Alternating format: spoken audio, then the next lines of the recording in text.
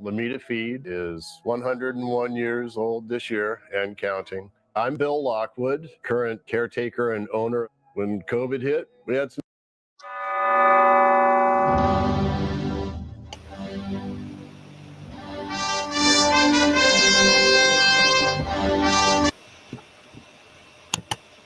Can you hear me? We can hear you, sir. Okay. Well, mine is first to start by most sincerely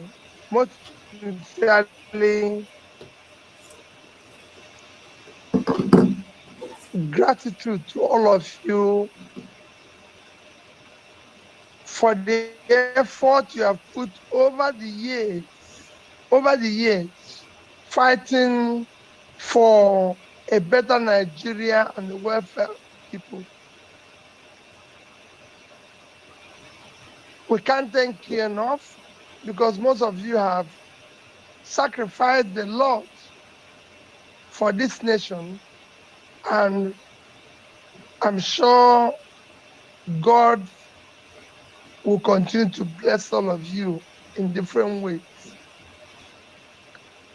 Again, to urge you to continue your effort. At times when you're working and sacrificing a difficult, unappreciated situation like we are in Nigeria, you feel very pained that your sacrifice is in vain. But I assure you it's not in vain. It's added every day to this long journey of change. What you're doing is what is helping this change we are all fighting for. This new Nigeria we're all fighting for. It is your sacrifice and password. As for the two things you're mentioning, I can say a lot about the election because, of course, I'm in tribunal. The only thing I can say is that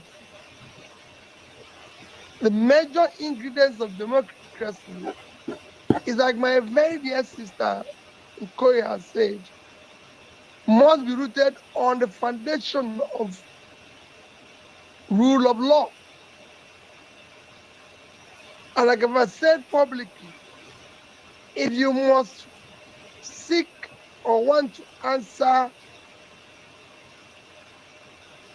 His or Her Excellency, the process through which you reach that destination must be excellent. Because you've now become exemplary, a role model for people to emulate.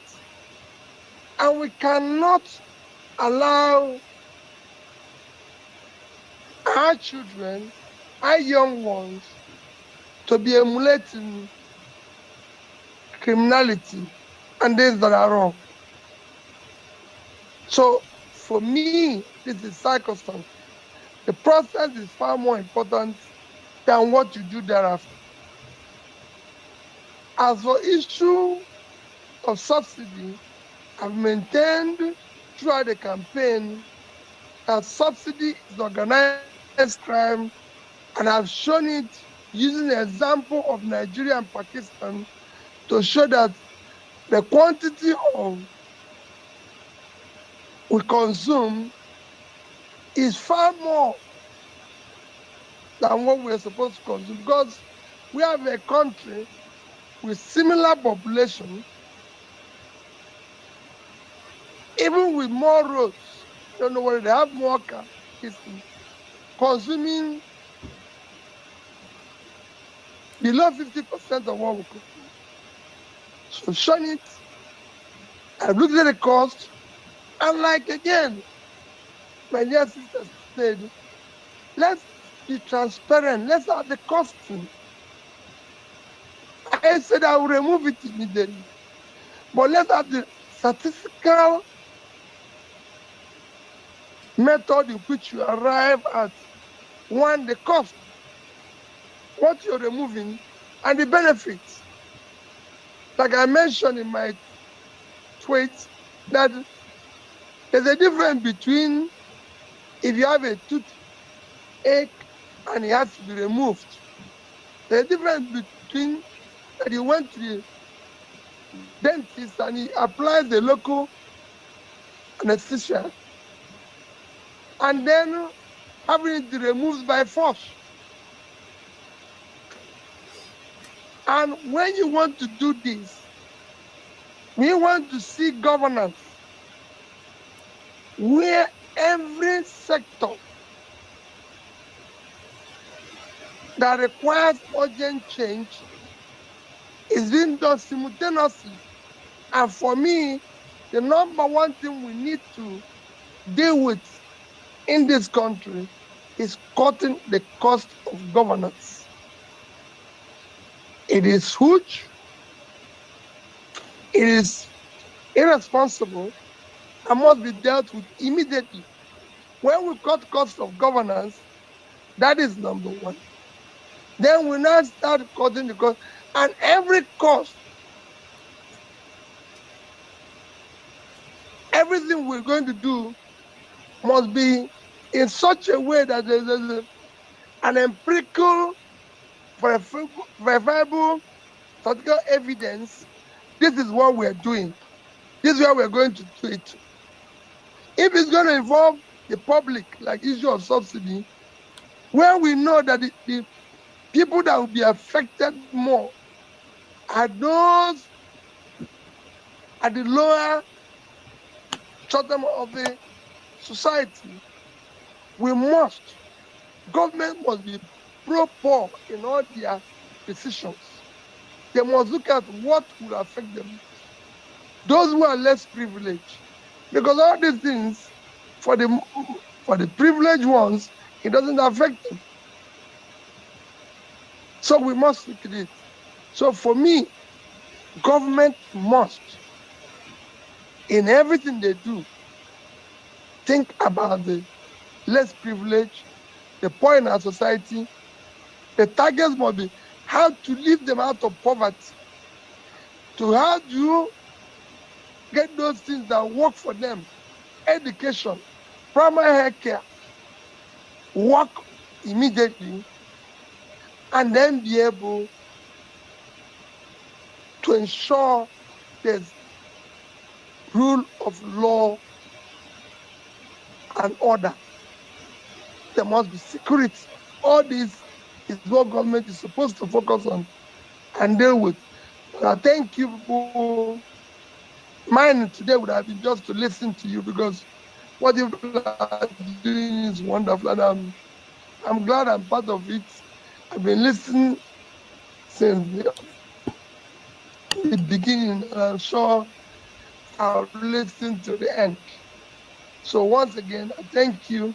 Thank you. The job of the leader is to listen more and be able to ensure that he governs by ensuring that it's government that is demand-driven, not supply-driven. So I'm not going to tell you much, but to listen to you, I'm taking note. I thank all those that have spoken. It's wonderful. Thank you. God continue to bless all of you and your families. Thank you. Thank you very much, Your Excellency, the people's leader. This ring here is worth. Welcome, everyone. Happy Monday to everyone. Welcome. Highly favored. Welcome. Then nobody feel beat highly favored for that position. Kenny, you go need to really book early and sit down for front. Welcome, Kenny. And then welcome. I didn't know what you meant. You said Kedun Chabuomo, correct? I don't know what that means, but I'm fine to your other question. Thank you guys for coming. So we're gonna get started though. My people, I know go take for you. This one a chap. I go try make una no keep me for here unnecessarily. But I want us to listen to this space for a little bit.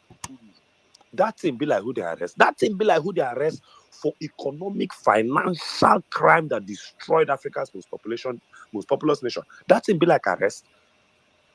Or that thing be like come as rock with your manager and your artist and your DJ with your 2 security. Now that's an arrest. Mona the Mumu except for Nigeria.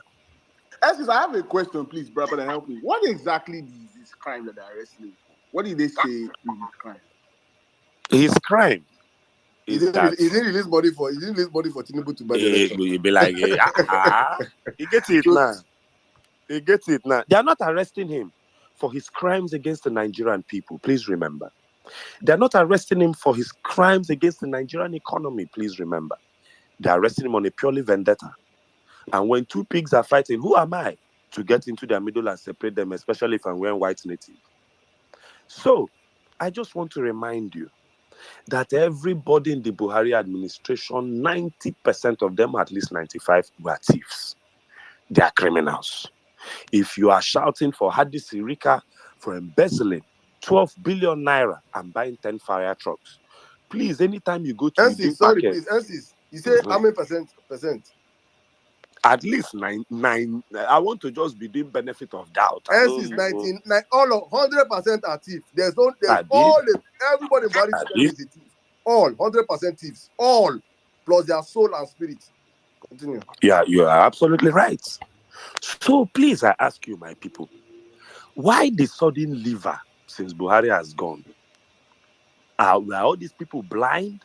Were they deaf? Were they daft? Or were they dumb? They were none of the above. They were all cohorts and accomplices. So what is happening in APC does not bother me.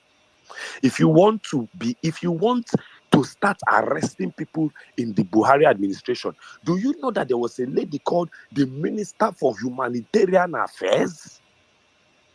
And all she did was steal. This is a woman that was given palliatives nationwide and they couldn't share it for you people. Do you know that there was a lady in the finance ministry who did not even have NYSC certificate original? Today, Ojiuzo Okale is crying that he was not giving Senate president a thief.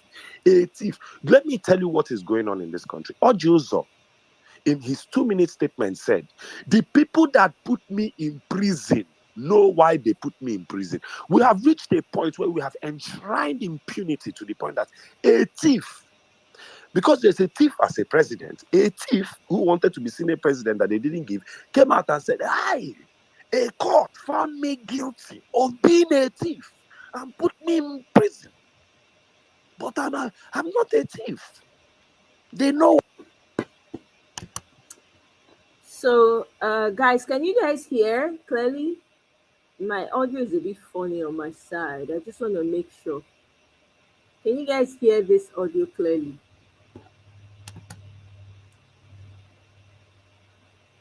Please let me know.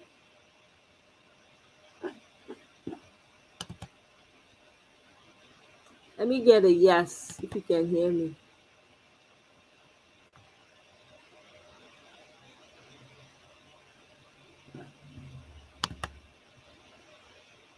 Can you guys hear? I don't want, my audio is a bit, okay, all right. I'm gonna play a very, I know, I don't want to, hey, Sister Rita, welcome. I'm trying to, there's a particular portion I'm trying to get on this space, but let's see.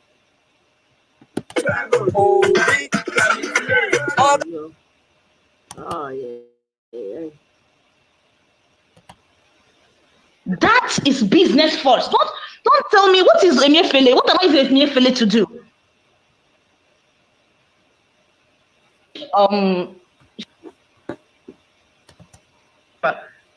He had the backing of the president, which was that bastard Buhari. So where's the cash? The new notes that they made somebody was withdrawing 20,000 with 5,000 naira. When I was not buying dollars, I'm not buying hard currency. I'm paying money to get money. So how was Emefiele really in this game? It's so bad that, and you see Nigerians jubilating. Jubilating for what? Emefiele is not the problem with this country. The bastards that they're supposed to be arrested. In fact, this man.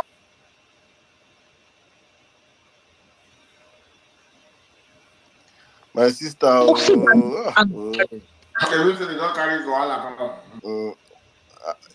you near Asorok? They don't report her handle like this. Okay. Are you near Asorok? Am I near Aso Rock? No, I'm not. The network is looking like the illegal occupant. First point. But I want to do a challenge. Name for me. Come on, if you come up here, please name one minister on that body that was not the thief. One. Saddam. I beg you. There is a research I'm working on. Everybody in violence space, randomly over the course. So why they filed the motions, there were counters to the motions, there were objections to the motions, that the motions were filed out of time. Now, if you need to file anything,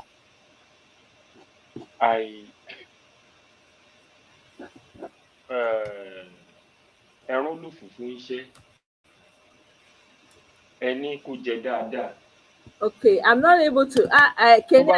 Do you listen to this space sometimes? Kene, are you familiar with this space? There's a portion I wanted to get to, but man, it's like 8 hours long. I tune in, but sometimes I have to like, I listen in for a little bit. I can't stay the entire 8 hours. There's no way, that I'm going to stay the entire 8 hours. There's a particular portion that I really wanted us to play, so we can talk about it,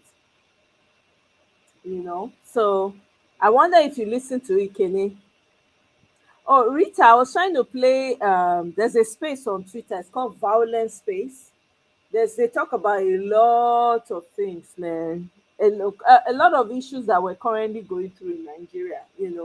The tribal issues, the Emefiele issue, and other concerns. Everything really about the election. They always talk about it and unfiltered. Sometimes I listen in, but there was a particular portion that I wanted to get, but I'm not able to because I left the life after a while. I left the space after a while. Yeah, it's 8 hours long. Yeah, it's Violence Space. It's called with a W, VAUL, on Twitter. I dey enjoy that space, man. Kai, anytime I want to vent. Yeah, it's on Twitter. Yeah, they're not on now. It was done 8 hours ago, so it's hours long. Yeah, I just send and I just type am out, Rita. Yeah. So the thing we say, they talk about many things, but I can never stay the entire 8 hours. It's an 8 hour video. There was a particular portion I wanted to try and cut and play, but I didn't get to. Let me see if I can. I'm in and out as well. I'm in and out. Let me play something else. Let me get you guys uh, while I'm trying to fix it. Let me find another. When I hear say Dino Melaye allies don't dump am, when I hear that one, I know it's not important to us, but I just saw it. And meanwhile, una all Jews of Kalu they cry, say Nigeria no dey fair to am. Oh my God, I no fit laugh. That one make me laugh. I no go lie. I'm like, oh, so now e don dey clear. E don dey clear, abi? E don dey clear for una eye. When we dey shout for here, people go think say, these people don't have work to do. That's why they are shouting. We dey shout. We don't even, our voice don't even crack on top of the matter. And then on top of that, we're having this tribal issues in Nigeria. Look, everybody needs to start addressing this tribal issue, especially my Yoruba brothers and sisters. You guys need to come to the front on this one, because it's not looking good at all. This what is going on right now is terrible. I mean, it has been there for a while. For God knows me, I only started understanding a lot of things that were going on in Nigeria. I only started understanding it in depth. But my Yoruba brothers and sisters, I'm sorry, it's not looking good. Especially TikTok. My God, hey, I can't play some of the videos I see because I don't want to continue to perpetuate the narrative. I'm telling you, there it's on another level. The vitriol coming from our Yoruba brothers and sisters is such. I'm so disappointed. Hey God, these people don't know what they are. The kind of dance that they want to dance. They don't understand what they are toying with. The people that are pitching tribes together, if anything happen, they have private jets. They will jet out of the country and leave people to finish themselves. That's what they're going to do. They don't care about you. They don't care.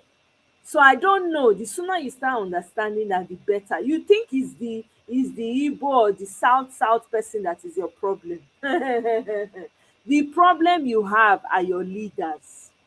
If you people don't understand that, I don't know what else. I don't know what else to tell you, because they don't care about you. They don't. They've settled themselves, they settle their families. If kasala burst for Nigeria today, trust me, they go carry their karanga, they go waka, they go leave you for inside the problem. Yeah, they are very Rita. Oh my God. If you join them, that they speak your mind. I know they Twitter, but I dey feel listening because I know their space.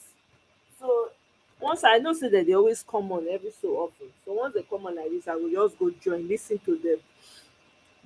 Exactly. Don't fight in their war. These people don't care. They are not interested. They will start this tribal fight, infighting. You'll be feeling like you are superior. You are not superior. Forget it. You are not superior. Everybody is going 6 feet under. You are not different. You are not different. Our Yoruba brothers and sisters need to be active on this role. If you know you are not a party to this, you are not supporting it, you need to start speaking out loud so people can hear you. Because if it is the only 1% of you that is doing this, is making it look like it is all Yorubas. That's what it's looking at right now. It's not looking good.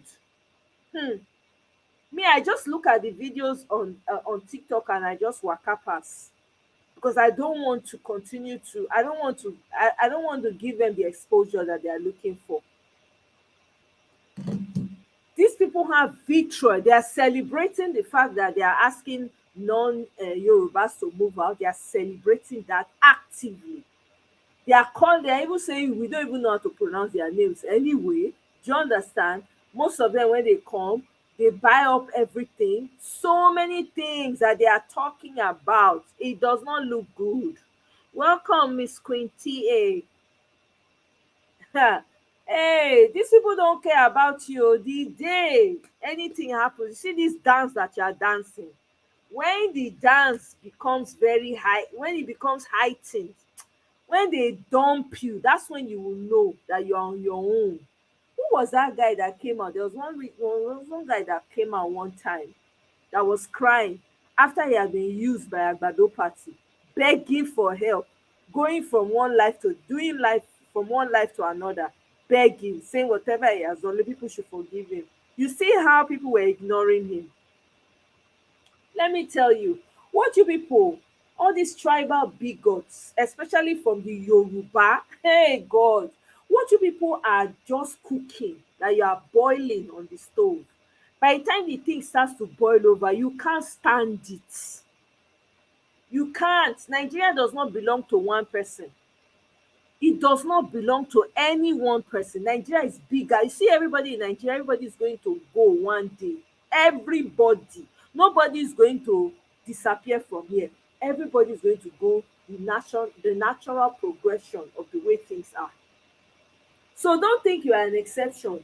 You are happy now, you are dancing because they are putting down. For a long time, I've often wondered, even when I was going in Nigeria, why is it that it's only one side, one side? So all the education of the so-called professors and the whatever and the professionals in Yoruba land, is it that all that education was for nothing? Because people are beginning to doubt the education. You'll expect that people that have a certain level of education will be able to come out and speak against this evil that we are seeing growing and that is gaining momentum. Everybody's just the Yoruba side, everybody's silent about it. Hey, this dance, omo, una go see and dance. So I'm telling you people, when we talk about it, una go, they say, oh, let's not discuss tribe. Let's not, you know what? I personally, I don't like discussing tribe. I don't like sectionalizing because it doesn't do anybody any good. But you see this one, because the drum that they are beating, if we don't start speaking up against it heavily, it's going to consume everyone. If we don't, there's no silence. You cannot stay in the corner and say, well, it doesn't concern me. It concerns you, because it will affect you, affect your children and your generations to come. That is what is going to happen. Eh? How can one group of people, or a particular or two groups of people, decide they own they want to load it over 300, 300, is it 300? Yeah, 300 tribes in Nigeria. Only two of you, no professor, no professional amongst any one of your group can say, no, this is wrong, let's not do it like this, let's make it fair for everybody. Nobody. I thought you guys were the most educated group. At least when I was growing up, that was what we were told. That you guys were the most educated group. You are the most, you were most advanced and you were most exposed. That's what we were taught growing up. But I'm so disappointed. All I'm seeing right now is a bunch of educated illiterates. Most of them.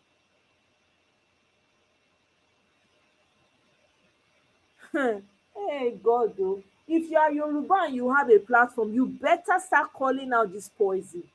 Because if you don't call out this poison, you see what is happening in other countries, where we'll be looking at other countries and say, look at what's happening there. God forbid.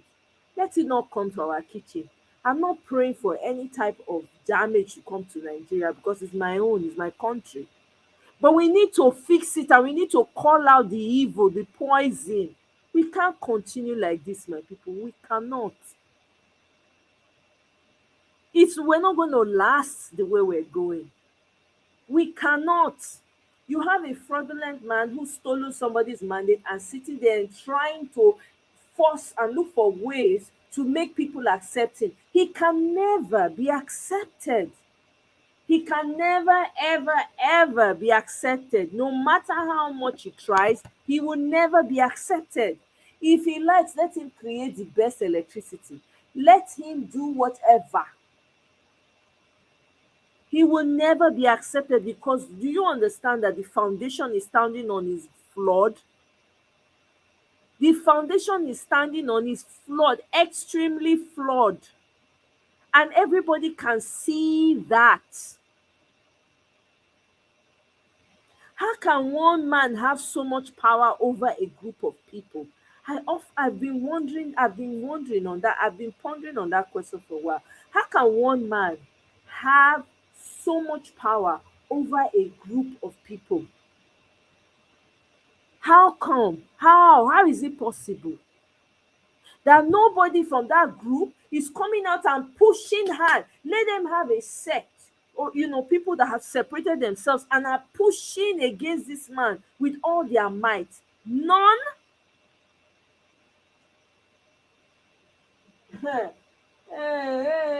My people, I don't know. This dance, when people want dance, I don't know. You sent, how will I call it, Jimmy, in English? I don't know. I'm trying to. You sent A nosy being. a gossip person. Yes, thank you. You sent a gossip person to go and deliver a message, and you are saying that, is he going to deliver it very well? You see, when I started to see all those boxes that were being brought into the courthouse, I say, oh boy, these people are sitting on a very long thing. You see, there is something people don't understand. When you commit crime, there is no perfect crime. There will always be something that will definitely stand against you. There is no perfect crime. Number one, it is only senseless and useless people that feels that they can commit a crime and get away with it. That is the number one thing. Number two, smart people that are honest and true would always tell you that no matter how well you performed in a crime, one day truth will definitely find you out. You see, it is easier to tell a lie, but for you to keep protecting that lie, you have to tell multiple lies to protect that lie. That is what you have to do. These people have not known what they are in for. You see, the way I see this thing going, if the justice do not decide to now go the wrong way, at the end of the day, they will just be like, counsel, can you all see for yourselves? You see that the evidences are overwhelming. We cannot but just to say that this man should step down. That is how I see. That is that. You see, me, I don't even have time for LMA or waiting that they call am. I don't even have time. Ẹṣin ọba ló fi ṣu ọba jẹ. I don't know how to say that in English. Ẹṣin ọba ló fi ṣu ọba jẹ. That is just what is happening. I don't care. Let them lock him up. Let them hang him by the balls. Whatever they do, now still the same part where the thing happened. That is where it is. Now, lastly, you see, I am going to speak in Yoruba so that my Yoruba people can hear me. Wọ́n ní àbámọ̀ nígbẹ̀yìn má ṣe. You people, you have decided, ẹ ti pinnu pé ẹ fẹ́ bá ìyà múlẹ̀, ẹ dẹ̀ fẹ́ bá wàhálà múlẹ̀. Ẹ lọ bá a múlẹ̀ o. That one is your choice. Let me tell you something that has happened that you people are so stupid to realize. I was talking to somebody because let me tell you, me, just because of what I do, it is the Igbo people that sells a lot of what I use to work. Today, I got a price list.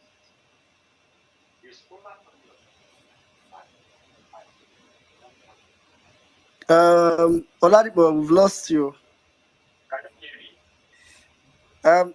I think your sound is going out. Can you hear me? Yeah, it's like you're far away from your phone. Get closer, please. Okay. Can you hear me now? Can you guys hear me now? Yeah, Okay. better. Just round up like 1 minute here.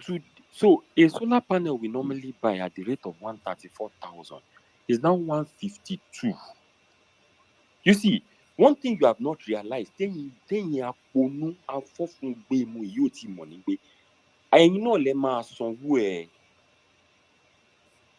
pay for all these things you are doing.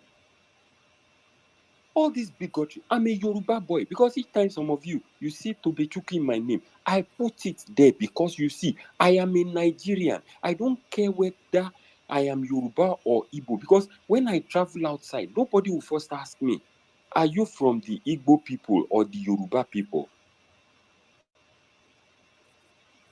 We will pay for this. There is no free meal in Freetown. We will pay for this. I will pay for this dearly. These people are good people. They've coexisted with you for so long. But when it comes to the time of election, you people bring out the racism, the bigotry card. Oni ọmọ àtìrò tó ra bàtà fún bàbá ẹ̀. Ìyálà ìyá ọ̀rọ̀ ló fẹ́ gbọ́. Me, I don't have your time. Do what you are doing. The Igbo people, they know we that, well meaning, I'll round off in just 30 seconds. The Igbo people, they know we that we are with them. I deal with them. If I get into the market today, they respect me because they know where I stand. Emma Shilo, wa beru re ni bode o, wa beru re ni bode. I yield my mic. All right, thank you very much, Oladipo. Thank you.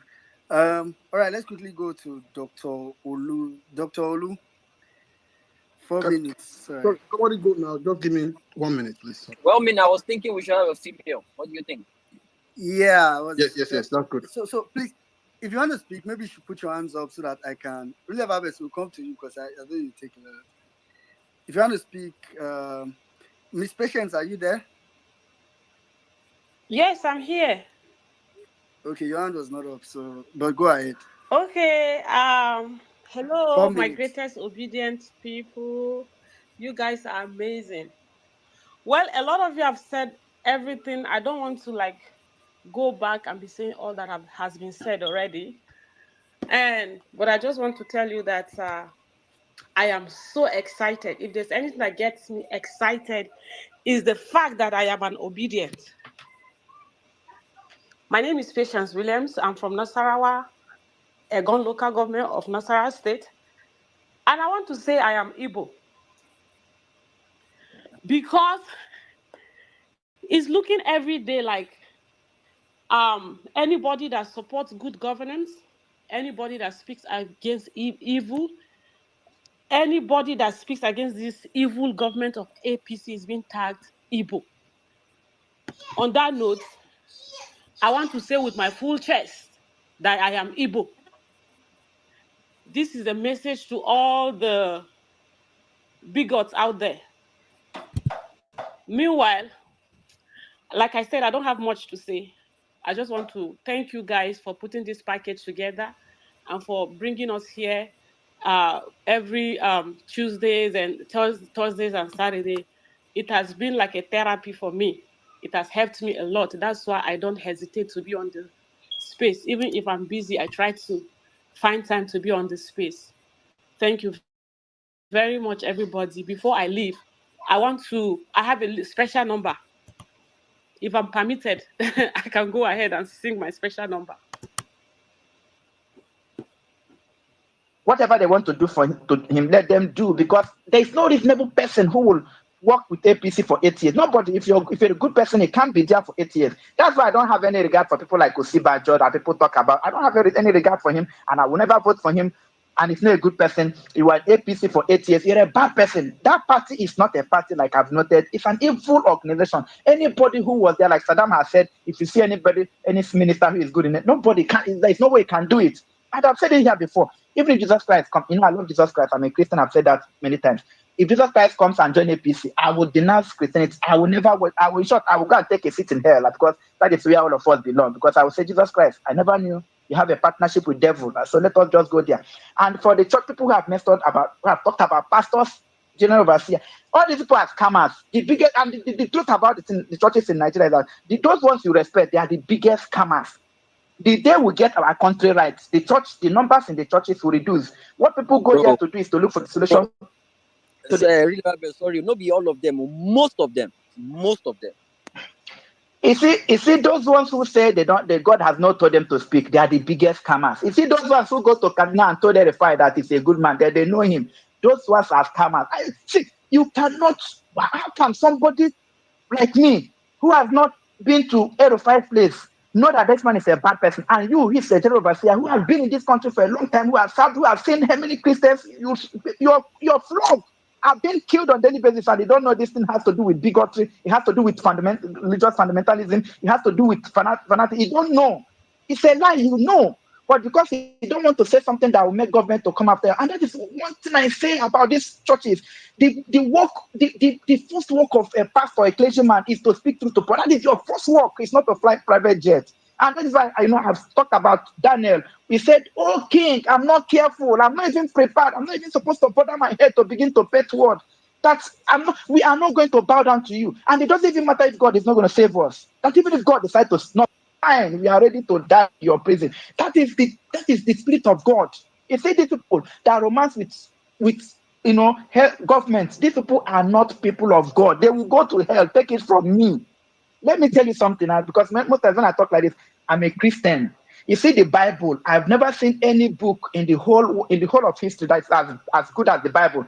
There is no book in the world. In short, I've said it here so many occasions that the Bible has about 1,426,000 of ancient manuscript. There is no other book in the world that is closer to the Bible in manuscript compilation. The only book that is closer to the Bible is Iliad, the Iliad poem. And that one is just 600 copies of ancient manuscript today. So the Bible is a book that has stood the test of time. It's a book of history. It's a book of poem. It's a book of praise. You can take it. It's a novel. It's a romance. You can read the Bible the way you want to read it. But that, you see, Christianity, a lot of people who practice Christianity are used to defraud people. It's just people using the Bible or using in the name of Christianity to defraud. It doesn't have anything to do with that book. It doesn't have anything to do with the religion itself. I love Christianity. It doesn't matter even if at the end of the day there is no heaven. It doesn't matter. But that book, Christianity, is one faith you can wrap your head and live your life here. And when we die, we can decide where we want to go to. But having said that, you see, the Christianity that is practiced in Nigeria is a fraud. And most people, a lot of them is a fraud, like Jimmy was saying. And these people who you believe in, you call them your general overseer. Every day you go to church and sit with them, pay them tithe. And when it come up time for them to defend you, they will not defend you. These people have voice. Do you know what? See, forget going to heaven. The influence they have here, is enough to change Nigerian trajectory. It's enough. These people control millions and millions, thousands of people. They have churches all over the world, and they cannot speak when it matters. And you still go to their church and sit down and call them your dad. Are you okay? Is something wrong with you? Can't you understand that these people are the same thing? There is no difference between these people you call your general overseer and Buhari. There is no difference between these people you call your general overseer and Tinubu. Is it not somebody that said, oh, even Saul was even good? Is he not a general overseer? Is he not the man who wear fine clothes every Sunday, speak very good English, and he has always talk about how he loves his wife and everything? Is it not these people who will write you books of marriage and yet they cannot keep their own marriage? Is it not these people you go to follow every day? I'm not saying you should not be a Christian. I'm not saying you should not read the Bible. I've told you the Bible is a beautiful book. I've told you Christianity is a good. Practice Christianity. Use your head. The Bible talked about the Berean Christians and said they like to ask questions. They go home and say, oh, what that pastor preached today, is it true? That is, Christianity is an intelligent religion. I'm not talking about going to heaven. We might all go there, good and fine, but if we don't go, let us talk about how we live here on earth. And I've told you before that it doesn't have anything to do with anything, whether they're going to build our road, whether they're not going to build it. It doesn't have anything to do with it. What about China? What about India? Most of them, are they Christian? Is China, are they not doing well? I've told you before that it's nothing a Christian person have done in this world that a non-Christian have not done. I want to repeat it again. There is nothing a Christian or a Muslim have done that a non-Muslim and non-Christian have not done. The only difference is say, oh, you want to go to heaven, you say you have a peace of mind. Who told you peace of mind? My brother, if you have money, you will have peace of mind. Going to heaven and salvation is a different ball game. And me, I want to go to heaven. If there is heaven, I want to go. I'm keeping my mind to it. I'm working towards it. I'm an imperfect person, but don't allow people to use religion to, until we open our mind and begin to question these people that call themselves children of Asiya, we cannot get it right. Our case in court is a good one. And I thank you, all of you. See, obedient movement is one of the greatest things that has happened to Nigeria. And it's one thing that is going to redeem Nigeria. We forget this, people. See, the energy we started this campaign with is the same energy we are till today, because we know we won election. Remember that story of a woman who had a child and another woman slept with them, and they said, oh, who has this child? And the king said, oh, please let us divide the child into two. And the person said, oh, divide it. The person who said divide it. So that is what is happening. These people don't have a stake. They want this country to be burned down. They just stay and cook up stories. But I mean, the idea that somebody said, oh, I'm going to remove subsidy. Everybody have said, even Jonathan removed subsidy. To remove subsidy, I don't know how that thing becomes a Jonathan removed subsidy. And the same Bola Ahmed Tinubu and his co, they fought him and said, no, he should not remove it. Bola Ahmed Tinubu didn't even know what he was saying on that day, because what he said was not even part of the speech. Because he would be saying, oh, he's going to go. He now said, oh, subsidy is gone. He never knew the implication of what he was saying, because even the subsidy that he was talking about has been paid for till June. So he had enough time if he had so there was no plan. Yes, I'm going to remove subsidy. What is the plan behind? No plan. And this is what I said. I've talked about. I said Buhari is a typewriter repairer in a computer age. And this Tinubu is a myth. This whole idea of Tinubu presidency, because everybody, and to tell you that this does not have a plan. Tinubu himself does not have anything. It's a myth. It's just a myth. It's something. It's a 15th century myth. When people say he has wisdom, he has the spirit of knowing how to organize people. And for the fact that you have a lot of people who follow Tinubu, who believe that Tinubu brain is good, that is to tell you that even they themselves don't have brain. So now who is going to rule us? Tinubu, we all know that this man's brain has failed, if he has any. The people following him is relying on his brain. They are relying on his brain because everybody keeps talking, oh, this man is good. Even the man who voted for in Abia State is also saying, oh, he never knew this. So anybody who believes in Tinubu is actually a moron because there is no brain to rely on. Now, I want to thank all of you. We have a case in court, and that case, some of us don't even, a lot of us here don't even know what evidence that we have. We don't even know. A lot of us don't know because it's too much. It's too much. So at the end of the day, justice will be served.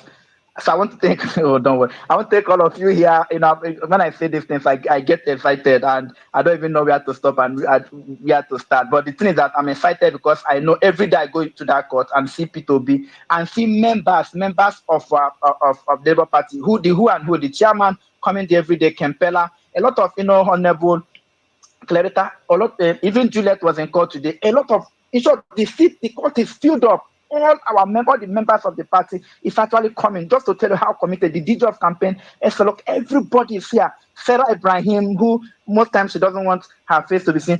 Isaac, one day I'll talk about Isaac, but I mean, that guy is one of the persons that, this God has blessed us with in this movement. One day I'll talk about him. I'll have special time to talk about Isaac. But a lot of the obedient people, the party people are coming. We have a case in court and everybody knows it. And I want to say 98% of people who come to that court and people who are coming for me who don't have Abados anywhere, to come to that court. They don't come. They don't believe in their party. They don't know what their party is all about. They are waiting for Bola Ahmed Tinubu to perform magic. Very soon, these things are going to fail. Nothing is going to come out of this APC. This their little rain. Nothing is going to come out. It's just a child's play that is just it's unfolding our eyes. So I want to thank everybody who has listened to me. I take time a lot.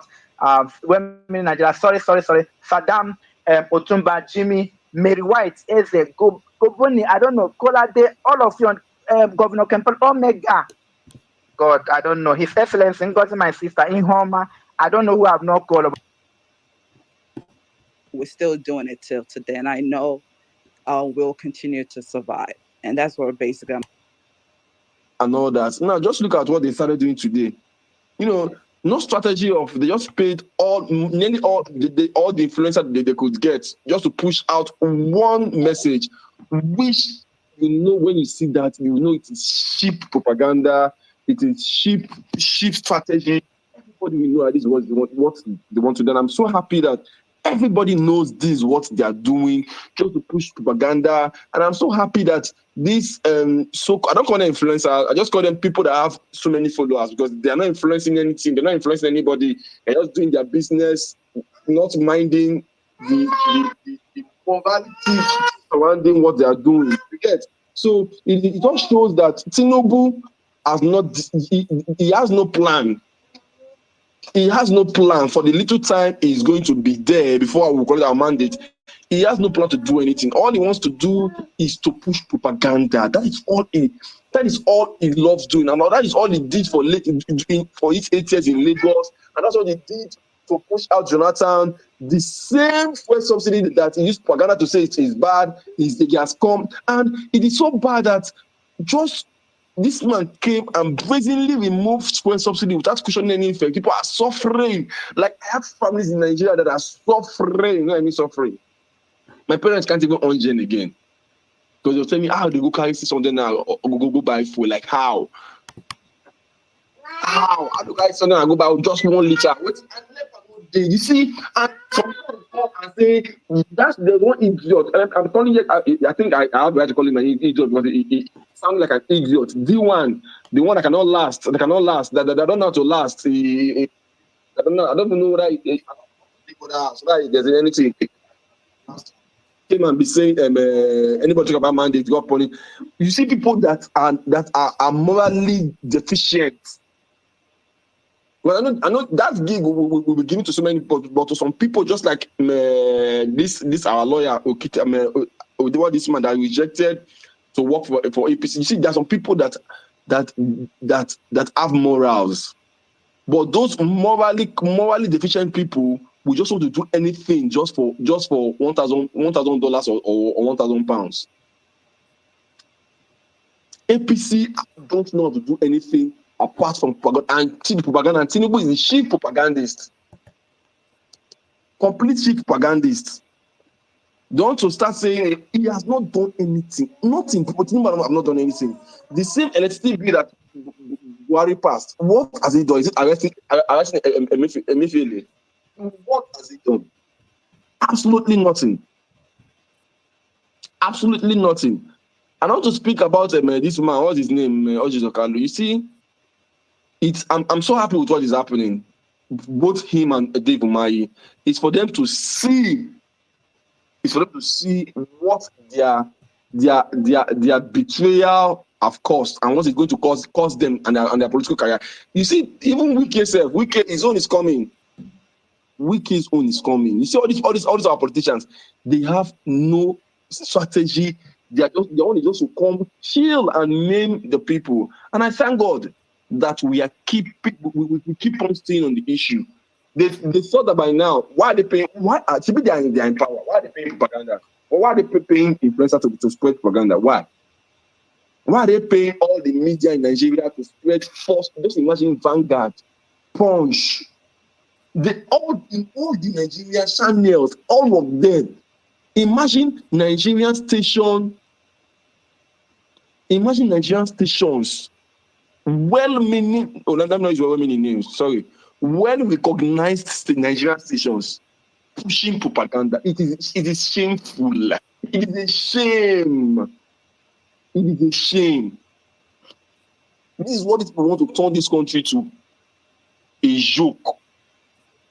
This is what the Tinubu's president, I can't even call him president. This is what the meantime Tinubu, this is all they want to do, just to make this country a country where the media is compromised. All of them, all the media compromised. It's a shame. It's a shame. God will not allow this to happen. God, and we must not allow this to happen. And our judiciary must not allow this to happen. They must not allow this to happen, because in Nigeria will become a joke to everybody. I use the mic. All right. Thank you very much, Olawaski. Thank you. All right. Let's quickly go to. Was it Olawaski that was speaking? Or Gaboni? Sorry, Gaboni. Well meaning. Gaboni, leave me alone. Oye, 4 minutes. Hi, everyone. Good evening. Good evening, Amsterdam. Thank you for giving me the opportunity to speak. Thank you, Otumba, Uncle Jimmy. Thank you, everyone. Good evening, everyone. Can you hear me? Yes. Oh, okay. Yes. First off, I want to say God bless everybody. You know, I don't know, it's really, I don't know the word to use, but God bless everyone for what we're doing, you know, for pushing. Guys, I think I found the spot I was looking for. There's a sweet spot I was looking for. Okay. Don't pay their tithes and offering. Special number by Jimmy. Yes, Jimmy's special number, and I'm happy I heard that. Jimmy in head of choir now. Madonna, thank you very much. I hear you powerfully, Jimmy. History will be kind to you, boss. Jimmy, your fans are hailing you in the comment section. I love this generation, though. My prayer answer. That is for my big sister Stella Dogubo. I know how much your generation has been wanting a generation like ours to stand up and fight for what is truly ours. Thank you very much. Inge Paradox is real, N6. Okay, somebody just quoted that and put. That's it. Sorry, guys. I'm trying to get to that. Bro, me, you know what, Jimmy? You always.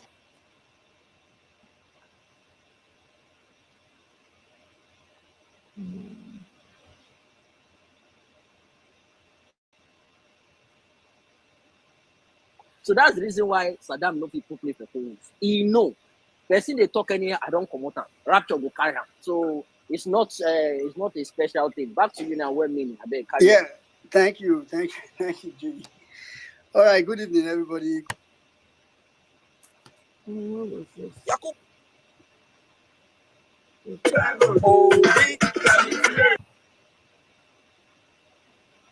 son and get for Chicago. Stop. Bro, you know Chicago now always extra. Oh, please. Which extra waiting? Don't call some where Texas people all there, please, Jimmy. the East Coast people we talking about son, the good son. How you doing, my guys? Otuba Sizu, God bless you guys. I've been listening all throughout, right? And it's a lovely topic. Everything is on point. You guys have spoken everything I had in mind. But I'm just gonna say this in regards to what is going on right now. I am highly depressed and not happy about what is going on, right?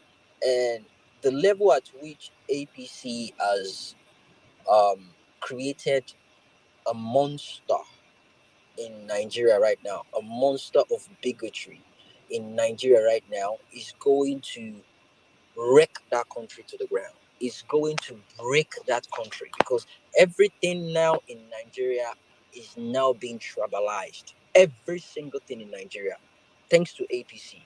It's so bad that it's now becoming a competition. They're now competing, and even if you want to compete, why does the worst of Yoruba always come out? I don't understand. Why does the worst? I beg. What is the comparison between David Hunde had a word. He said Tinubu has terraformed the entire Southwest culture. You know when last I heard the word terraform? When Elon Musk, when they were talking of how to make Mars habitable for humans, they have to terraform somewhere, which includes dropping a nuclear missile on Mars. Bro, it is disgusting. I woke up this morning and I thought about the whole thing, and that's one of the things that actually just broke me. I just thought, why the comparison with every single thing? Why? That occupied my mindset all throughout. And let me say this. It will get to a point in time. What APC has started, it's so bad that they don't understand it yet. But I will explain to you. I hope one of the lawyers representing them doesn't pull out the tribal card on them. Oh, well, let me see. Oh, maybe all of them are Yorubas. But the hard one, the one that's not Yoruba, when he realizes they're going to pull up the card, he will leave the team. I hope a politician like Obasa won't be at the mercy of an Igbo doctor in an emergency situation of life and death. And that one will tell him, I'm not going to be by you, you are a Yoruba man. No, Jimmy, they will. You know why? You know why he will? They all come to the US for medical checkup, and I bet you, there's a possibility that the doctor that will treat you is an Igbo man. If you run into 3 doctors in the US and a Nigerian, 2 are Igbos. So yeah, continue. There you go. I hope they don't find themselves in a situation whereby a building is on fire. The firemen are Igbos and the occupants are Yoruba. And the moment when they enter, they realize they are Yoruba, they will leave them to burn. I hope we don't get to that situation. I hope we don't get to that situation whereby a Yoruba man is about to get his citizenship and an Igbo man is the one that is going to interview him or her. And they deny them basically because they are Yoruba. I hope we don't get to that. I hope we don't get to a point whereby our Nigerian football team, when they are passing footballs to themselves, they will consider, Igbo one goal score. We don't go allow. Now Yoruba one goal score. You guys don't understand what you're fucking doing. You're right. You are breaking the country. And they will now be jubilating. Now Yoruba man score. Now Yoruba man score. Igbo people will now say, okay, don't pass to Yoruba anymore. Or you to go and score. You guys don't understand what you're doing. It will kill the country from within. You don't understand. And when we come here every day to speak, you thought we are mad. We are looking at the future. The precedent you set right now, it will ruin you. You don't understand how crazy it is. Why must everything be competition? One idiots to come out, damn it, they cook because a Basi come out, they cook. Are you mad? You gonna come out, carry stuff where gas no dead there. He's very mad. They carry TV, put TV for ground. TV where we say that if generator off, the timer don't reset. Can't go put all this kind of plastic plate.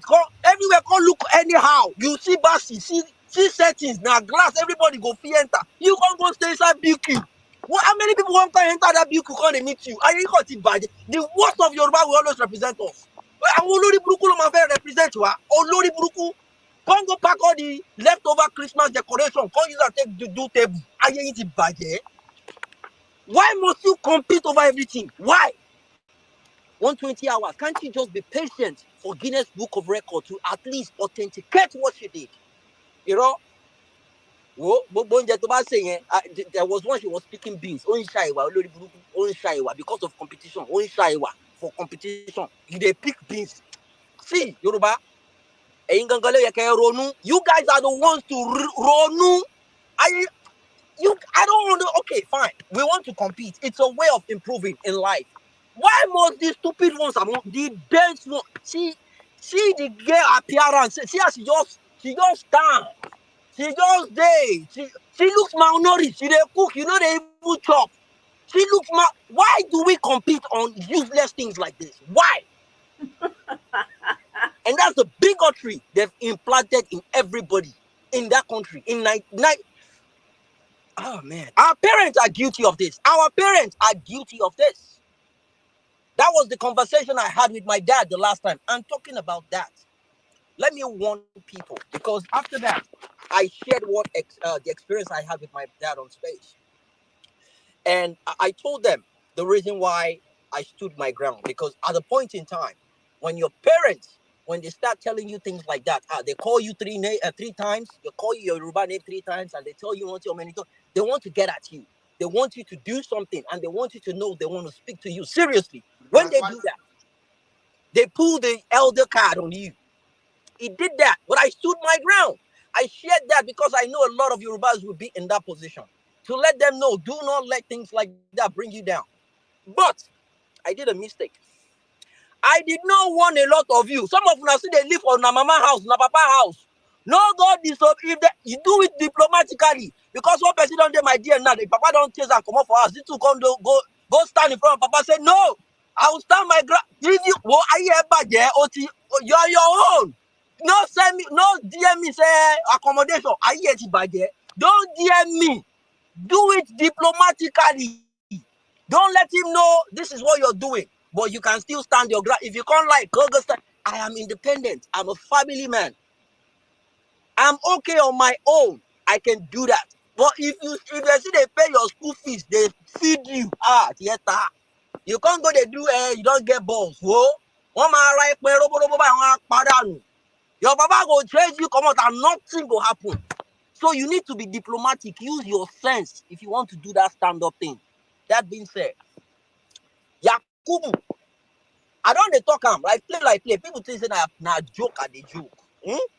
Why he jẹ ẹwà 20 naira omi 180 ni wàá jẹ ẹwà 20 naira omi ló máa pọ̀jù ń bẹ̀ omi ẹ̀wà wàá mú wò ó máa bẹ́ẹ̀ wọ́n gàrí. Yakubu will go to jail. I am telling you. They came on, was it yesterday or day before yesterday? Say they admit there was a lot of errors that happened, and Yakubu we brief the nation very soon. Hopefully an apology. Apology, kill all of Nadia. In Japan, you probably get to do an harakiri. When you disembowel yourself from your tummy, you stab yourself as a sign of respect, as a sign of you apologizing to the country, a sign of you showing honor that you've disobeyed, that you've failed to carry out your duty as a citizen of that country. You failed your country. You perform harakiri, probably with a katana knife. You slit it through your belly and you disembowel yourself just like that, as a sign of you saying sorry to the nation. Yakubu, sorry is not going to cut it. People fucking died. People are depressed because of that. People committed suicide because of what you did. So sorry isn't going to cut it.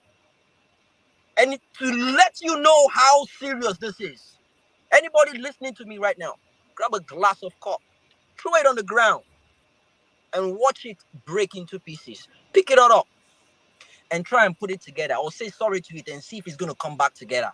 People just don't understand. Sorry isn't just going to cut things. When it's at this level, sorry won't do the job. If you're sorry, come out. Declare what happened. Let us know who paid you what. Let us know. Let the nation know that what you declared is wrong. Let the nation know that Tinubu did not win that election. That's the least you can do. Sorry, it's not gonna. That beans you go still chop on. That beans you go chop on. You've come across the maddest generation you can ever imagine. People are not backing down. As Saddam said earlier on, they thought it was business as usual. All the people with the parambulate courts, I heard some lawyers are even just feeling reluctant from going. The persistence is there. We put our might into this election. People traveled all over the world back to Nigeria to vote. They were disenfranchised. They were bullied. If you get light skin, Orogo, you look like Igbo Lason or Odaron. Just because they want to vote. And they were saying it was recorded. I hope they play that recording in the court. When one idiot was saying in the public, no Igbo person should come here and vote. In a country you guys claim is Wazobia. That being said, for the record, let me say this now when people are listening. Anytime, any day, we will always do LP top to bottom, no matter what the situation is. What happened with Oga is a normal thing. It's meant to happen. But you see the repercussion, they are calling him back. Imagine we've gone for another party. We won't even have the guts to even pull him back. That is the reason why we're doing what we're doing. We can't call back. We can't call back Kwakwanso now. We can't. That's exactly my point. Yeah. And that's the reason why we need a structure. He is feeling the pain right now. He is feeling the pressure. So let's Jimmy, all those obedience, we won't go thief, collect money for all those other parties. Now they won't use this thing. Now this is why we said we're not voting Labour top to bottom. Exactly. All the people that intended they wanted to do, they were bringing up that post. I just have to clear that where people are right now. I'm not blaming anybody, but don't come up and say we should have done this, we should have done. Yeah, no, because we the only reason why we can hold him accountable. Imagine if Obedience had voted for that guy, but he was elected under PDP or under APC. Will we come on space? And right now, Jamin is tackling Ireti Kingigbe. Yes. Will we be able to tackle her if he was under PDP? We won't be able to do that. That's like, see, I'm not saying we're not going to have people that are going to move mad. They will move mad. It is normal for human beings to move mad. But the difference is you are moving us inside our house. Now we have the right to beat you. If we did another part, if now APC in deal, we just like okay, whatever. So that's like, so when people are feeling discouraged, like, oh, you see what I'm like, are you even thinking? The reason why we can even call it, do you know how many reps have praised Tinubu? So many. The reason why this one hurt you is because he's supposed to be one of you. So guess what? We will tell him, Baba, you're not one. You are also one of us. This is how we're supposed to act. Now we can correct him by removing him. We'll correct him by removing him. Don't worry. So straight up. So, guys, let me round up by saying this: you need to fortify yourself. You need to guard your heart. You need to guard your spirit. You need to be strong mentally, morally, and psychologically. They will do everything to break you. Let me give you an example. A couple of weeks ago, I had an engagement with some APC people. They've been looking for ways to break me. They've been looking for ways to get to me. They've been looking for ways to get at me, to weaken me. And guess what? And the guy said, that's the reason why your brother died. That's the reason why your family member died. And they will keep dying. And they were expecting me to come and just, blow up in their faces. But guess what? I kept on the conversation. I was even getting back at him. Anytime he's yelling at me, I was playing LUP 71. They will do things to get to you. They will break your spirit from within. You do not allow them do that. The moment they do that, they control you. The moment they know what weakens you, what hurts you, what pains you, they will capitalize on that and they will keep using it against you. So guard your heart. Guard your spirit. Psychologically, mentally. They are facing a different kind of people this time around. They don't understand. I've gotten a lot of people sending me DMs. They should keep sending. You can't. There's no way you can threaten me at this point in time. Okay, it's not gonna work. It is not going to work because what we are going after is for the country, and what you want me to do is for your own personal self. I'm not gonna do that. I've already committed myself into this movement, and I will see it to the last day, to the last minute, nothing is going to happen. Obedient, welcome. It's another segment of Violent Space. Today, Saturday. It's a beautiful day. We had a lovely That's it, guys. That's it. That's all. That's all. I wanted to share that with you guys. I mean, this is not going to be a long video, like I said. This is it. I was very pleased with that guy. I think his name is Jimmy. Very, very pleased. This is how it ought to be, you know. I join the space sometimes, but man, they go on for like 8 hours, 9 hours, or more. The person gets things to do now. But I'm in and out, in and out. But I did catch when he was saying that. I was like, you know what? I need to find out exactly where it started so I could play here for you guys. Honestly, that space, if you have not joined, please join. You will be happy. They speak. If I'm not on Twitter, but when they are passionate like that, they speak the minds of millions of people, you know, and that's a beautiful thing to see. You see how that guy called out his own? This is what is expected. You call out your own, you put them where they belong. At the end of the day, we're all human beings. We're all having a human experience. Who are you to say you are better than somebody else? You are not. What is the guarantee that the person is going to you're going to the person is going to wake up tomorrow? There's no guarantee for anyone. So it's really absurd. It's demonic to now come and be trying to divide people on the basis of tribe. What is tribe? What is tribe? You can change your tribe tomorrow. I can decide I don't want to be an Edo girl again. I want to be something else. I can. And I can just embrace that other culture, you know? So I'm to my Yoruba brothers and sisters, please come to the front of this one. Now get this one. Now need to call una own out. Because when we come out and we are talking, it go be like say we get una for mind. We no get una for what? This na wetin don dey happen since for Nigeria. We dey see the discrimination tey from your fathers.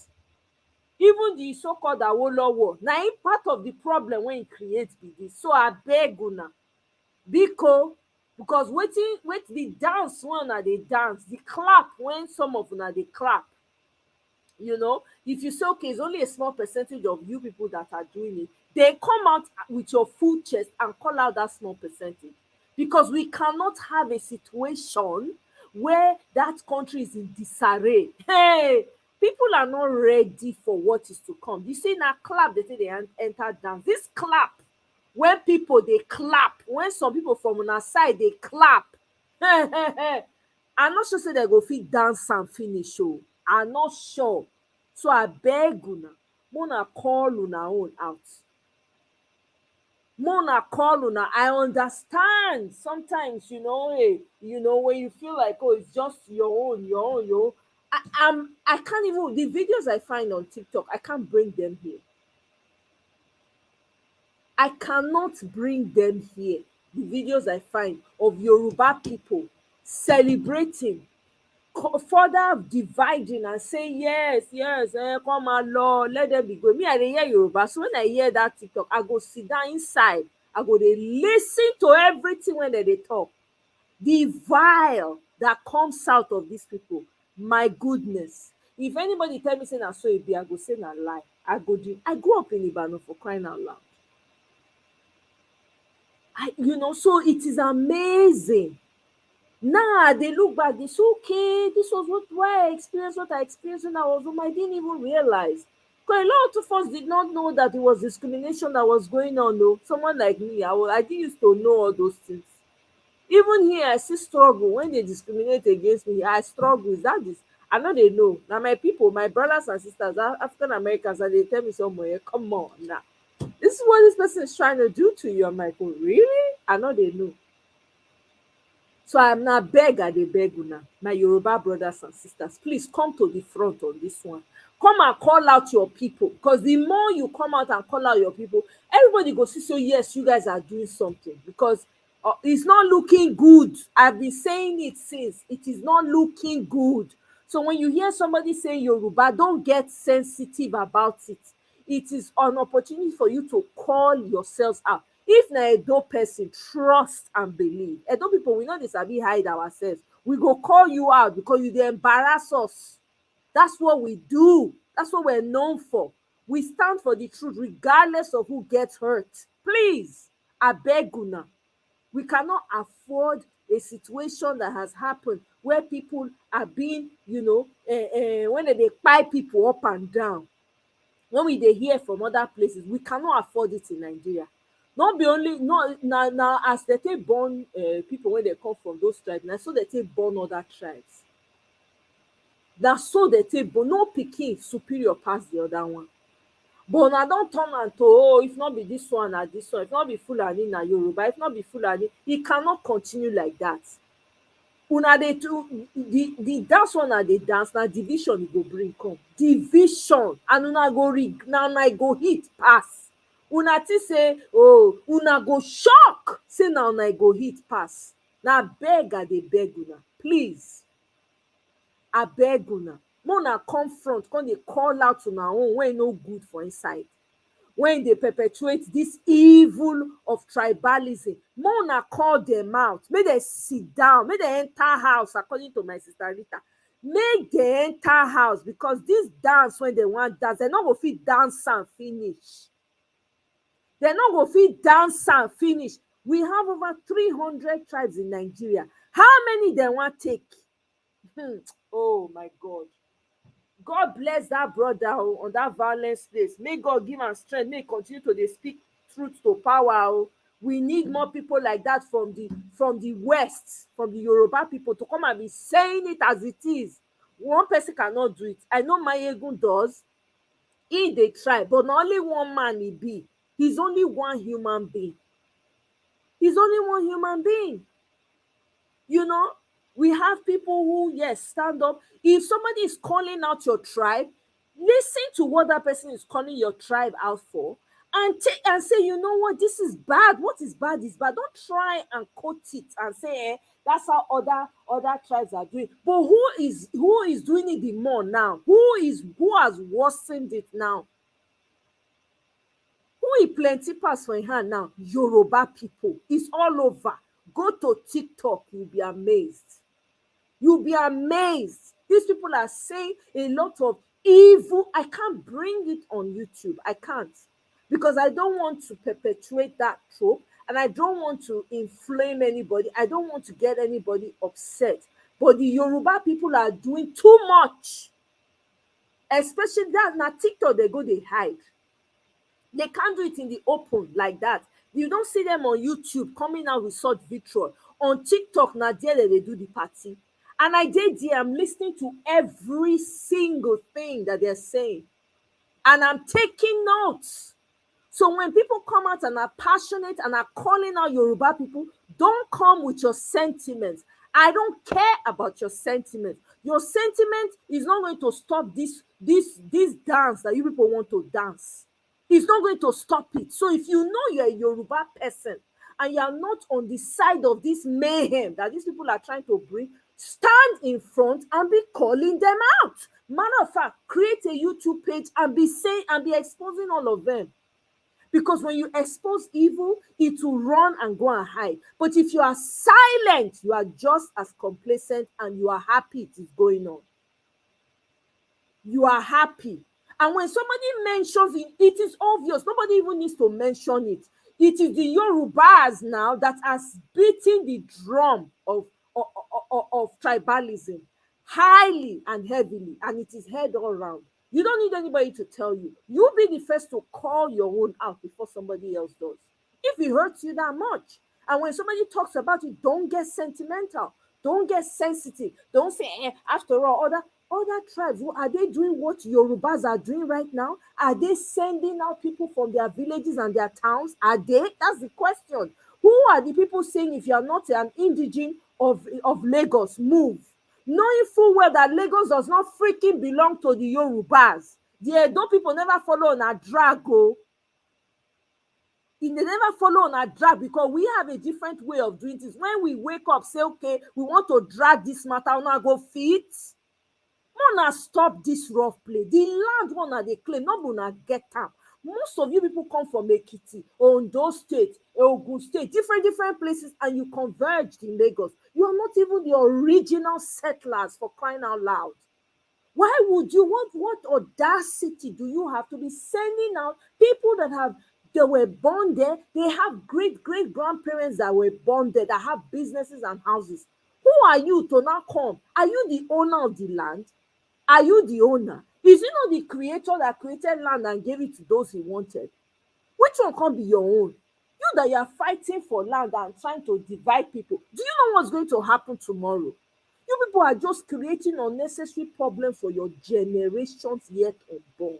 You are creating unnecessary hatred for your generations yet, even the ones that are being born right now. I was shocked on TikTok. There was a particular life I came upon. This girl was in the UK, based in the UK. She's a professor. I could not believe the vitriol she had. Wanna forgive my English. The vitriol she had for non-Yoruba people. I was blown away. A whole professor in the UK. This girl is in the UK. She's enjoying all the benefits that a society fought so hard to create for its citizen. A professor, not an educated person, not an agbero. Yoruba people, brothers and sisters, call your poison out. Call it out before it consumes everybody. Nobody deserves all of this nonsense that is happening. Nobody needs it. Nobody deserves it. If you are standing for the truth, stand with your full chest and call this out. No one is superior than the other. We're all trying to fix that country so that it can be fair across board. So wherever you come from, you will feel at home. That is what our fight is all about. And for those who think that, we should all just let it slide. No, it's never going to slide. Nobody builds anything on sand and expects it to stand. When you build on a faulty foundation, what happens? It crumbles. Agbado can never in this lifetime or in the next lifetime be my own. Personally, he's not a president to me. He's a kleptomaniac sitting on that throne because it's not his own. When the true owner shows up, then we fit talk. Until then, he's just wasting time there. He's just warming the seat. He will be removed. You people think that because you're in power now, you can do and undo. It is temporary. The Fulani people that you guys have banded with. Anyway, I don't need to say too much. We know what happened with Ilorin, Kwara State, right? Is it still Yoruba State? No, it is not. Because of the same Fulani alliance. Make una carry go. One are they do and they go. But let me tell you guys, this clap, this dance that you're trying to dance, are you ready? Are your relatives ready for that dance? Because you are coming against over 300. You are not the biggest tribe. In case you think you are not. If not for the failure in leadership that we've had, nobody is bigger than anybody. The resources that you guys are enjoying, that Lagos has enjoyed, it comes from the south. And from the south, there's no benefit. I don't get everything I have, I worked for all my life. No handouts from anywhere. If I not pass, I no enter. It's that simple. Now here I go talk and reach. Anybody want to get here, make it here. If you are Yoruba and you are my friend and you say you don't want to be my friend, please be going. I don't want anybody that cannot stand for the truth, that sees what is going on in our society. You want to fold your hand and pretend like you are not seeing it. I don't need such friendships. I know Kukuma, they keep friends. So you can keep your friendship in your pocket. I know that the people who are not going to like what I'm saying, I don't give a hoot, because it has come to that now. It has. I cannot and I refuse to stand for injustice anywhere. I refuse. If you guys don't see that there's something fundamentally wrong with what's going on, there's nothing I can tell you. You don't have to follow me. I'm not here I'm not here to become popular. I don't care for popularity. I'm okay. I dey eat food. There are people who are content with their life. Thank God for better home upbringing. I am content. If you don't like what I'm saying, unfollow. If you are Yoruba, you don't like it, bye-bye. It's not today. It is time as Nigerians we start to speak truth. We cannot continue to close our eyes to injustice, hatred. Look at what is happening every day. They are kidnapping people. Every day they are buying people. Waiting. Now only us come this. Now only us waka come this world.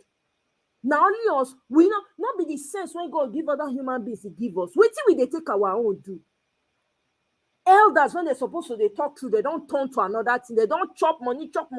I always said it. There is no wealthy person in Nigeria. All of them thief the money when they say become wealthy. Majority of them steal the money, apart from the hardworking ones. And we know them. When you see a hardworking one, you know.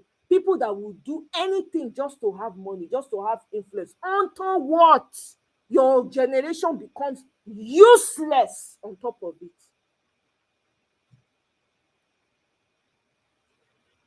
Abeg. I no fit fold my hand, make my country, make everything dey crash land. I go keep quiet. I can't. It's still my country. It's still my country. If una know say una no wan live in peace, may una go with Fulani people, not be by force. May we manage the things when you don't break, when they don't make we build them up again. Leave us. I don't believe in division, but you guys are clapping and singing for, you are beating the drum of division. We are here for it, oh. We really are. You guys, if you really want to do it, first of all, try what you want to try in Lagos. Let's see how far you go with that. Try it. Just kukuma start the division from Lagos. Because once that happens, I guarantee you, everybody's going to scramble to be on their own. Dr. Ify, welcome. Hello, Sister Moye. How are you doing? I'm fine. Oh, welcome. I love what you're doing, and I just want to say a very big thank you. Because it's not a popularity contest. The other day I was watching Judge Judy Justice, and she was giving a judgment out. And one, I think it was a defendant, or is it the person who brought the case, the plaintiff? And plaintiff was like, well, I'm a big fan, but I'm not sure I'm being treated fairly. And Judge Judy was like, this is not a popularity contest. If you don't like my court, get out. I'm going to tell you what it is based on fact. And that's exactly what you're doing here. You're saying to people who stand akimbo while injustice is being perpetrated to get out. I mean, if you don't like what I'm saying here, don't come on my show. It's very simple. It's as simple as that. So thank you, Dalu. I want to tell you a short story, though. I lost my dad when I was a little girl. I have not even finished primary school. I was 9 years old or 8+ when I lost my dad. But I remember I had older ones who were older than I am. And my dad would make it a point, do not speak Yoruba in this house. Don't speak Yoruba in this house. And when I used to wonder, like, why is he stopping us? I feel like there is that story could be two-sided, or there could be two reasons why, or you could argue for or against it and still win, right? There's no loss in learning an extra language, I speak Yoruba fluently today, even better than I speak Igbo. But I think it's partly because I lost my dad when I was a child, because he made it compulsory. You either speak Igbo or you speak English in the house, nothing more. And he said something. He said, Awolowo did us bad. He did us, the Igbo people, bad. And you see, it's not a secret that he literally sold the Biafrans out to the point where they were starving. When you watch some of those Biafran videos, you see how these little boys who had to bear arms because they don't buy all the older people finish. Then get kwashoko, then still they fight. Because food, then turn off food. Awolowo played major role in that. I'm sorry I had to take us back, But you see, the So truth is that please, we need to go back. We need to understand this. We need to just open let's be talking about everything, because I think that that's part of the problem. Exactly. A lot of us don't know where they say all this Obafemi. I kept saying it. Those heroes passed. Were they really heroes? Which kind of hero? They were no heroes. Look at that one what they keep singing about carrying on top of their head. The guy is part of this tribalistic nonsense that we're experiencing today. But I'll tell you something though. You see what's happening with critical race theory, the CRT, that the Republicans are trying everything they can to scrub off, the slavery from the American history and how they treated black people right from Africa and all of that. That was exactly what happened in the course of things in Nigeria. They try to rewrite history so that we will not remember what happened. You see, the Igbo people are very forgiving people. See, we are very forgiving, but you see these Yoruba people, the bad ones amongst them, again, I'm not going to generalize. There are bad ones amongst them. The guy who spoke in this, space that you just played, his name is Jimmy. Jimmy is a Peter Obi supporter, 100%. There's nothing you can tell him. In fact, he made a lot of enemies amongst his folks, his Yoruba folks, during the campaigns and all of that. He even lost a brother in the process. And you could hear him saying that these Yoruba people will want to get on his, just get on his nerves and remind him of the brother he lost. I know he lost a brother just before the election. Can you imagine losing a brother before the election? Few days, and he was on Twitter still campaigning for Peter Obi. He's not based in Nigeria, he's based in America. So I know Jimmy, I know his voice. I could hear his voice during that space. And I said, whoa, this is Jimmy speaking. He doesn't take nonsense. He says the truth as it is. But my point is, how many Yorubas are like Jimmy? See, they're not many. I haven't seen apart from Mayegun, that Jimmy now that is on that Twitter space.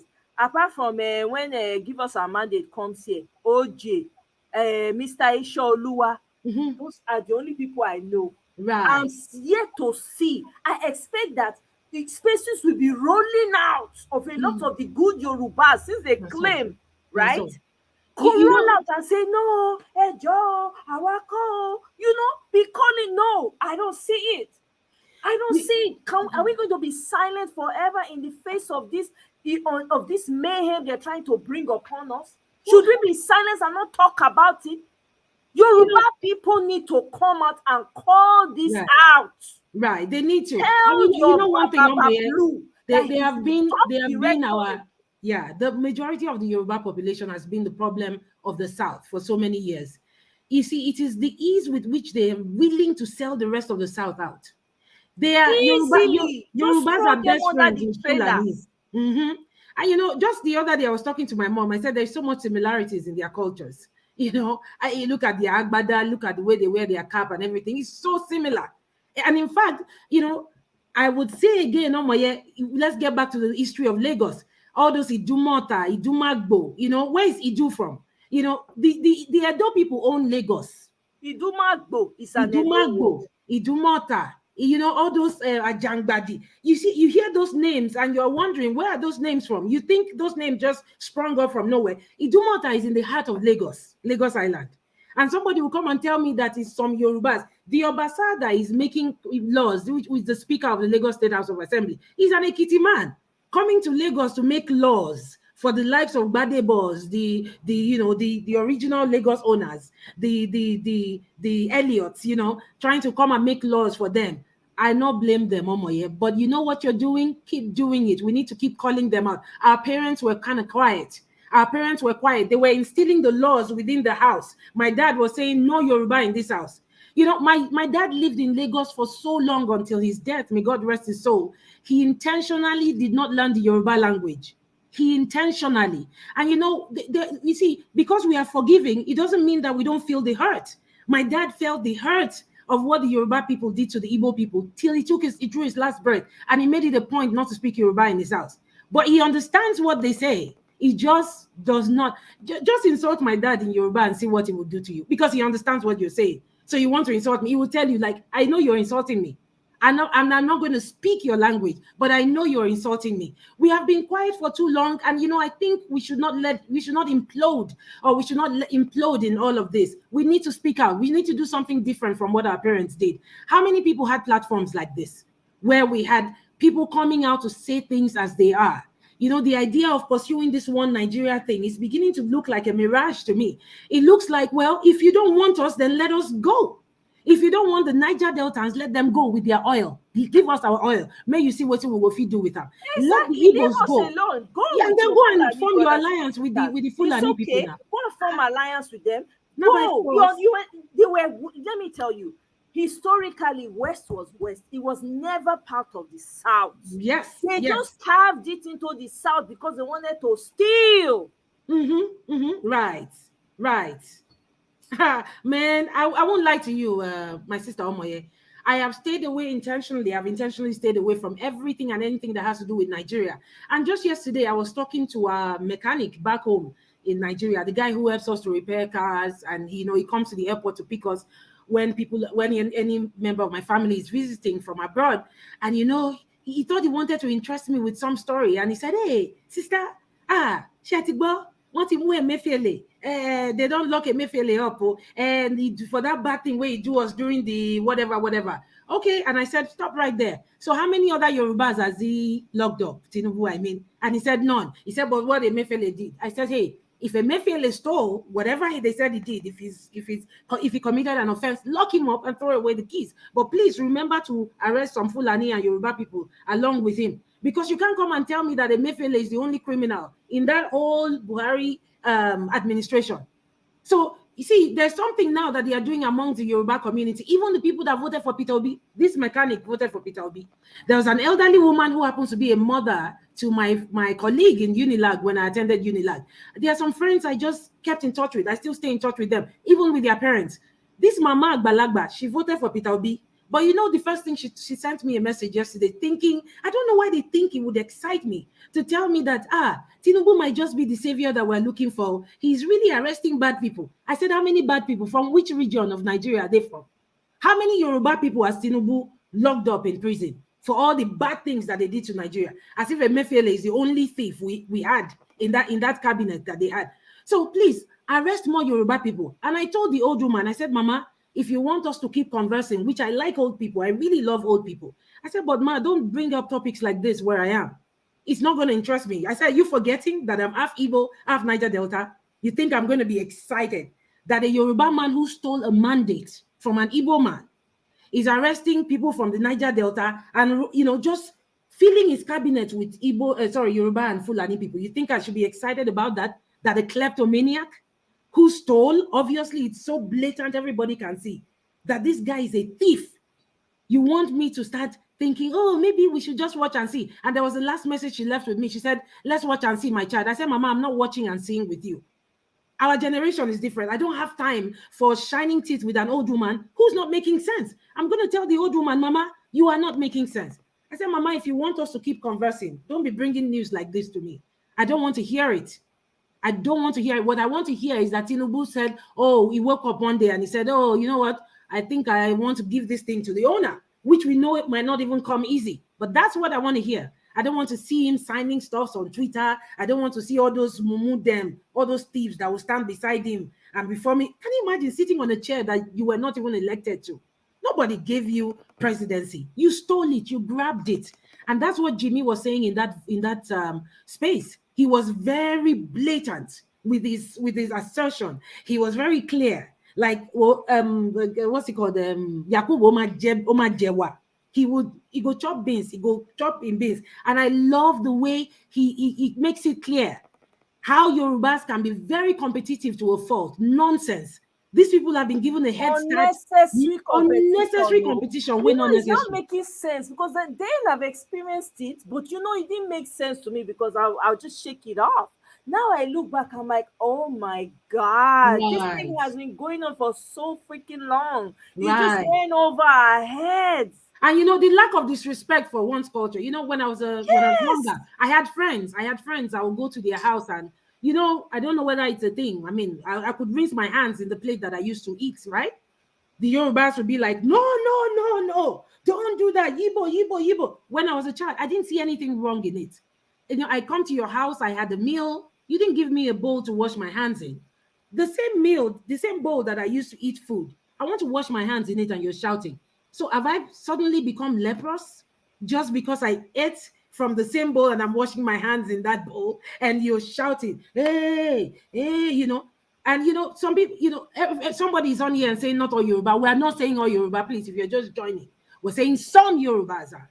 In fact, majority of all Yorubas. the majority ones that are not bad, Mr. Chike, let them come out and be calling out the bad ones, because guess Majority what? of them are He's very looking like tribalistic. all of them now because there's too much silence. Do you know what's going on, Mr. Chike? Do you understand the mayhem that is going on?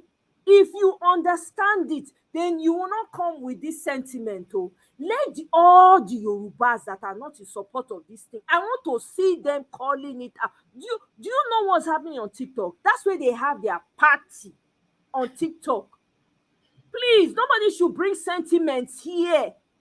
Most of the Yorubas that are not in agreement with what the small portion is doing, let them come out and be calling them out. That's what I want to see. Nobody should come here with sentiments, so and not send anybody papa message. And I yeah, come here for say friendship. they don't learn the art of twisting people into just being a part of this, you know, this thing they call Nigeria.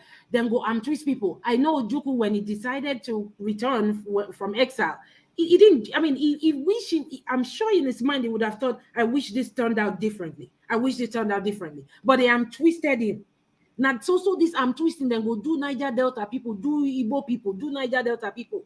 When you reach time, you just see Yoruba go just realize, say, have this Fulani in our people, then we get similarity for culture and all of that. They would look for one lie, you know, just a lying set of people. And we're not saying that all of them are. I'm on Twitter right now and I'm watching a video of Tinubu signing one nonsense. All the people who surround them are Fulani and Yoruba. I'm not seeing any single Igbo person, and I'm not seeing any single Niger Delta person here. You know, it just goes to show how slowly they are putting their plan into effect. They are circulating this memo amongst themselves, the Yoruba people, telling them how, you know, these Yoruba people don't feel bad anymore. You know that Emefiele, the bad thing he did to you, our brother is punishing him now. You know, our brother is in charge now. Nonsense. That's what they say on TikTok. When they they call this thing for Yoruba, and now we get power now. They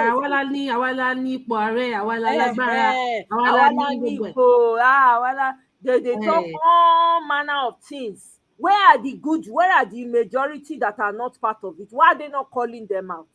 Why are they not spending time saying we are not among these people? Though, apart from one other man, one attorney that I see that's always calling out Tinubu. Oh, I know that guy. I've seen his video. I don't see any other person.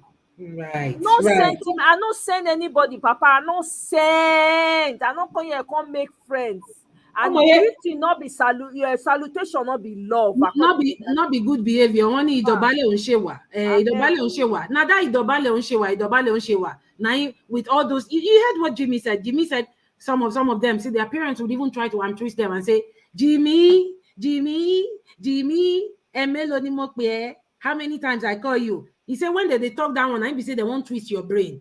See, as long as you're independent, where you get your own house, get your own property, get your own stuff, disagree with them well. Because I'm sure that Yoruba old woman that was texting me yesterday from Nigeria did not believe that I could come at her like that. I mean, I don't have time for being proper. I don't have time, old woman. Don't come and start telling me that let us celebrate. Tinubu is dealing with Emefiele. How come Tinubu is not dealing with all the other corrupt people? How come he's not dealing with himself? He's the drug addict. He's a drug dealer, the drug baron. Now he be the dawn of them all. Now he be the Capone. Why is he sitting there? On top of that one, he's a thief, a forger. He has forged everything forgeable. We don't even know where he's coming from. He should start with himself. Then I will know he's serious. Right. Not going after somebody else just to show for television. Oh, I guarantee you they're not going to lock him up because he's part of them too. They're just showing that to make people think that he's doing something. He's not doing jack. All those people that he's surrounded himself with, they're all thieves. You heard me when I said it. Yeah, you heard me when I said it. I told the old woman, I said, Mama, I said, let them lock up Emefiele and throw away the keys. I don't care. Bring him to justice. Let him taste it, right? But other people too will come from other tribes. As in they lock Emefiele up, they lock Igbo people up. I bet made them remember to they put the Fulani them and the Yoruba them so that the equation will go balance. because it's not looking like it's balanced. And I don't even care if Emefiele rots in jail. I mean, he's not my uncle. Even if it's my uncle and he's a criminal, let them He's lock part him of up. the whole cabal now. Let them lock Yeah, him up. that's What it true. concern me? Nelly, Hadi Sirika, the one that lied about the Air Nigeria, all of them, Air Rufai. What are we? When we start to name them, there plenty. Yeah. When they go lock up, including Wike, may they throw them in there while at it. Make them throw all of them both. Amechi, all of them, round all of them up, throw them out, throw them in, throw away the key. I'm sick and tired. Do you know how long we've been like this in Nigeria? You don't even realize that there's certain things that happened to you then that you thought was okay. Yeah, you start Now you're replaying it you're in your like, my mind. God, Yeah. that was not okay. Yeah, when It's you reminisce. unhealthy in every way. Unhealthy competition. Who are you competing with? Day your day, make a day my day. You know, I yesterday while I was talking to the mechanic, you know, he was saying something about there are lands in some places. Yeah, this one. I said the land na Lagos today. He said, I know they buy. We need to stop buying properties in their land too. Yes, we need to. I said, see, the one where my mama get for Lagos, don't do. Even that one self, now God with the look, may they not come. You know? I said, I'm not buying lands in Lagos anymore. No more. I think that's where we need to start with this nonsense. Like everybody needs to stop. Me, I thank God. I've always had this thing. Personally, I don't like Lagos. Number one, it's too overpopulated. Number two, I do not like the moral decadence in Lagos. I'm one of those people. I can't stand the moral decadence that I see around. It's almost like there's an evil specially assigned to that Lagos. I'm sorry. I'm sorry to those who live in Lagos. This is how I feel. Okay, it may not apply to everybody. Have I lived in Lagos before? Yeah, I enjoyed where I lived because it was quiet, it was decent, it was clean. But guess what? I would never want to live in that land again. I'm sorry. The place smells, it stinks. You come out of your house, it's stinking, the air is polluted, everything. I have to, somebody called me and said, oh, that they're selling this land. I say, no tell me about land in anywhere Lagos. I no wan hear. I'm not interested. I'm no in no competition to buy land or build house for Nigeria. Mona leave me. Everybody should go to their homes and go and be building their houses. Everybody should go to their villages and be developing your village. Maybe this is a wake-up call. How about that? Enough is enough. We Yeah, have but our you know, own waterways in the south. it is indeed a wake-up call. And you know, I don't know what it is that always makes something happens, the Igbos and the Niger Delta, and something happens, they reset, and then they go back. I don't know what it is that keeps making people go back to Lagos, you know, go back to these Yoruba lands and go on. And you know, there are people full everywhere. If you reach Warri, if you reach Bonny, Those if states, you even reach the Edo, smallest village, you go see. they're I went to full school with there. Yoruba People full in there. We Edo know they State. pursue them. We know they disturb them. Small thing like this, I will say, may we pack our load, may we they go, may we they go, may we they go. Like say them not the other side. I said, you don't reach out where we go, they reciprocate them. You know, I deactivated my Twitter since all these days. I only just activated it, and I made a comment in Tinubu's post. I don't tell them where I say you do well. That's it. Where you know say now borrow you borrow, and they will soon pursue you come out there. The rate at which these people, and you know one thing, they look at us, the Igbos and the Niger Delta, they say, I want to stubborn you. They are too stubborn. And What they that's are what they calling call them. stubbornness. Even the Fulani is the same thing they say about us. Like Say we are them too stubborn, then hot-headed. do waiting. But you know We are waiting, hot-headed. you know waiting those Yoruba people they call stubbornness. Now the will to stand for something. The Now will the to will speak the truth. They not speak they the get the truth. will. Most of them not get the will to They stand not for get the will truth. at all. They are two-faced. They will talk go here, talk go here. They not be ever straight. Most of them. They Now not the they ever will, straight. now the Talk will true where with they not straight get. face. Yeah, That's the problem. yeah. I beg. Now the will. Now the Let's will. just say all the truth. Since we want to go there, maybe it's a wake-up call. Yeah, sell if you get property, sell it. Go to your village and go and build. Simple. Let everybody go to. In fact, I even like it. Let them feel that thing they want to do illegal. Let them do it. Let everybody know. Say okay, true. This land is temporary. Go to your village and go and build businesses and go and start something. Maybe when you do that, then if everybody won't go their way, it go easy. So when you pack all your money It don't for take. another man land, when they don't respect you, they have no regards for you, they don't even consider you as part of the country. What's the point? Oh my, I asked a question and I actually had the answer to that question when I asked why people keep going back. If I tell you, saying a systemic tribalism and xenophobia, and then they practice these two tribes, the Fulanis and the Yorubas, especially the Yorubas, because of the way they are just see the seaport, they make sure say them put seaport for Lagos, they not put for any other place. And they describe them as say you get 1,000 people who won't enter one door, but you get 8 other doors or 10 other doors where they fit take enter, but you lock them up. Come say now only this one door. Now in this 1,000 people go they enter. How stampede not go take happen? How they not go take climb each It's on other head? purpose now because It's they on want to. purpose. Remember, during this election, that's part of what the information they were circulating. Like Yoruba Ronu, if you go now, they will take the seaport away. You will not be getting money like before. You can keep the seaport. Do you know how many seaports there are in the south? If we go back and develop, we don't even need the government. This whole idea of waiting for the government. Personally, I don't really like the idea because the government doesn't do jack for anyone. In Nigeria, it has never done. If a group of citizens come together and decide they want to revamp all those, because as e dey hot now these people need to dey come together to dey brainstorm. The ones from the Niger Delta, the East, everywhere, they suppose dey do round table right now. Let's create our own seaport. How they want to argue am with all these things that are going on now, with this tribal bigotry that is going on? This is the opportunity they have now to get their own seaport and say, guess what? We need to have our own. We are driven from your land. You people say you are not welcome here. Okay, we have accepted for you people. We have lost money, we build businesses, but you've collected it from our hand because you claim it's your own. Let's go and fix our own seaports. You know how many seaports there are? There's one in Calabar, there's one even in whether not Benin side or I don't forget it they call them. There's another one in River State. You know how many surround us? They intentionally lock all those ones because they want all the resources, all the income to be coming through Lagos. This is the time for brainstorming. The people who have the wherewithal come together as a group.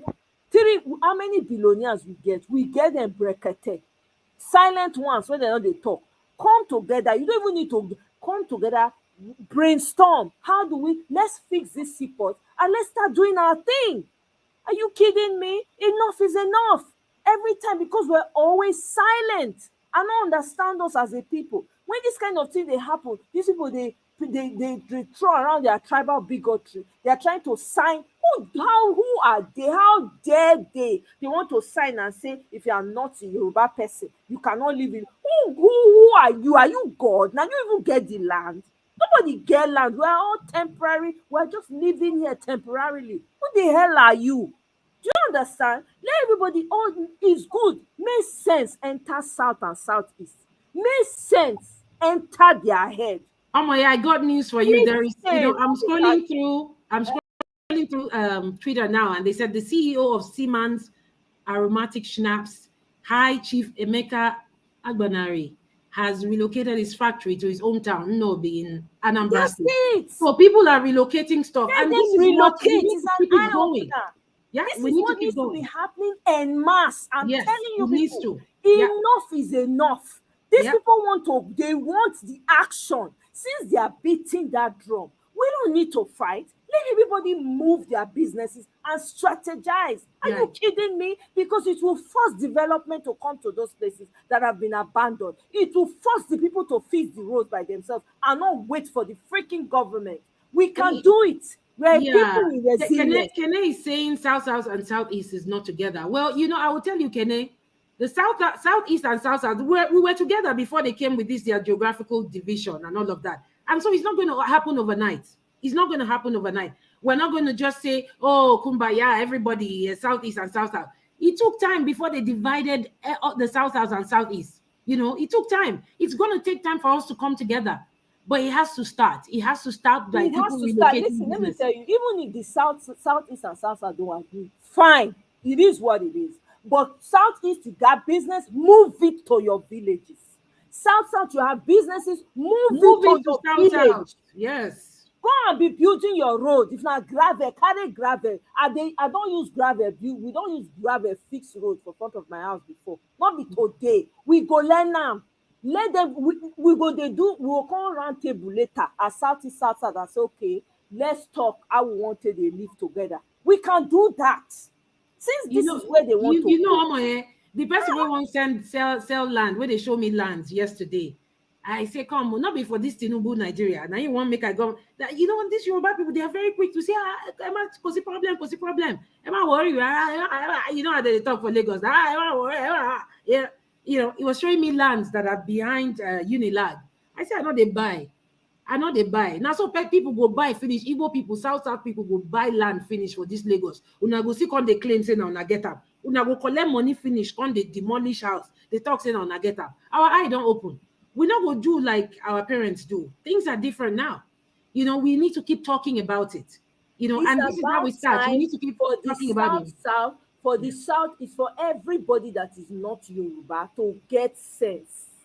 It's time for them to open their freaking brains. Yeah, The middle belters, the from Plateau to Southern Kaduna to Edo to Ughelli to Southeast Anambra and the rest of them. It is time. Knowing to all of una. One say, oh, if I never dey Lagos, if I never get business, I never dey alright. Knowing now you know. Carry your business as you fit. Carry am back to your village. Go and create opportunities for your people. Learn to love your people. Go carry am go back. Let it be so. Since this is the drum that they are beating, you people should let them beat this drum. You people don't sometimes na blessing in disguise. Everybody has been shouting, we want to go our own, we want to go our own, we want to go our own. They are trying to expedite it for you people. Now you people are slowing down. Carry your freaking businesses back to your lands and fix your roads and manage it like that and protect your lands. That's You know, what you said something about a PhD based in the UK, who's who you know, a professor who was talking trash. There are lots of them on Twitter during the elections. And I remember reaching out to one of them, and I just told him, I said, "What? I don't know what you had your PhD in. Can you tell me what school did you attend? What's your PhD in? What was your thesis on? What was your PhD thesis on?" And you know, he can't talk say whether I want human. And I'm sorry, I mean, I'm not vexed. So if you get anybody we go collect PhD in human relations here or something like that, those kind of PhD they vex me. I sorry. I mean, I they wonder like, okay, so there are some people who apply that to things, but I said to him, I said, no wonder you got a PhD in human waiting that they call them. I say, you know, not be even human one thing. Now one communication one thing, got PhD in. And I was like, oh, no wonder you come on here and tell people that Yoruba people are better than Igbo people. Igbo people should send Yoruba people should send Igbo people packing from Lagos and stuff like that. I said, well, I'm quite embarrassed that you have a PhD, as a matter of fact. And you know, he tried to engage me. And I told him what I got my PhD in. I said, well, at least I use my PhD to solve problems and save lives. You come on Twitter here to tell people that one tribe is better than the other and that your culture is more supreme than the other. You know, there's no culture that is not supreme. You know, there's no culture, there's no group of people that have a commonality, whether it's in language or whatever, that are not supreme in their own right. But the idea of thinking that a certain tribe or a certain group of people in Nigeria were born to serve the other tribes. The Igbo man was created to come and pay taxes in Lagos so that the likes of Tinubu can keep having money. That's not going to continue. But you know, if we don't want to continue that, we need to keep educating people, like the people who are moving this gin company called Seaman Shinap. I've always known Seaman Shinap since I was a child. I didn't even know it was owned by an Igbo man. I had no idea it was. I've been teaching that Yoruba man get Seaman Shinap. So now Igbo man will come from Anambra get up. Make them move. Now, and you know, I like the fact that they are publicizing this movement. They should, yes. May South and Southeast and Middle Belt, all of no get sense. Lagos not be the only country, not be only state where in Nigeria. Other states they more go develop as villages. More carry opportunities go meet una people. Since they don't want time, why are you begging them? There's no need to negotiate. That's how they want it. That's how you're gonna do it. Pack your belongings and move to your villages. Answer your father's name, to your tents, O Israel. All of una, everybody answer. Let them keep the Lego. We with the Edo people, we know they follow them drag. I don't know whether one group will come out tomorrow now, start to drag with them. I don't know. But right now, Edo people don't have time for that. We are preparing for gubernatorial election next year. Listen, guys, since this is the dance that most of these Yoruba people want to play, please, they've already said they are signing a bill to move non-Yorubas, to tell find ways to squeeze money more out of non-Yorubas. You people, are you going to fold your hand and allow it happen? You're going to have to make serious decisions here. You will have to cut some losses. Oh my, you know, it was like play when they moved. Part of Nollywood is now in Asaba. Part of exactly. It, like 50% of Nollywood is in Asaba. No matter how they try to make Lagos glamorous, we know what happened with California, right? Everybody relocating, literally moving from California to Georgia. It looks to me now like Georgia and California are competing when it comes to movies and stuff like that. And it was gradually they moved Nollywood to Asaba.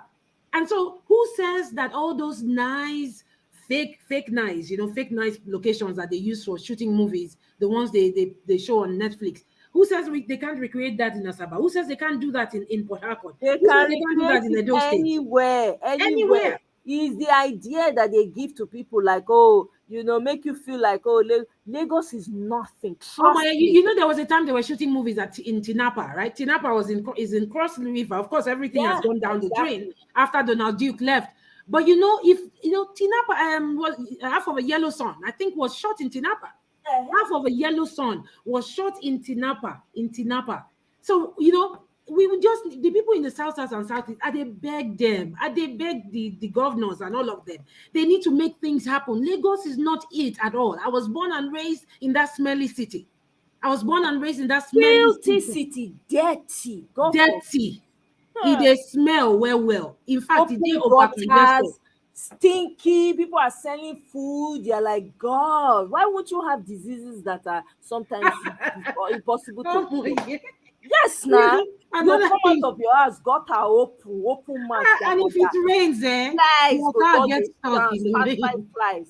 That one are flex. Is that flex? Oh my goodness. Lagos for them. But I want to tell you something that Tinubu is very good at. Tinubu is very good at packaging nonsense.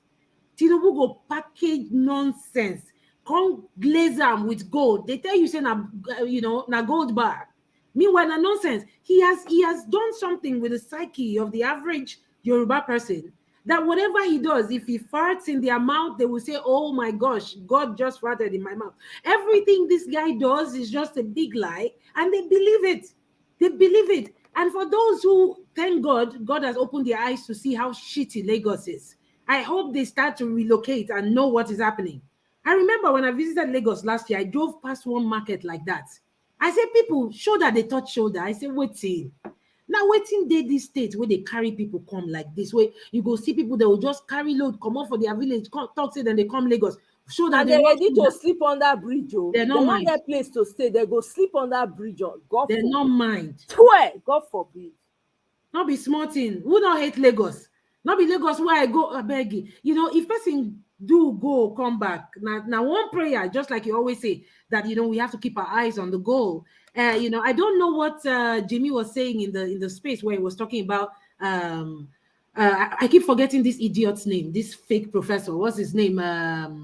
Yakubu, the thief, the INEC thief. That he's going to come out and address the nation. Address the nation for what? You see, Omoye, he said something about breaking a glass cup. He said, shatter a glass cup. Exactly. And then just tell the glass cup sorry, and then you watch the glass form back to a real whole glass. It's impossible. And that's the mentality that people have in Nigeria, that when you just say Pele, and it's a Yoruba thing again, I will say it, I don't care.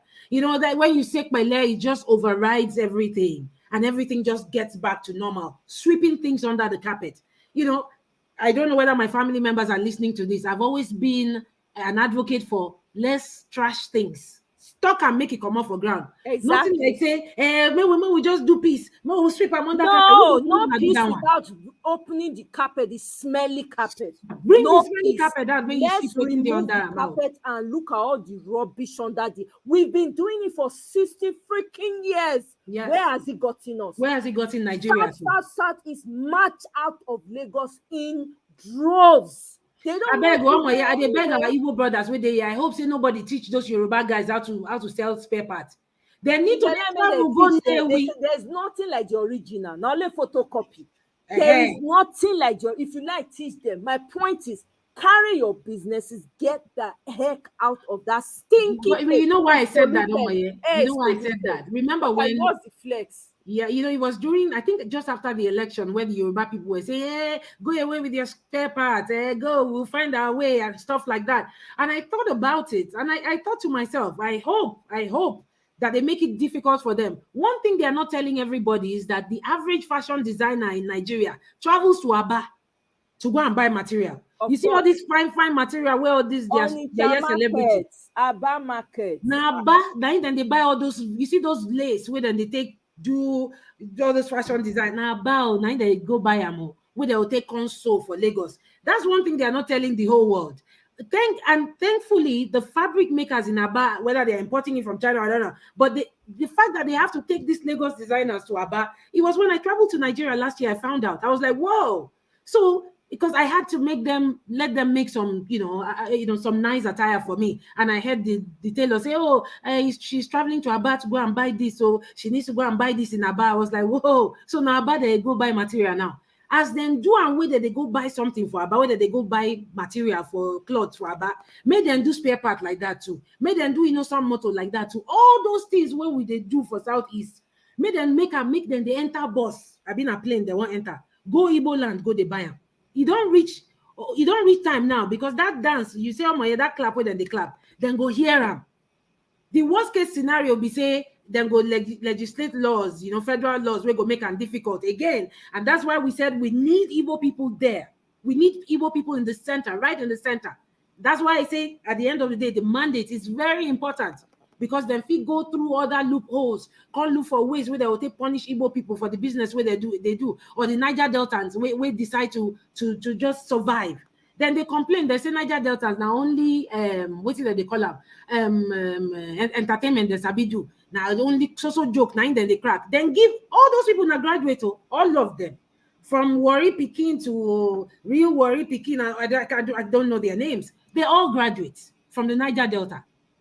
Oil producing Niger Delta. Give them a job and see whether they will not do the job. Now, because they don't get job, then they go creative. And that's one thing I always say about this Nigerian mentality of being pushed to the wall and then trying to jump the fence and then running. It's the survival instinct that the people of the Niger Delta have that made some of our youths, they've now become entertainers and comedians. While the Yoruba people, now then they occupy all the oil company where they Boni, where they worry, Yoruba and Fulani full there. So the average Niger Delta, a young person, is going out of Warri and going to Lagos to see whether they can, find something for themselves and make something out of their lives.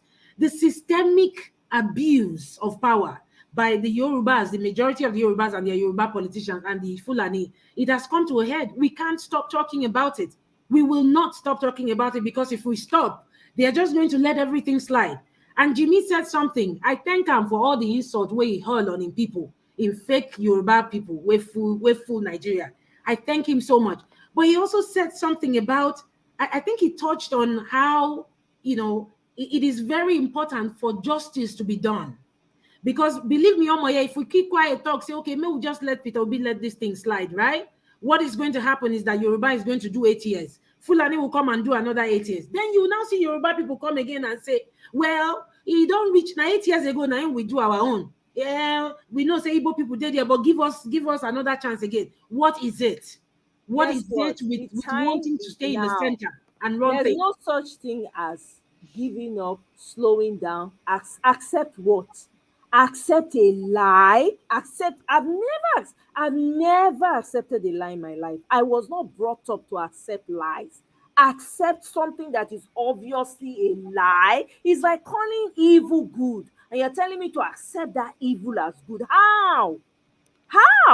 There's no way. We're not going to. Matter of fact, this is the perfect time to talk about it. Let everybody stand where they may. Everybody stand your stand. You see this clap when most of these Yoruba people, they clap. All this time when our great grandfather them, when they know they're just quiet for them, it is over. You see the dirty, the maggots when they on that carpet, we go open everything. Everybody to your tent, south, east, south, move to your corners, move there. Leave these people's land alone. They say no come, no come. Go on your side, go create jobs for your people. Encourage creativity amongst your people. I'm telling you, it's just a matter of time.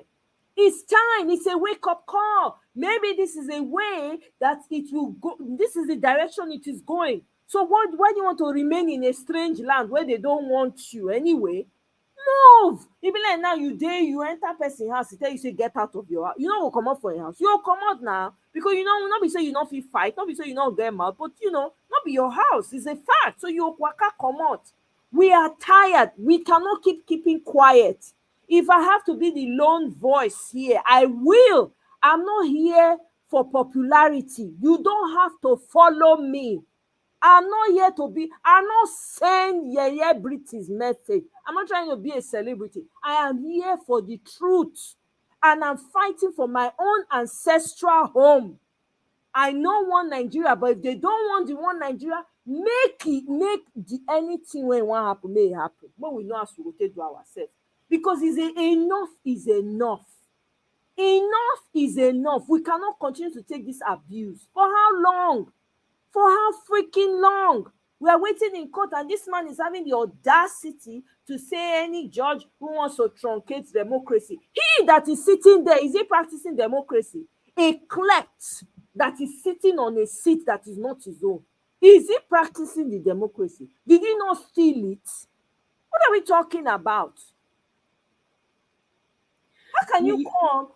Have you seen what Kenya wrote? Have you seen what Kenya wrote? Igbo boys have converted the fuel gens to gas generators by installing one device. I heard about it. In fact, I heard about it. Then they record this patent too. You hear me? I'm telling you. You hear me? This patent. They use water. They won't use water safe till they generate. I mean, there's so many things going on. There's so many things going on. The Yoruba people is coming from Anambra. Why? You see why Anambra? Because the government, Peter B has made the place, peaceful enough for creativity to thrive.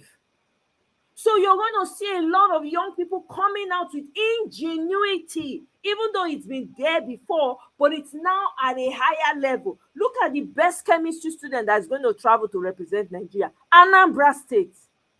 When you create a sane environment for your people, they will thrive. You see that it's not just about the federal government, it also has to do with your state governor. Who is your state governor? Does he care about your people?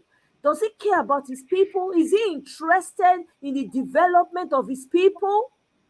You will see how ingenuity will become like water in every state in Nigeria, because Nigerians are brilliant people. Peter B has created it for his state. How about other states? Who's your governor? What is he doing for the people? That is what should matter. Even if there's a clerk sitting in that position right there that doesn't belong to him. If you have the right state governor, I guarantee you he will fight for you. That's where the energy should be.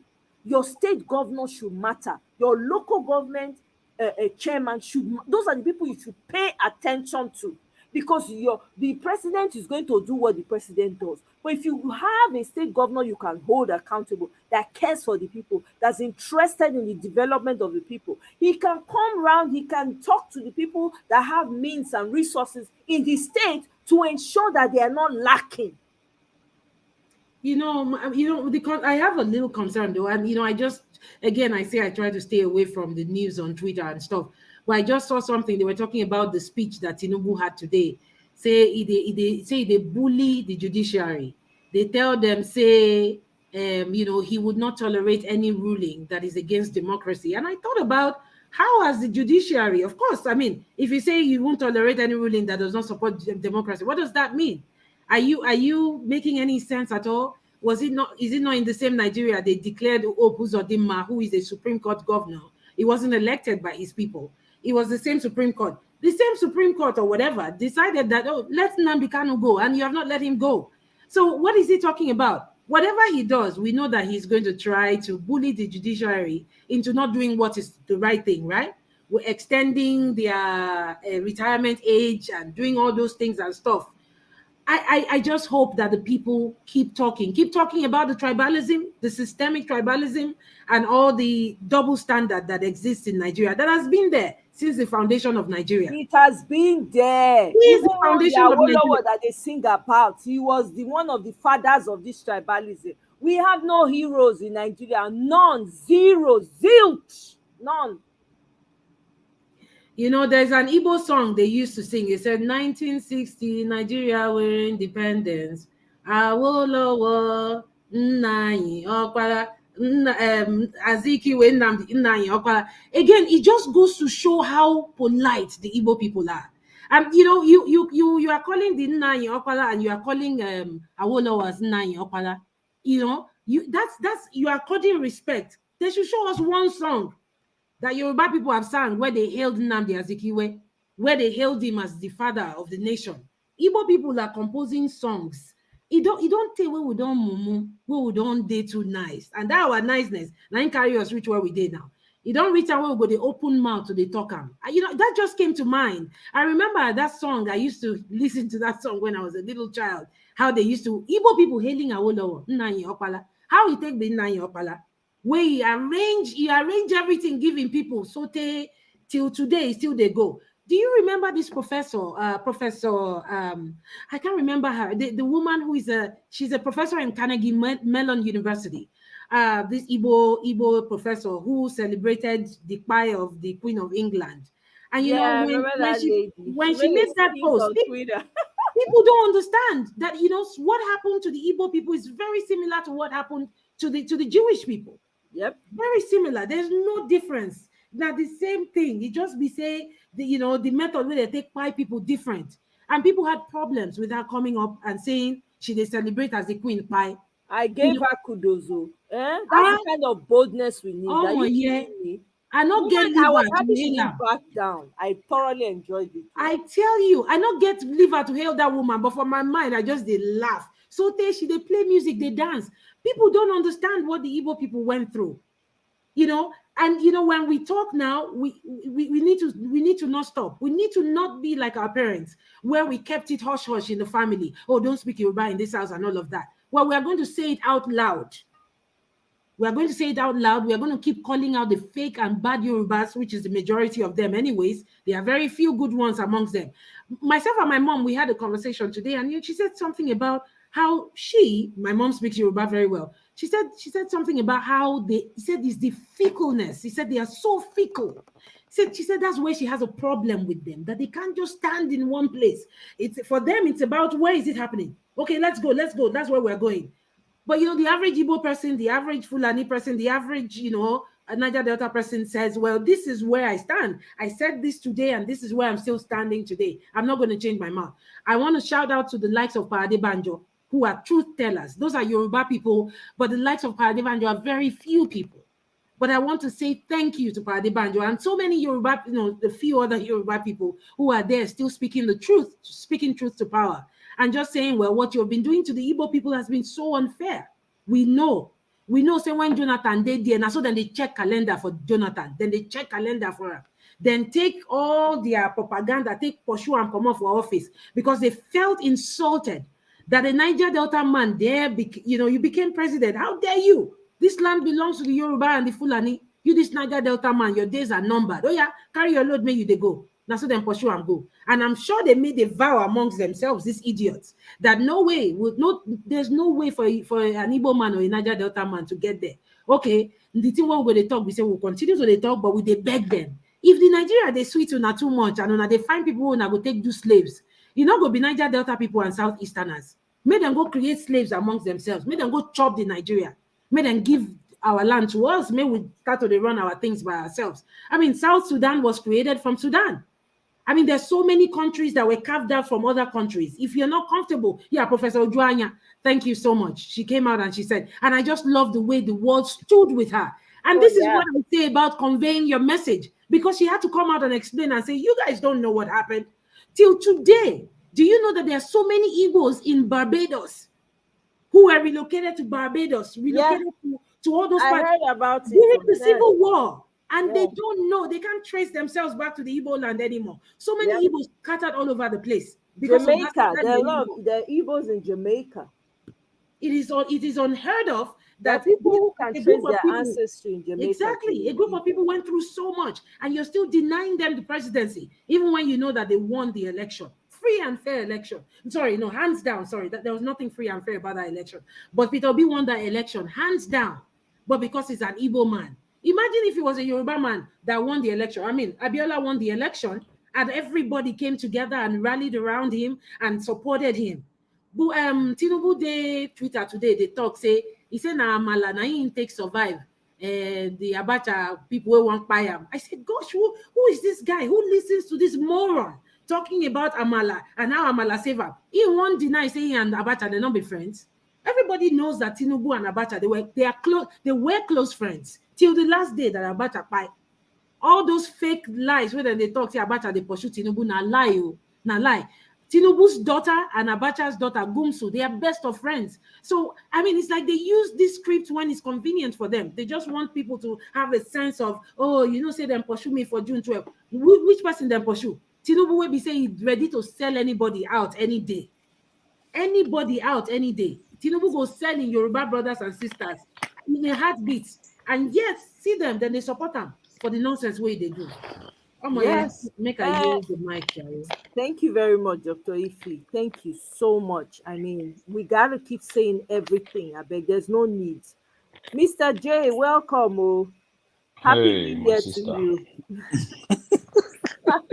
Happy New Year. It's been a long time, my Long sister. time. How are you? How's everything with you? How's your family? Thank God. That's We thank good. God. That's good. Yeah. I wanted to. There was this show you did maybe last week with Dr. Ife. I think it was her. She went on and on about how they marginalized her. We can't hear you. Can you hear me? Can you hear Better me? now. Uh-huh. Okay. So she went on and on about how they marginalized her, University of Lagos, when Yeah, she did jam several times, and you know it was so emotional for me. right. Her talking about it, and I felt like this is exactly what we're talking about in Nigeria. And I joined now and I listened to her again, and I've always said this. Nigeria has been really, really, really, really unfair to the Igbos. And it's really unfortunate that this should be the topic. This should be the highlight. This should be our discussion on national news. But no one is talking about this. We seem to just push it aside. It's like a coded message.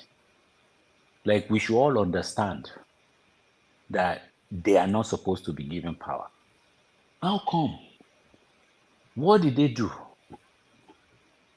Okay, is it a crime to ask for your own country? Is it a crime? Back in the 60s, because of the nonsense that is still going on today. Ujuku was right.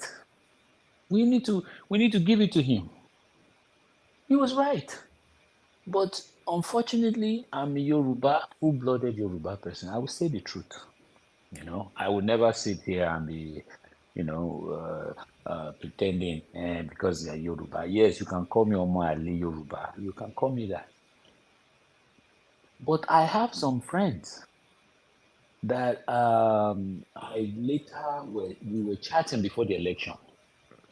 And if you see the way the guy worded the reason why Igbo should not be given power, my mouth opened. Yeah, I'm not gonna lie. He said they are going to take over Lagos. He said Igbos are going to. I'm looking for all this. Some of the things they said, I shouldn't even be saying it here. It's almost like a hatred. And I'm sitting there thinking, if you are not careful as a Yoruba person, you will buy into that analogy. And I was just like, but either way, it's not fair. We cannot be running a country where a particular group of people have been marked, X-marked, and said, look, no matter what, if the heaven falls, we are not giving you power. And it's a coded message, and we're all sitting here and not doing anything about it. And the so-called, you know who I blame? The so-called Igbo leaders, especially the greedy ones, like Oji Kalu. The sellout amongst them. Those are the ones I blame. Because they shouldn't sell out their brother. How can he stand on the floor of the Senate and say Nigeria is unfair to me? What is he talking about? You had the opportunity in Peter Obi to back him. Now you are running for Senate president. Why are you not talking about the stolen mandate? Let's resolve the stolen mandate first. Let's see who's the president. Then we can start figuring out who is going to be the Senate president. How about them being unified on that? Rather than saying, oh yeah, I want to be the Senate president, oh, I want to do this, so you should come to Southeast. So you've already accepted that I should be a Yoruba. That's a slave mentality. And if you remember, in America, the same thing happened to blacks when Obama was running. A lot of when Obama came out, a lot of people said, "Oh, a black man will never be a president." Never, never, never, never. A black man. Even the blacks were not supporting him at all. They were not supporting this guy, and they all backed out. They all say, no, these people never give it to a black person because they had that slave mentality in them that we are always going to be down.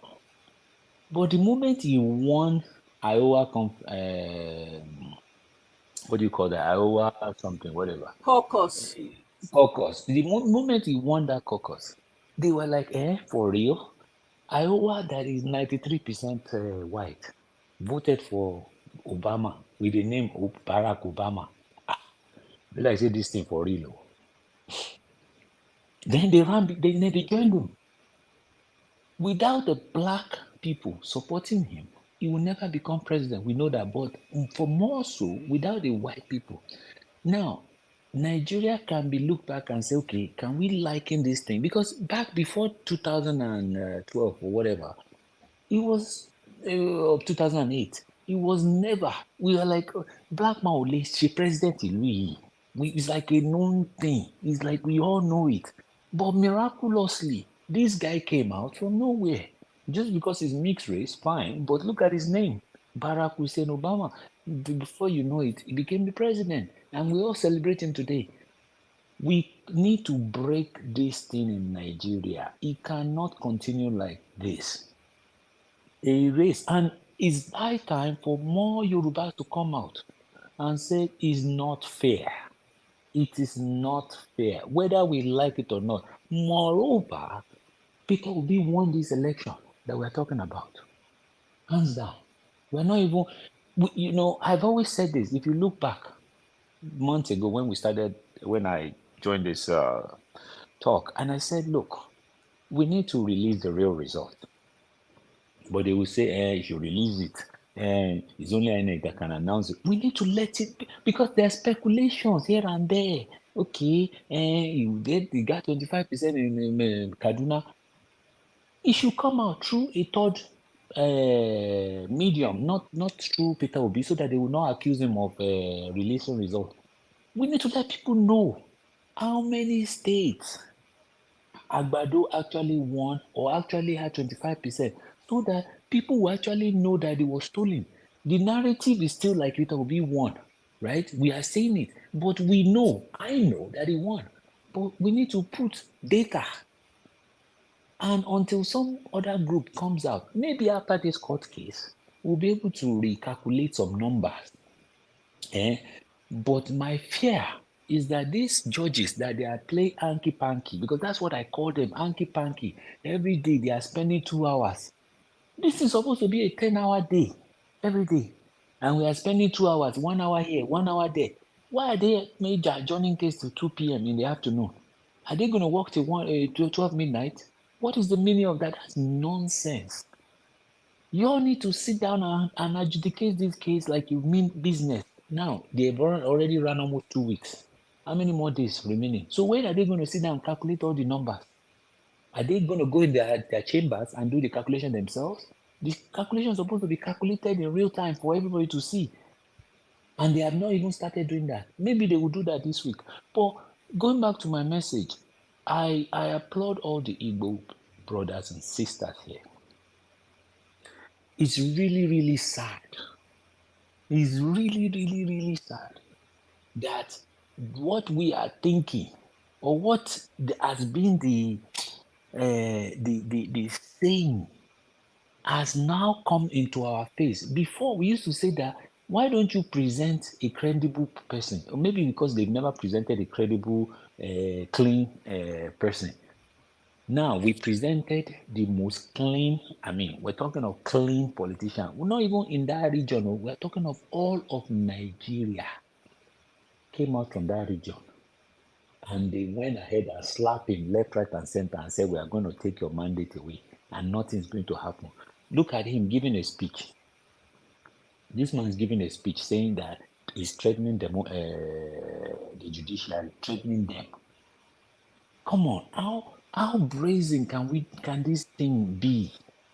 And we are sitting down and people are sitting quietly. You know me, I've said my own.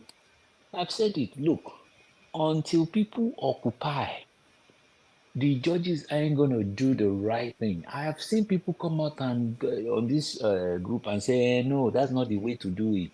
Let's not. No, it's not from the. Yes, they might infiltrate it, but I'm telling you, even in America, somebody gets shot. I'm sorry, somebody gets fired, and the people are coming out. They are not waiting for the judiciary to just do the right thing. They are not waiting for the justice system to do the right thing. They come out and start protesting before. Sometimes, before they even indict the person, before they even prosecute the person, they start doing that because they are already setting the tone like, look, this thing we no go gree. We no go gree. So no even think otherwise. But look at us. We sit down, we wait, and as things are going, look at it. And we are doing it as if there's nothing, there's no fire, there's fire on the mountain. And we are sitting here acting as if it's just they are already saying that this thing, you wait another 4 years, they're already saying it. And you're telling me that we are not going to resolve this issue of beavers? We're not going to resolve the issue of transmission. We're not going to have it in law that says that yes, it's okay for INEC not to transmit. We need to get it clarified. Whether it's Agbado that really won or not, this needs to be put back in law that says yes, we allow INEC to violate their own law by the electoral act. It needs to come out. We need to say that it's okay to mutilate results. They need to come out and say that so that we will know the true nature of the rules of the game going forward. But we are sitting here, people are saying, this is a slap on the face, and particularly on the southeasterners. This is wrong. This has been going on silently all along. Silently. And I remember in America, we used to say that, oh, they will never give it to a black person. But when the right person showed up, a clean black person showed up, they gave it to him. They did not. And when we keep sitting, and that's what we say, racism, this and that. Okay, the one that is going on in our own country is worse. It's like the worst one. I don't even know what to call it. It's worse than what they did in Germany during the Second World War. It's worse because we've accepted that we are going to suppress. We are going to suppress one region. Why do you want to suppress them? The one that took over, the boo-boo that left, what can be worse than that? What can be worse than that? But they all sat around the table and hit this man's shit. Whatever he says, boo-boo, they hit his shit. But when a brilliant man, a brilliant businessman comes out to become the president, We don't want to accept it because of what? Because of his race, because of where he comes from. And we will let a goat rearer, a cattle rearer rule the country. I don't blame the people of Nigeria are the ones I'm blaming at this moment. Because they still walk around as if there's nothing going on. They walk around as if it's okay. They've already accepted it. I mean, come on. But the I don't truth know. is, Jay, I hear Yeah. everything you're saying, but you also have to understand Nigerian situation, the people, right? Some of these people are ignorant. They are riding on that ignorance, and some of them don't even have light to even find out what's going on. There's no electricity, right? Now, I do know that some, people are saying they're waiting for the court case because Toby keeps hammering on. He wants to see it to the end, right? He wants to see the court case to the end before they come out and all of that. And I have to give it to Peter Obi because if he was someone like maybe Showore that won, the streets would have been filled with champagne. I mean, with red wine right now, Mm-hmm. and it probably would have been over and done with. You and I will not be here talking about it. We'll be talking about other issues. We'll be talking about how to manage what it is now. To this mess that we're currently, we'll be talking about that right now. But they don't, because they don't understand the angle that people is coming from. They cannot anticipate what you can do, so it's making it difficult for them. The fact that he comes out, and I think Nelly made a very, very salient point on that. Nelly said, it's almost like Agbado is telling on himself with the comments he made. He said, let me see, let me find that comment. He said, um, what is that comment?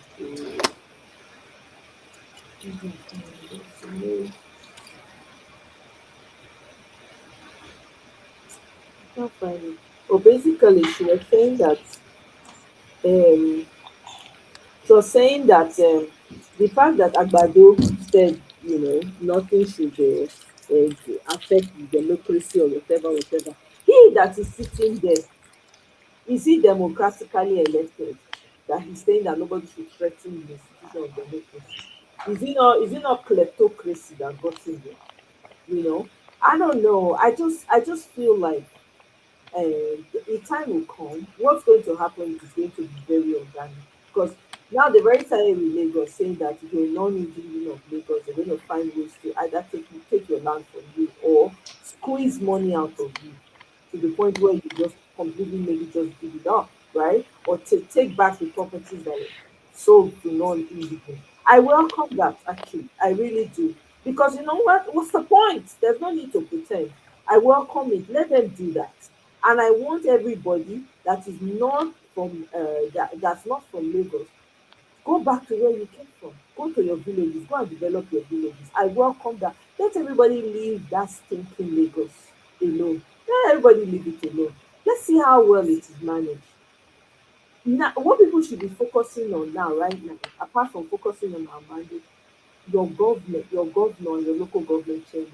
Those are the people, those are that, especially for obedience, for people who are standing for the truth and want the truth.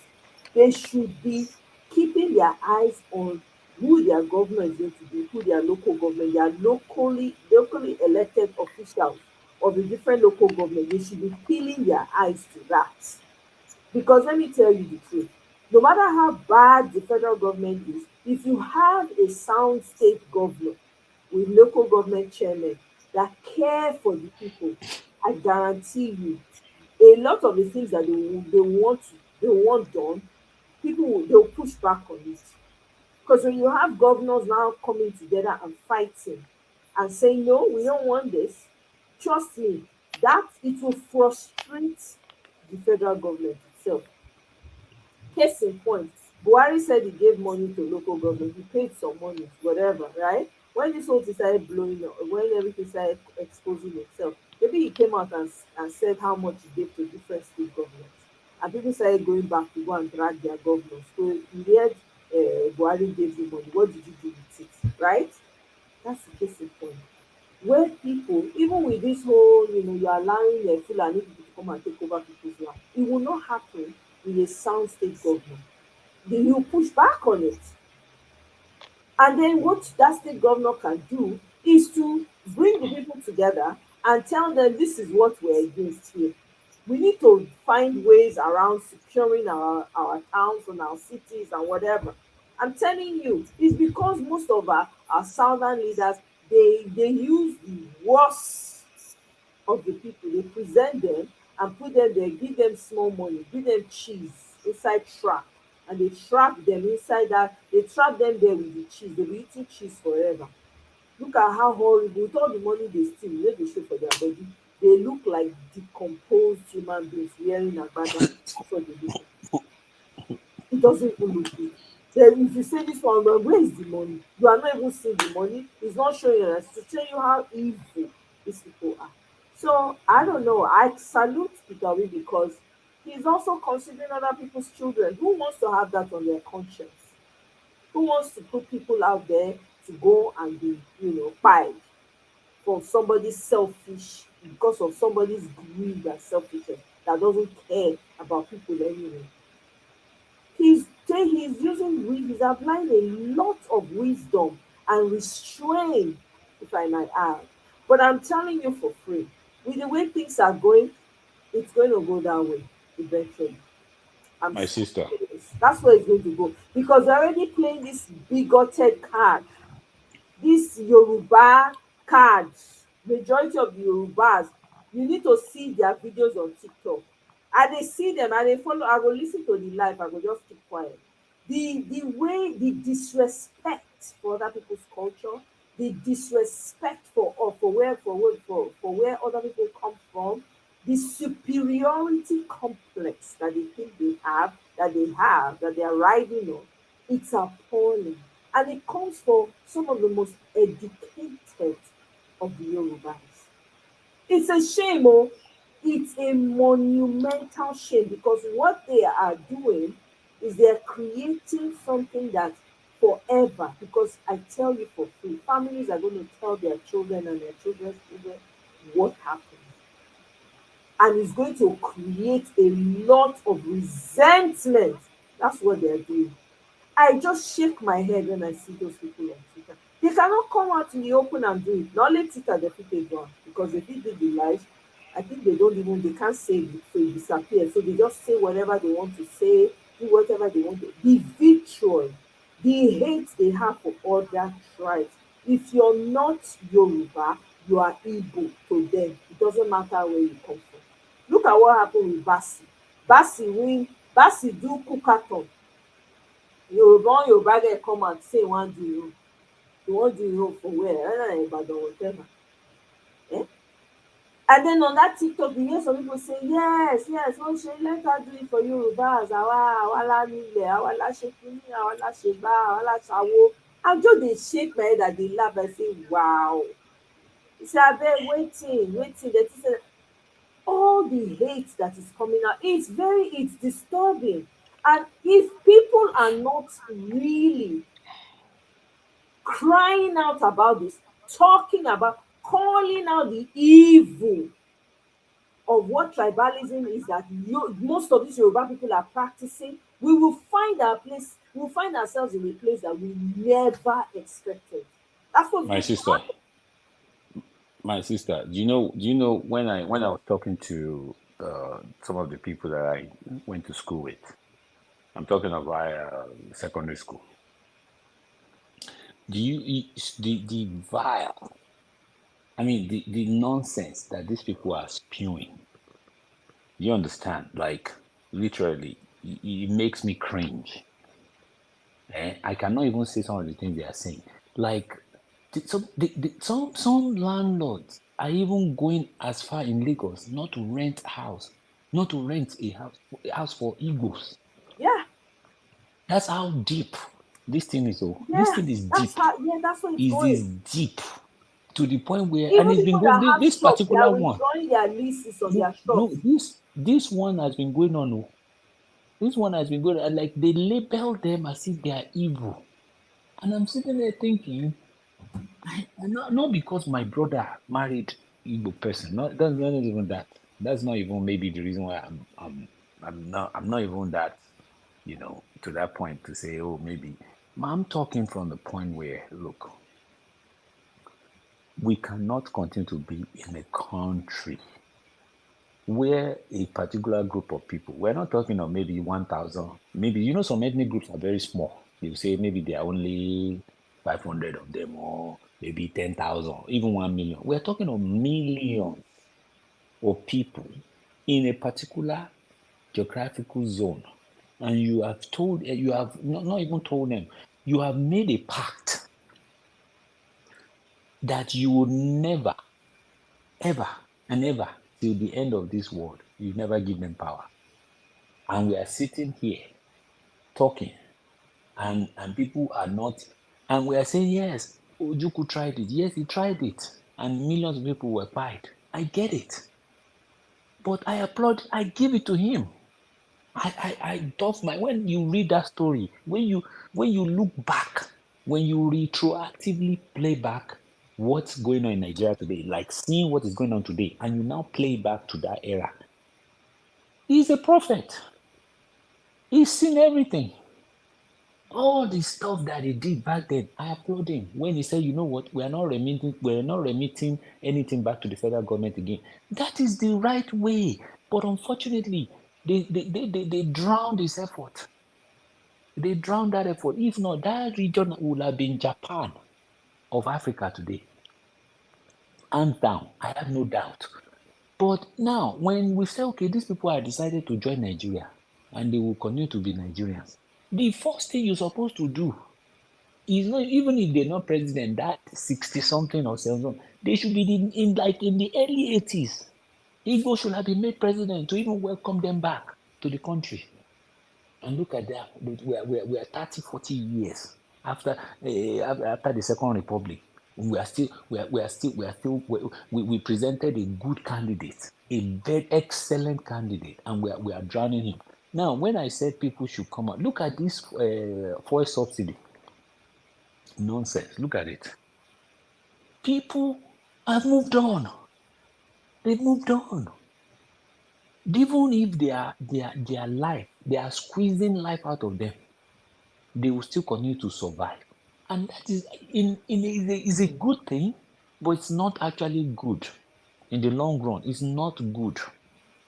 These people are going to be, these are the people that are going out. Instead of them to go and be talking to their government, to go and be harassing their own government, they will now be harassing private citizens that are doing businesses. They will be harassing, they will be stealing from their work places. They will be looking for handouts by the door.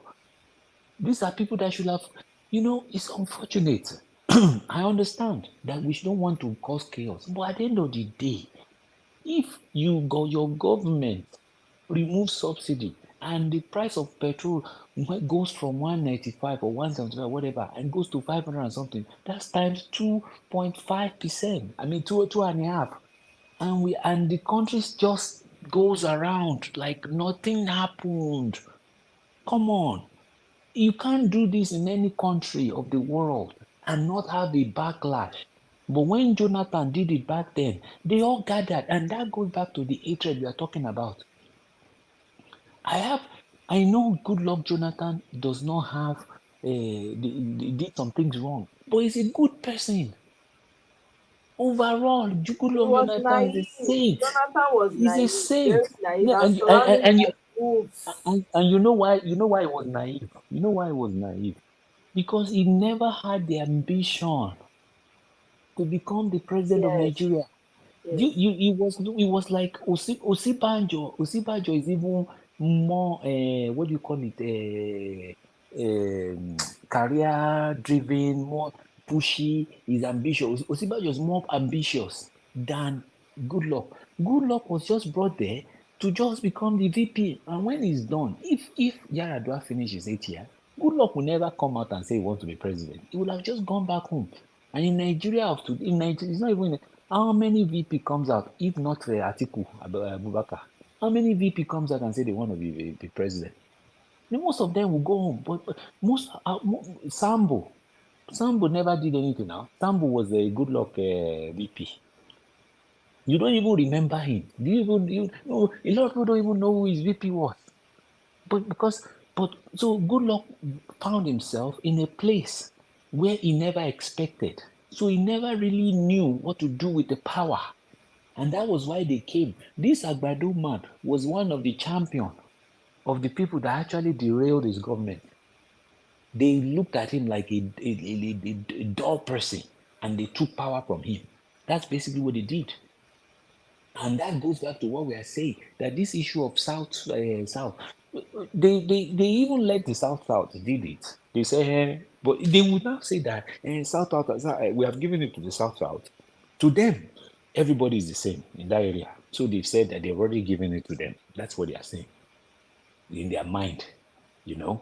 So, but it's just sad for me when I read this thing. And I'm sorry, the mandate, I still have, my mind is 50-50, you understand?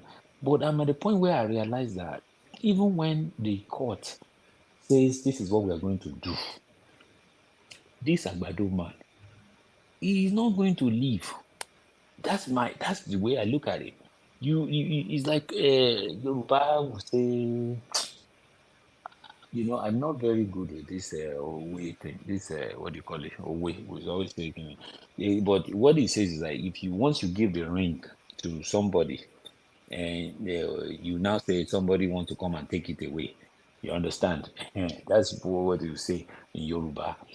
I wish I can say some of those idioms or what do you call it in Yoruba very well. Like Dele Farutimi will say those. He is very, very, very good with those things. Dele Farutimi, for example, is a Yoruba that I want to become like. Do you understand? This guy will say things the way they are, whether he's Yoruba, Igbo, or whatever. But that is the kind of Yoruba we should be celebrating. That's the kind of Yoruba man we should be sitting. Everybody should say, this person, I respect this person. But look at them. We are supporting the likes of Agbado. People are supporting Agbado. They are supporting all these Agbaya, all these people that are old, but they don't know they are old. They are acting like I don't even know. It's really sad. Yeah, it's the truth is that it's the way they want it. You know what I mean? Like they're excited. Most of these people are excited that it's their own that is there. So they have their brain has gone on vacation, permanent vacation. As long as it's my own that is there, at least I can do whatever. I can get all the contracts. I can make all the money. I can do all of this. To the detriment. You know what it's looking like right now? Historically, and this is something that every tribe in Nigeria knows, majority the West has always thrown the rest of the tribes under the trailer. Time in, time out. That's what is now clear more than ever before.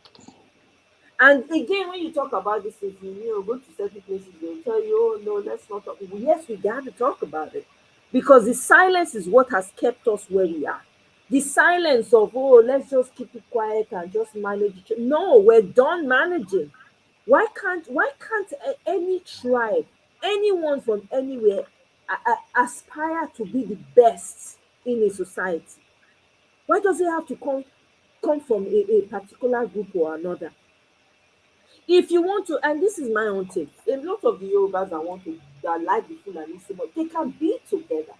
Because let me tell you, you see this chaos that we're saying, oh, we're trying to avoid, it might just happen because of all of this mess that we're seeing. Because it's not changing. Look at the audacity this thief again had to come out and say that democracy cannot be. Who the hell are you? If everywhere scatter, those people no go wait. They go enter the next private jet fly comot. You wanna bet? They will not be there. So what are we talking about? This chaos, everybody just dey quiet, dey look. The anger is brewing. Is brewing every day. You think people are not seeing the mess that's going on? Even the ones that are back home, that even though they're chilling and all of them are just waiting because they're supporting people and they want to see it to the end. That's what's holding them. because it's going to come to a point where people do not give a damn anymore. Let everything just crash. That's where we're getting to right now. So to see a lot of our Yoruba brothers and sisters, the ones that ought to know better, call out their man and say no, and consistently berate the man. No, they're not doing so. They are celebrating in the closet, celebrating in TikTok, places that you will not easily name them and tag them. They will go there and quickly do. The funny thing is that the Nigerians now know how they run things. All the historical things that we've been hearing is now becoming true. It's now obvious to everybody to see. It's a monumental change because what they've created is something that's going to live with people for generations to come. Generations. And people are going to be all out about telling their children the truth and their children the truth. This one of, oh, let's not, don't worry, you can take the history away from the classes. We will teach our children the truth of what happened, and we will tell them, you see that forest there, you see that place, don't go there, don't even marry from there. In fact, you are not even going to see them. How much more marry? So we just do permanent block. It's crazy. I want to see a lot of our western brothers come out on top of YouTube and to be shouting, carry the drum and be speaking up against this evil that they are own. They think they're going to enjoy it forever. Power is transient. Who knows what's going to happen tomorrow? None of us know wetin go happen tomorrow. Na only this minute na we know. We don't know wetin go happen the next minute. Person dey get power forever. Ever fit be like that. I know say the other tribes for Nigeria no just fold their hand. We just dey wait make people of different do wetin we want.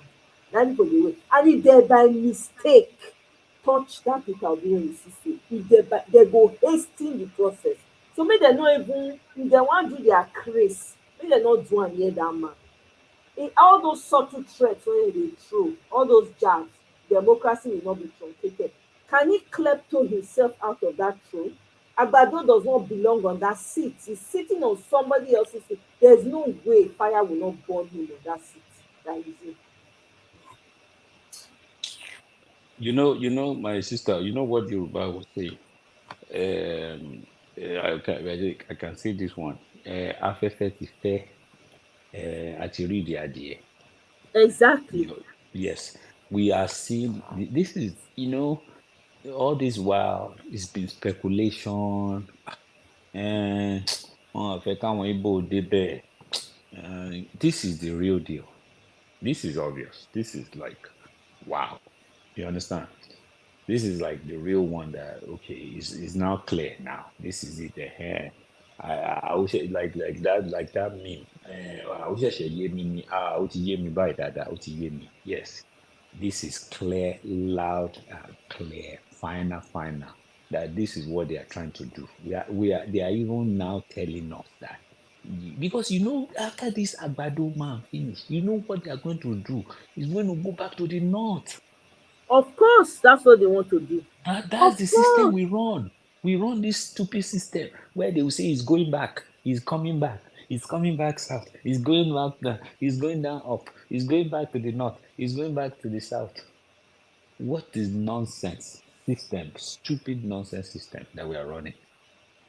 It cannot sustain. We can't continue like this. It cannot continue. It cannot. A country of 200 we and need something to million. pull that. We need to pull that MF down. We need to. It ends with us. It's a terrible nonsense system. It has to. It is madness. The best of us should be the ones who are capable of running countries, of managing people, of dealing with issues. Those are the ones that we should give opportunity. It doesn't matter where you come from. I don't care where you come from. Can you do the job? Look, we're all of us in foreign land. All of us in other people's country. Yeah. But because you dey good at wetin you dey do, na make dem hire you. Dem no look your name, take hire you. Of course, okay, yeah, there is get some. They do their own side. But because you do, they go give you. But you know why? Waiting, my sister. Once you prove yourself for these people country, then go give you chance. At Exactly. first, when they see you, when they see you, they feel look, say, okay, your name, this, your name, they speak like this. But once they test you, say, okay, you get this thing for up, they will leave you. They will leave you alone. They're not gonna mess with you again. But for us, I haven't tested the man. You be say the man never become governor before. He don't become governor before, and we know what he do for. But instead, you know what they do? Then they disparage everything what they do. Say, look at him, look at his record in Anambra State. They want to turn it around. They keep turning it around. They keep looking for ways to manipulate this man's record. And for us, when we see somebody clean, now then we go decide say we not go give them power for our country. That's the way we operate. And the youth gave him their mandate, and they decided they are going to take it away like that, just like that. This thing is still unreal to me. I mean, I'm not gonna lie to you. They are not It's still fixing. Let me tell you, unreal. not only you know what everybody people they wait for this tribunal. People are boiling.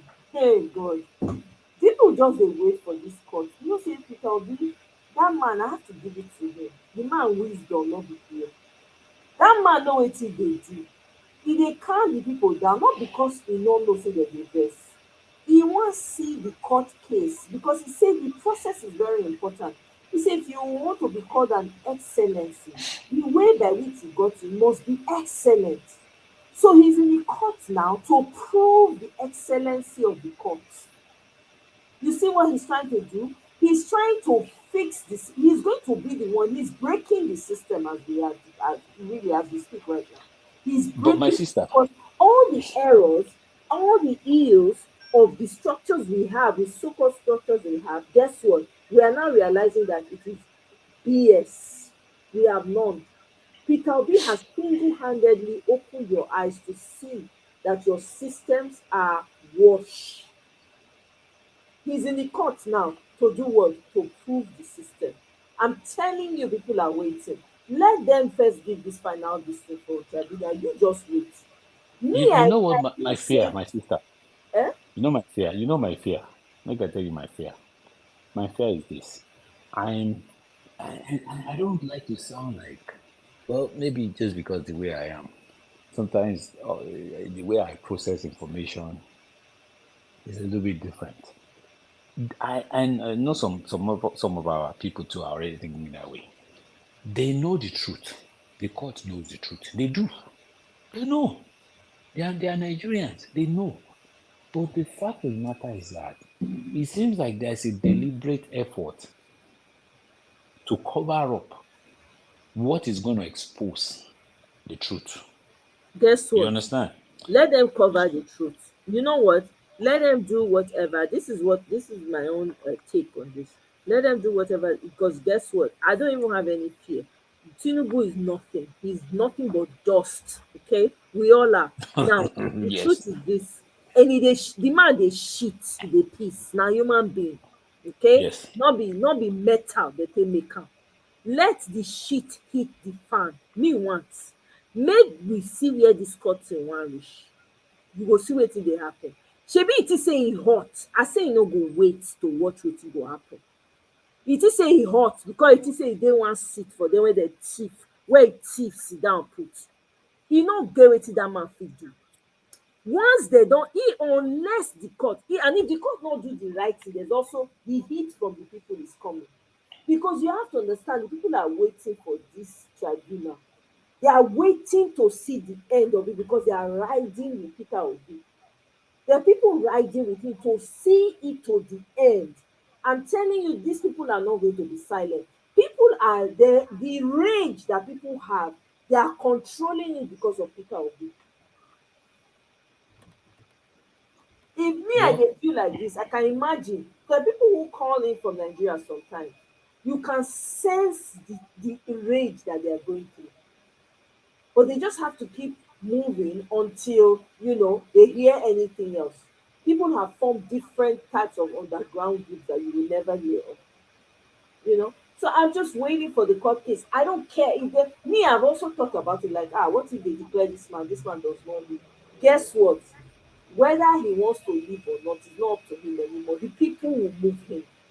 Make you know wetin that scatter wey dem no want for that country na this time e go happen. They go expedite the process, and there are people from here that are planning to go back. Shebi dey say dey get craze since the superior people, as we get supremacy for here too, the ones wey dem wan do like say dem be supremacy, the aka most of these Fulani people and most of these Yoruba people, when we see how supreme they are, dem think say na by power, dem think say na by we have the equipment, we have the influence, we have the, we go know how far. Then you go know say power dey pass power. People are just waiting because you see this Nigerian wey dey say make you no divide, make you no share, dem go expedite the process. Yes. Who wan we talk for here? The reason why we dey shout na make dem hear, make dem get sense, make dem do the right thing. But if dem no wan do the right thing, anything wey dem see dem go take. Guess what? At that time, nobody's home will be safe. See this Lagos wey dem dey drag, dem go run leave am. Now. I mean, look There'll at be look no at look at hiding place for any one of them. They did. Everybody go just sit down. We've been quiet for too freaking long. We've been quiet. People go know they do rubbish. Will they keep quiet all for the sake of let's just be quiet and turn the other eye. Hell to the no. If it as it dey happen, they talk am. If you do evil, we call you out to the evil. I don't care where you belong. You can come from Kafanchan. If you are doing the wrong thing and you're on the side of evil, we are calling out the evil plus you. Because we're tired. People cannot have peace in their homes just because they were. Is it a crime? Which pikin superior pass another one for Nigeria? Who? You see Nigerians all over from every tribe excelling in other countries but their own. That is madness. We can't be quiet forever. Enough is enough. Time for being quiet is over. If you cannot call your own out, other people will call them out. And don't be sentimental. I've said it before. People should not come here and be sentimental and using sensitivity. Keep your freaking sensitivity. People are crying every day. Is your sensitivity waking them up? People no see food chop for the first time in my life. I dey hear people no fit afford to buy food for my own country. Do you know what that is? I grew up in a home, we didn't have much money, but we had food. We were rich in food. There was no food you were looking for, you didn't find in my house. Now people can't go to their farms. Are you kidding me? How do you want those people to survive? To hell with anyone who will say, don't talk like this, be sensitive. Sensitive fire. see, We my need sister. to honor the evil in our society. Those We that are don't talk. benefiting, we need to call them out and name them. We don't dey quiet for too long. We don't dey do am the right way. We don't dey be wetin they call am polite. There is no need for politeness again. I'm telling you, there is no need. There is no Because need. this politeness wey we don do, e no take us anywhere. Na politeness we take go reach where they steal the vote. I mean, how do you describe this whole charade going on, where INEC is rejecting their certified true copy? Exactly. They are now saying that they will respond at the end. They will say they will respond at the end because there is something technical that they are going to use. That's what they are planning on, so that all the evidence tendered by Labour Party are going to be rejected and said, no, you cannot use those evidence and your time is up. You see, it's like a trap. But I believe that the legal team of Peter Obi and Labour Party, they are smarter than INEC. So because this is my thing, for Peter Obi to present all those documents in court, all those evidence. I mean, look at the genius. Look at the camera. Look at the video evidence that he went and brought. I don't think anyone has ever done that before in Nigeria. Never. There's still Nobody. 80 past there now. Never. They say we came for Never. play this time around. This is why I said So he wants to test every system in that he country, wants so to that test you the all system. Nigerians, all of us that have been sleeping under the bed since, we are now seeing it with our eye, with our two koro eye, how messed up the system is. Yes. So for me, I think that, you know, for my thinking is just very. I'm looking at the whole thing like, okay, why are they saying we reject this, we reject that? This is their own document, too. You know, this thing be like. You remember when we did for university those days? We go, the teacher go mark the script, eh? And when he mark the script, say person get like 60%. Then when they go paste am for board, they can't write 90%. Now wetin happen here with that? So Exactly. now when I now go bring your script, say make I come match am with the 90, I can't say 90 and 60 no tally o. Then the teacher can't say no, I no wan make you go bring the paper.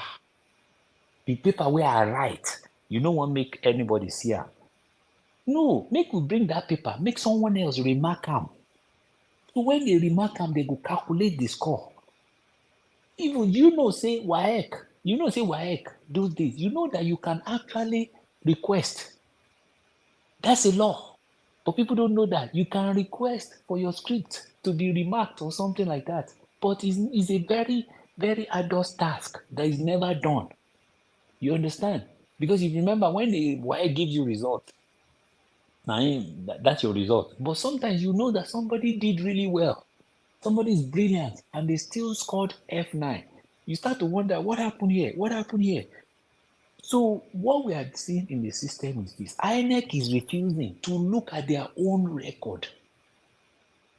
And if that record is open on the table, I know say Peter Obi they don't do this thing for their situation room. They don't calculate them. So they know say all those paper we them bring, all those exhibit we them bring for court, have something in them that will either take away vote from APC or that will bring that vote under 25%, where he claimed to have gotten 25%. Because what they have done is they have looked at states that will bring him below 25%. And once it brings him below 25%, is going to make him not the president. It's going to render him to have not won the election. And that's what they are doing. So for INEC to be saying, we reject this thing, we reject that, we'll present the evidence against, I am waiting for that technical word they are going to use at the end. I am waiting for it. And the only thing that I'm beginning to suspect is this. When during the pre-hearing session, they did not provide all the documents to the Labour Party lawyers. They did not give them all the documents they wanted. So those documents came in to Labour Party after the pre-hearing. And that is one of their biggest point. That is one of the biggest excuses that INEC wants to use at the end. That look, this thing was not presented ahead. And that is why we are not going to use it. But you've forgotten that this thing came from you. Why should, if it came from you, because it came from you today, just because the timeline ended yesterday, but you gave it to me today, does that nullify that that document does not come from you? It is not, does not. So the fact of the matter is that you don't want me to present evidence that will nullify your election just based on the fact that I did not get those documents from you in time. This is ridiculous. And this will never happen in any country. I'm not even talking of advanced country. I'm talking of, I'm comparing ourselves with Sudan, with Gabon, with, Guinea. I'm talking of any country in the world. This kind of charade will never happen. It will never be tolerated. And we are sitting here, people are sitting here and moving around on a daily basis as if nothing happened. My sister, I understand that people are mad, people are hungry, but I am yet to see it.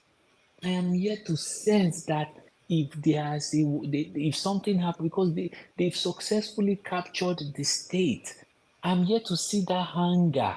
I am yet to see that people are going to do the unthinkable when this thing happens. I am yet to see it. And that's my They fear. are looking at their principal. Now their principal that they wait for court because you keep saying that he's pursuing it in court and he wants to see it to the end. So the people are behind him, and you have the people behind you. So okay, whatever you want to do, we will follow you, right? And see to the end and see what happens, right? This man now, that statement that he made about, oh, nobody should truncate the democracy, when he kill am for there, when he get the audacity to dey come out, man, when he missed here today, gone tomorrow, think say he get all the power for this world, right? People don take note of am. We go see how e wan take go. Make the tribunal first decide this case, make we see wetin go happen. Because you see that country wey dem dey talk say, oh, togetherness, na dem go use their hand divide am by themselves. No amount of military or whatever can save that country when e happen, because everybody is just waiting now, just like you are saying you are waiting. You can't wait to see, you are here to see, you will see it very soon. I guarantee you that you will see it, because people are, you cannot continue to suppress people forever. Only a group of people, they've stolen all the resources of the country, and then they will come out and be calling themselves millionaires, billionaires, stealing people's money and calling themselves billionaires. I've said it before, we don't have any billionaire, no wealthy person in the world. There are few wealthy, extremely wealthy people that you would never hear of, because they don't show off their wealth. They're very quiet. They're living their lives quietly. You won't even know. But you see all these loud ones making noise, stealing, capturing, doing all manner of things just because they want money, they want resources, they want to hold on to power. All those people, there is nothing to write home for, write home about them. Nothing. Vanity upon vanity. Na so when they comot for dis world, their name go disappear like mist. Nobody go mention them again. History will not be kind. Even if their people write history, we go write our own, the truth. Gone are the days when people will just talk one side of the story, people will die. No, we are telling our own stories, and we have no heroes in Nigeria. Zero. No heroes past. Only the ones when they endsars people, I call them heroes. Those are the real heroes. Those that came out boldly, enter. All the people that have made their lives for that country, one way or the other. Ken Saro-Wiwa, Dele Giwa, those people that stood for the truth. Bensini Dahosa, all those people that were bold and very upfront with the truth. Those are the real heroes, not these unique compoos that we have parading themselves.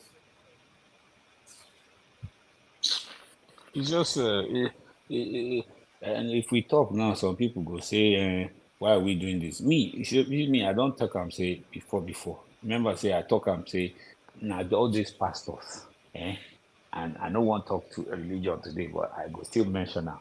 All these Na people, part of the problem now. Na part of the reason wey make Nigerians hostile. When dem don know their right, dem go come. Meanwhile, especially dem dey Adeboye, slap each other where dem dey. Dem go come tell especially you say Adeboye. when they do like this to you, don't do anything. You come to church, you spend all your active life going to church. No creativity, no ambition. You live your And life. you know what's bad, my sister? You know what's bad? The religion is actually the problem of Nigeria. And I will tell you why it's the problem. Religion is the thing that is calming everybody down. Religion is that thing that is telling people, don't protest, don't go out, wait on God to decide for you. Pray. Let's just hope for God for the best. That is what is causing the problem. If we don't have that kind of indoctrination, because that is what they have successfully done, they have successfully indoctrinated everybody to have this mindset that it's only God that will come from heaven and solve our problem. If not, we would have taken this thing into our hands. Yes, despite the fact that people are preaching that God will not come down from heaven to solve your problem. This thing has been going on forever, but this thing this thing is embedded, at the fabric of Nigerians. That look, God is the only one. You see Nigerians who complain that, hey, look at this fuel price, oh, look at this thing, oh, look at that, oh, look at this, oh. Then at the end of that conversation, say, Ọlọ́run nìkan ló lè gbà wá. You see that? That is Nigeria for you. If you say, I don't have a job, this thing, this is at the end of that conversation, God should help us. That is Nigeria for you. Instead of us to sit down and wake up and say, no, God has given us the power already. God has given everything that we need. He has given everything to this world. He has deposited everything here. It's left for you to go and take dominion. So it's our fault if we are not rising up. You see, all these Oyinbo people in France, all those people, they are not sitting around thinking of God. Oh. They are not saying they increase the age from 60 something to by 2 years. So they will now wake up next day and say, let's just pray to God and see God The will thing answer our is, prayer. the reason why it seems like that in Nigeria is, I have to let me give credit to whom credit is due. There were a lot of activists in Nigeria at the time. But guess what your so-called fraudulent leaders used to do?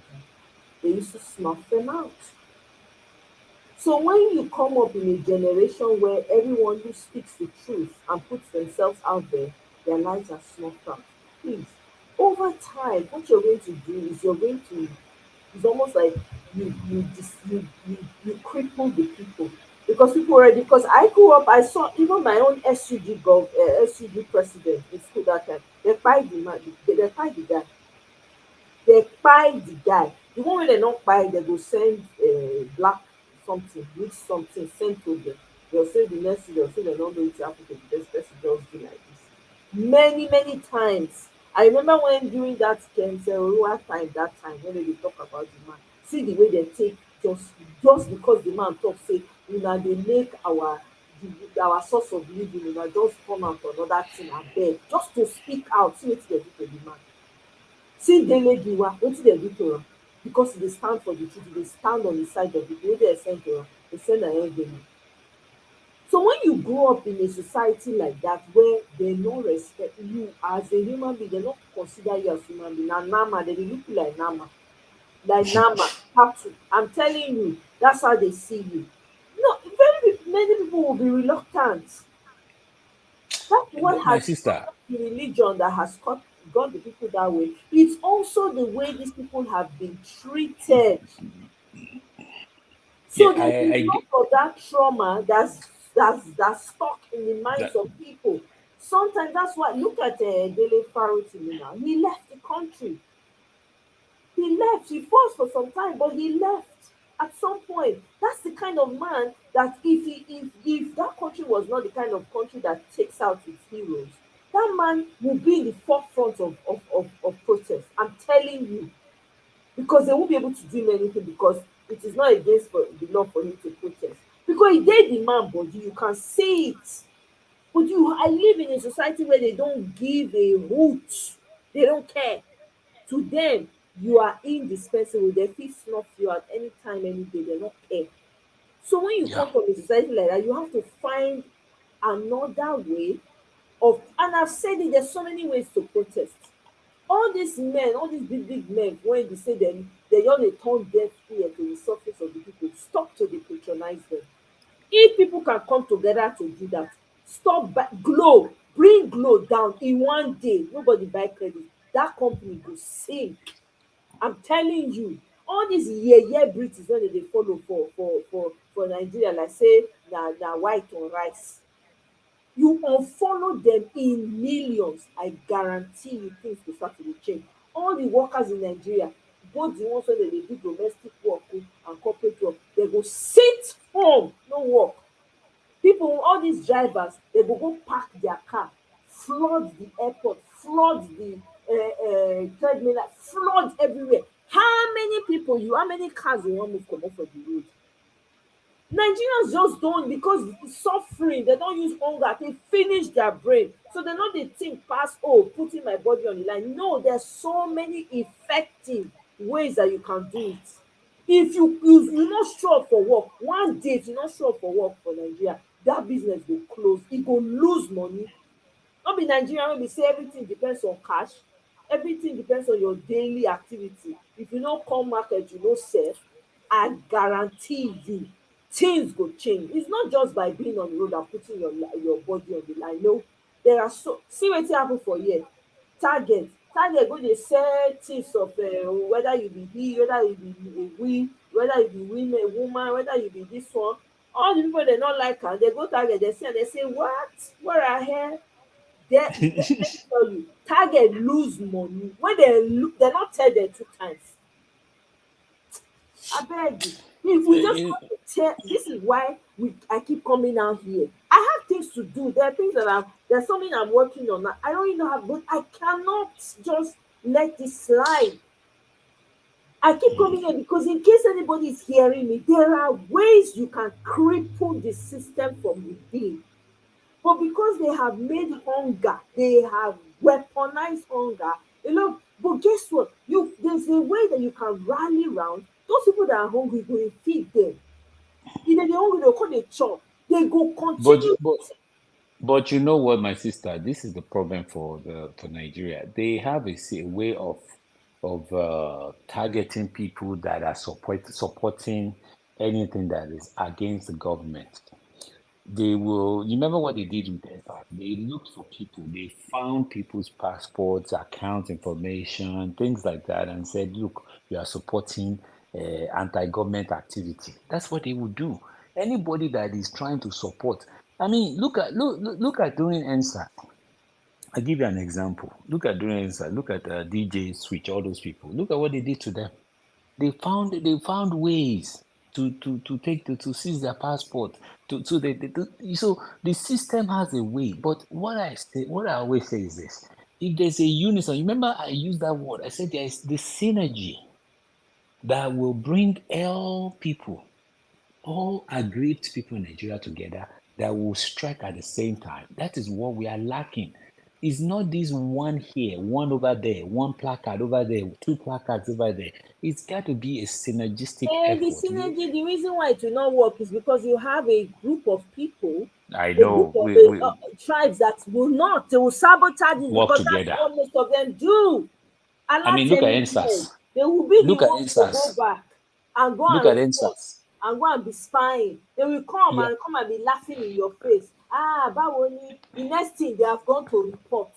That is why it will not work. It will literally take an organic move where people are just in sync.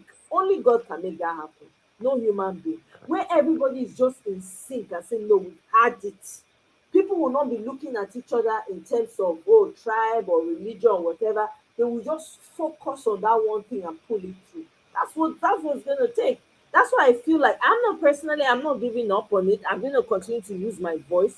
I don't care. I'm not here on social media to make friends. I don't No. send anybody, Papa. I'm here for the truth.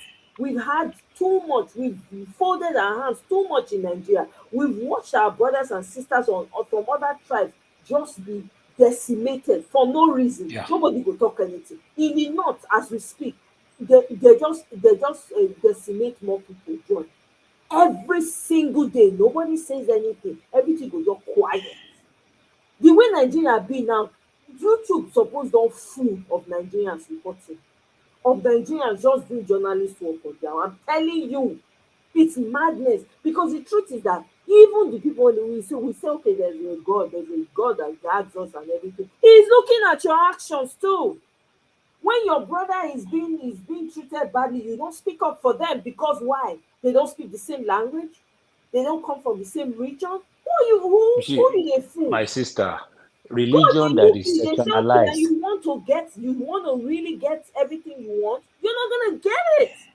You're not going to Religion. get it because people watch as other people. I mean, even during this election, when I came out and I was standing by Peter Obi and everything, even after the election and everything, people started sending me email. Oh, my, I know this was must have been too hard. Oh, Nigeria matter. You have to take it easy. Don't carry it too hard. Don't do this. Don't do that. Statement infuriated me. It's not even about that. Wow, why are we so you live in a foreign world where the system works and nobody sits idly by. People are talking. I did one of my neighborhood app for here, for where I dey live. If I go the app, one woman post recently, e say e get one road when he notice when he drive through, the road e get this thing bebe go one side. He see when that person get the address of the representative, say he wan send am, say matter of fact he wan send am email right now because he no look, he no like as the road be rough, e no good. People wey dey drive for night, if dem no know, dem fit just drive and something go happen to their tire or to their brake fit fail or something. If you see as na that kind, dem no dey keep quiet, dem no dey say oh America matter, dem no dey put am for head, dem no dey carry am to heart o, just take am easy. Any Nigerian that is saying that is also a problem, is also the problem, because right now when we are in the society everybody should be on this table. There's My no time sister, for frivolities, there's no time for oh I want to, there's nothing to smile about, there's nothing to laugh. You can laugh in your goddamn bedroom, don't come and laugh. You need to take this serious, because guess what, this is all you have and you will never have. You will not come from more than one place, you only have one ancestral home. What are we doing? my I'm sister, sorry, my what brother. our people, no, what our people will do instead is we'll focus on, and let's go and let's start going. Let's pray that our leaders should do the right thing. Let's pray that our leaders should start doing the right thing for this Somebody country. sent me a message. All you can do now is just pray. I said, Hey, need to say let me talk, say you pray you please, no yeah, I for tell the person. you are getting my point that they've indoctrinated. You said it. I like the way you went back and said, look, you have a society where they did this to Ken Saro-Wiwa, they did this to Delegiwa, and that also kind of scared. But the fact of the matter is that all those things they did is to scare people away from fighting for their rights. They know the way rights are being, you fight for rights all across the And world. because It's there's no not changed. unity. The It's reason never why going they to can change. single-handedly just get rid of people on their own, because people are not united. That's the, let me tell you the truth. You say this Nnamdi Kanu that is in jail for no reason, none Yeah. whatsoever. A matter Just of fact, because Agbado you should be abused in that, Buhari. and Bubu should be there, all of them, right? The man, just because he's been speaking the truth. Do you know that if all Nigerians, if we're all united, if we all knew what's up, as we're all woke now and realize what's going on, the mess that's going on in Nigeria, if we all knew, then they for not fear for not let them touch that man. Yeah. Fear for not let them touch that man. You see where there's power in unity, Yes, I see what that's you're where saying. it comes. Is it okay like Peter Obi now? Do you think say they will both touch that man?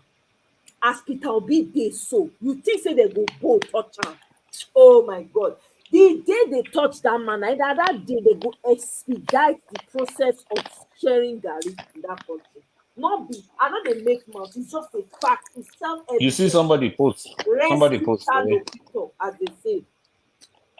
they said they are using religion to yes, that's what is going on. Religion is being used to control. See, religion and power in Nigeria, religion and government work hand in hand.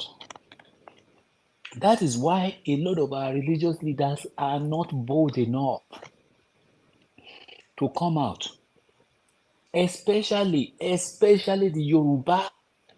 Because when you even go into this Pentecostalism, where are we talking about? It's mostly in the West now. Yoruba pastors, they are the ones that Exactly. are No, prominent. you are So right so about that. let's go up, but let's even say the truth. So the government exists on one side, our religious leaders exist on another side, but they work hand in hand. Every pastor has one of the prominent people in his church. One prominent, if Exactly. it's not governor, if it's not a senator, they go to one church or mosque. So the way it works is they have to tell the people to calm down.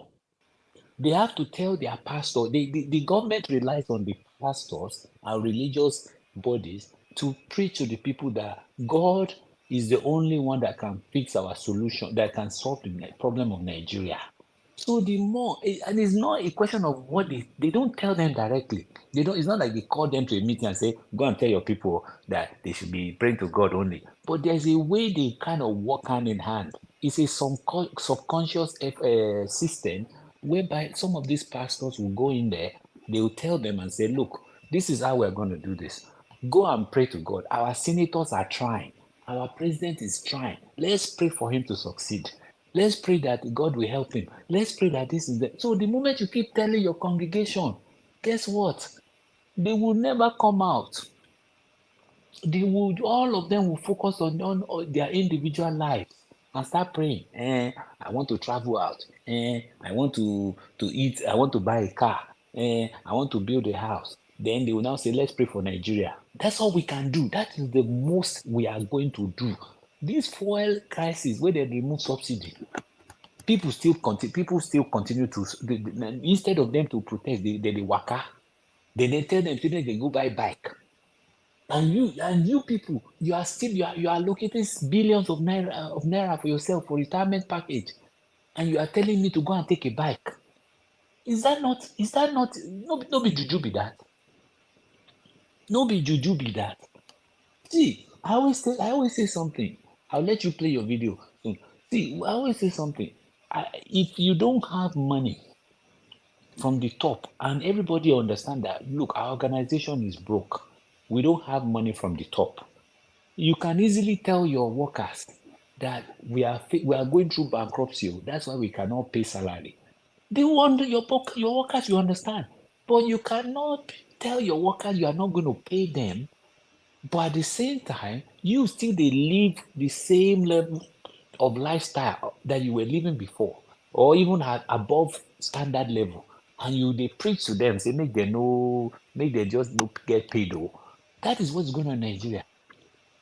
We keep saying that we are in debt. We keep saying this and that, but you are buying jets, you are buying all this massive stuff, you are borrowing money from all these countries, and you are telling your people that you are taking a subsidy, you are removing subsidy. Is that not intentional sufferhead? Be that? Then you will come to say, make they pray. Make them they pray. Pray for what? What are you praying for? What are you praying for? Go ahead, please. Thank you, my brother. Thank you. But I like this man. This man dey give me joy anytime when you talk. Once more, my name is Olalekan Larewaju. Today is my birthday.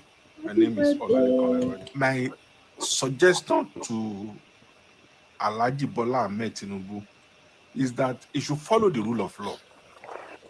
Whatever decision he's going to take, he must follow the rule of law. I don't know whether he's still, I know that he was a member of NADECO.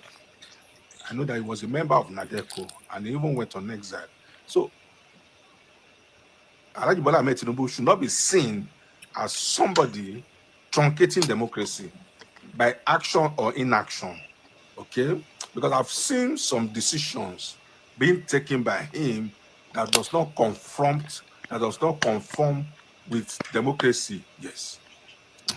I've seen some decisions being taken by him that does not conform with democracy. So Alhaji Bola Ahmed Tinubu, this is my suggestion to you. You are not bound to take it. I don't want you to take it. It's a suggestion. It's not even opinion. It's just a suggestion to you. You are not bound to take it. You are the executive president of Nigeria. Make sure that you follow the rule of law. Okay? Make sure. Funsho, please, there's a glow number on the screen. Funsho, there's a glow number on the screen. Make sure you follow the rule of law. Alhaji Bola Ahmed Tinubu, make sure you follow the rule of law. Number one. Number two, make sure that justice prevails at all times in Nigeria. You're a Democrat. You claim to be a Democrat. I don't know whether you are still a Democrat, but you claim, in fact, there was a time you visited Edo State. There was a time you visited Edo State and you said you are father of democracy. If I'm not mistaken, you went to Edo State and said, and I'm quoting you verbatim, you are father of democracy. So let's see that truly you are father of democracy. That's number one. Number two, make sure that Nnamdi Kanu is released unconditionally. Make sure that Nnamdi Kanu is released unconditionally. Number two, make sure that Nnamdi Kanu is released unconditionally. Okay? Nnamdi Kanu is released unconditionally. Not because of anything, but because whatever punishment that federal government wants to give to Nnamdi Kanu, federal government has wasted a lot of his time in detention, and to make it worse, no court has been able to convict him of treasonable felony. No court of competent jurisdiction in Nigeria has been able to convict Nnamdi Kanu of treasonable. So make sure that Nnamdi Kanu is released unconditionally henceforth. Now, concerning Emefiele, I'm not a fan of Emefiele. The method and the way he was removed from office was illegal, and I will tell you the reason. Emefiele, what did they call his name? The immediate past governor, the immediate past governor of Central Bank. Emefiele was not arrested. I'm not saying about his arrest anyway. Emefiele was removed from office illegally. Okay, you cannot remove a governor of Central Bank without the consent of the Senate. Okay, so I know that people will not know what I'm saying now because Nigerians don't read their books. Nigerians don't read. In fact, how many Nigerians have a copy of the Constitution, 1999 Constitution? Emefiele ought to have been removed according to Central Bank of Nigeria Act. Emefiele ought to have been removed according to the procedure laid down by Central Bank of Nigeria Act. And the procedure laid down by Central Bank of Nigeria Act is that you must get the permission of the Senate before you can remove a governor of Central Bank. The detention of the arrest and detention of Emefiele is another thing entirely. I'm not bothered about his arrest and detention, but the procedure, how he was removed from office, is what I'm bothered about. I'm a lawyer, and I will not promote what we call anarchy in Nigeria. If Alhaji Bola Ahmed Tinubu is not careful, if he's not careful, his government will be worse than Buhari's government. If it's not careful, okay. Up to now, I have not seen Alhaji Bola Ahmed Tinubu to condemn what Obasa said. Obasa, the Speaker of Lagos State House of Assembly, came out and said they are going to make a law that is contrary to the provision of the 1999 Constitution as amended. Whatever Obasa said is rubbish. Whatever Obasa said is rubbish. Now, whatever Obasa said is contrary to Section 1, Subsection 1 of 1999 Constitution, Section 43, Section 44, Section 39(1), Section 30, Section 40. So I still don't understand if Obasa must make a comment. If you don't know what to say, won't you keep quiet? Obasa, what did they call his name? Obasa, I don't know his first name. Obasa, Oba, what do they call his name? If you don't know what to say, won't you keep quiet? Must you talk? If you don't know what to say, won't you keep quiet? You are just a speaker of a state house of assembly. So I still don't know how you think that Lagos State House of Assembly can make a law that will override the Constitution. I still don't know where you derive your power. That you think that Lagos State can make laws. Lagos State House of Assembly can make laws that will override 1999 Constitution as amended. So Obasa, if you don't know what to say, keep your mouth shut. Stop disgracing we Yorubas. Okay, stop disgracing we Yorubas. Okay, keep your mouth shut. And then all of you that are in Lagos, that are holding political offices in Lagos, you are not even from Lagos State. You are not from Lagos State. You are not. You are not. You are not from Lagos State. All of you that are making laws in Lagos State, you are not. Obasa is even from Ogun State. Bola Ahmed Tinubu is from Osun State. Sanwo-Olu is from Ogun State. Olalekan Yayi is from Ogun State. And a lot of them like that. Delalake is from Ekiti State. So all of you that are making laws and are shouting that people should go back to their state in Lagos, you are not even from Lagos State. That's the irony of it. All of you that are making Tinubu is from Ilagbiji. So why are you so much engrossed about somebody should go back to his state? So Tinubu, Sanwo-Olu, Obasa, don't back more than you can chew. Don't set the Southwest on fire. Okay, don't set it. And I'm warning Tinubu's gullible followers. I'm warning all of you, Tinubu gullible followers. And if anything happens, Tinubu will just enter his private jet and run away. Exactly. If anything should happen in Nigeria, Tinubu will hop into his private jet and run away and disappear. Nobody will know his whereabouts. And don't forget that he's a citizen of Guinea-Bissau. He has a diplomatic passport of Guinea-Bissau. That means he can enter anywhere in the world with Guinea-Bissau diplomatic. So all of you that are supporting Tinubu, that are following and egging him on to make obnoxious law concerning Igbos in Lagos State, you will regret it. Don't go and start what you cannot finish. Yorubas in Lagos State, don't go and start what you cannot finish because of Tinubu's selfish interest. Okay, almost said. You are the president of Nigeria now. So what else do you want? Won't you be magnanimous in your illegal victory? Won't you be magnanimous in your illegal victory? So you are the president of Nigeria as of today, until the court says otherwise. So what do you want again? You said you want to make a law. Obasa is saying they want to make a law, and that the law will reverse all the titles in Lagos State. Let me tell you, Obasa, you must be a fool, oh, and I'll tell you the reason. You don't make retroactive laws. You don't make retroactive laws. So you don't make retroactive laws. So Obasa, go and look for the dictionary meaning of what I just said. I know you are not intelligent. You don't make retroactive laws. So what I don't know what you mean, but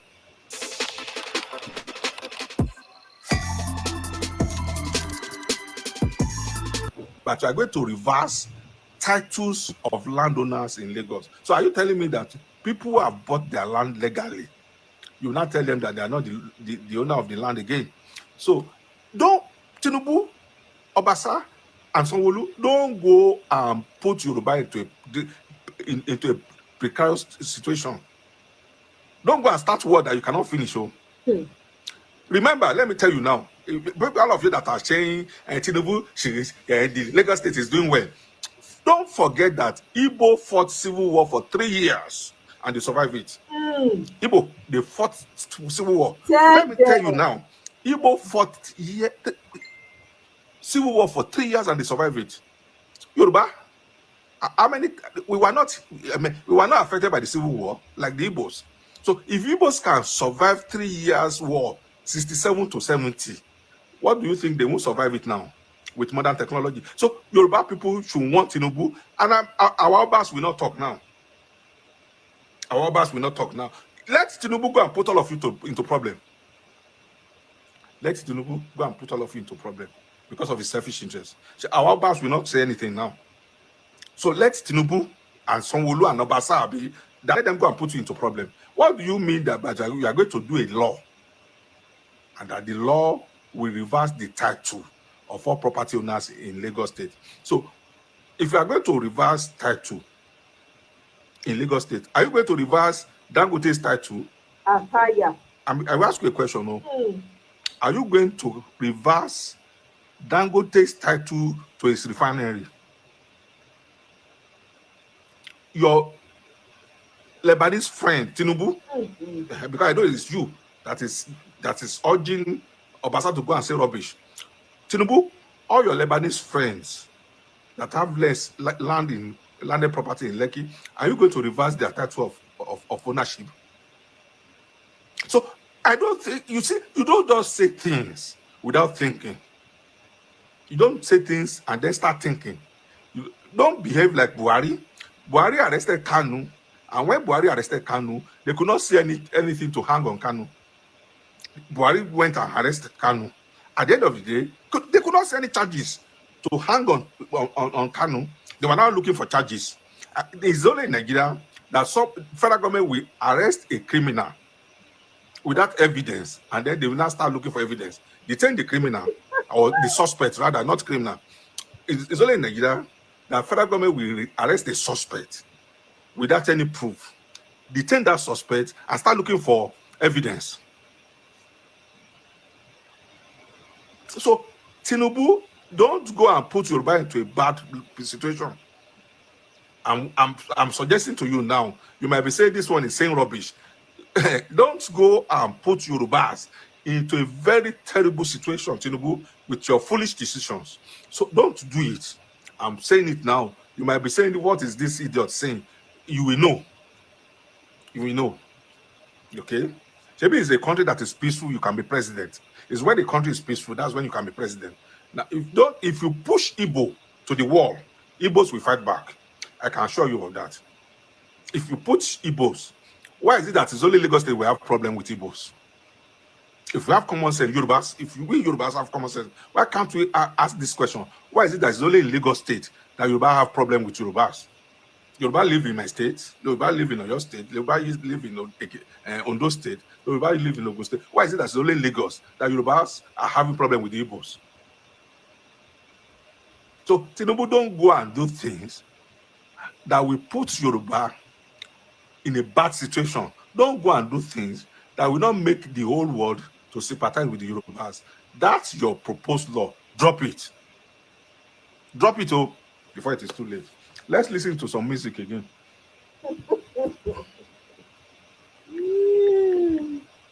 And I hope our Obas will want Tinubu and Obasa. Our Obas, you don't pretend that you are not aware of what is going on. Because if it's a party now, you'll be in the party. If it's a party, whether they invite you or not, you will go to the party and attend the party. You better caution Obasa now. You better caution Obasa. Tí ara ilé ẹni bá jẹ èkúté onídodo ẹrẹ wúru ẹ kò ní jẹ́ kí ọ̀sùn lóru. If you think because you are in Ile-Ife, it won't affect Ile-Ife, it will affect Ile-Ife. So don't let Tinubu go and start a war that you cannot finish. Now, if you don't know the importance of Lagos State in Yoruba land, I will tell you the importance now. Once Lagos State is captured or destroyed, that's then for Yoruba land people. That's it. Whatever we have now in Yoruba land is by the power of Lagos State. Whatever we are bragging about in Yoruba land is only Lagos. Whatever we have, how many income do they generate in Ekiti State? How many income do they generate in Ekiti State? How many income do they generate in Ogun State? Ogun State is even better. Ogun State is better. How many income can they generate in Ondo State? How many income can Ondo State generate? How many economic income can Ekiti State generate? How many economic income can Ondo State generate on their own? It's only Lagos State that is sustaining Yoruba land. It's only Lagos State that all of us are looking for. So, Tinubu, if you foolishly allow Igbos to destroy Lagos State, okay, you see, don't go and start a war that you will not be able to finish. Don't start a war that you don't know how it will end. You might start a war and think it is easy. You don't know, you won't know the end. Look at Russia. Russia thought that they would just overrun Ukraine. Russia thought that they would just overrun Ukraine. They are still at war. So Tinubu, better go and warn Obasa and Sanwo-Olu, your houseboys, not to do anything that will go contrary to the general interest of Yoruba. We Yoruba, we did not send you. I'm starting my own now. I don't live in Nigeria, so don't think that anything will affect me. If anything should happen in Nigeria, you people that live in Nigeria will be the first casualty. Nothing will affect me. So if you think you can say I'm saying rubbish, so go and want Tinubu, go and want Sanwo-Olu, go and want Obasa. I'm saying my own now. That's your law that you want to pass in Lagos State. is idiotic, unconsciousness. So don't go and don't go and pull trouble that you will not be able to accommodate. Mm. Yes, let today is more or less a player, but we must. I mean, not. I'm not even discussing politics today. I'm suggesting to President Bola Ahmed Tinubu what he should do. Don't let anybody deceive you. Don't let sycophants put you in a tight situation. Don't let sycophants um, uh, uh, push you to the extent that you are going to you are going to make decisions that will set Nigeria on fire. Now, I'm saying my own now. That's your law that you want to pass in Lagos State. Don't do it. That's your law that Obasa said you want to pass. But I mean, Tinubu just one name. It will not do anybody any good. Okay, that's your law. So that's your law that you want to target Igbos. That's your law that wants to discriminate against Igbos in Lagos State. Must Igbos vote for you? Is it compulsory that Igbos vote for you? If they don't want to vote for you, they don't want to vote for you. I remember when Obasanjo became president in 1979 or so, Yoruba did not vote for Obasanjo, and heaven did not fall. When Obasanjo became democratic president, Yoruba people did not vote for him. Heaven did not fall. And Obasanjo did not, because of that one, we shunned Yoruba people. So don't go and start a war that you will not be able to finish. If you think Igbos are stupid, Igbos are not stupid. They have survived 3 years civil war. If you push Igbos to the wall, you will know that Igbos are not stupid. So don't go and push your luck too far.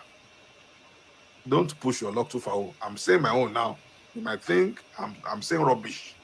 Don't go and push your luck too far. If you don't want Igbos in Lagos State, it's as simple as ABC. Let the country divide. It's as simple as ABC. Let the country divide. And in fact, that's what I'm praying for. Let the country divide, and everybody will go his own way Yes. to your territory history. Let Nigeria divide.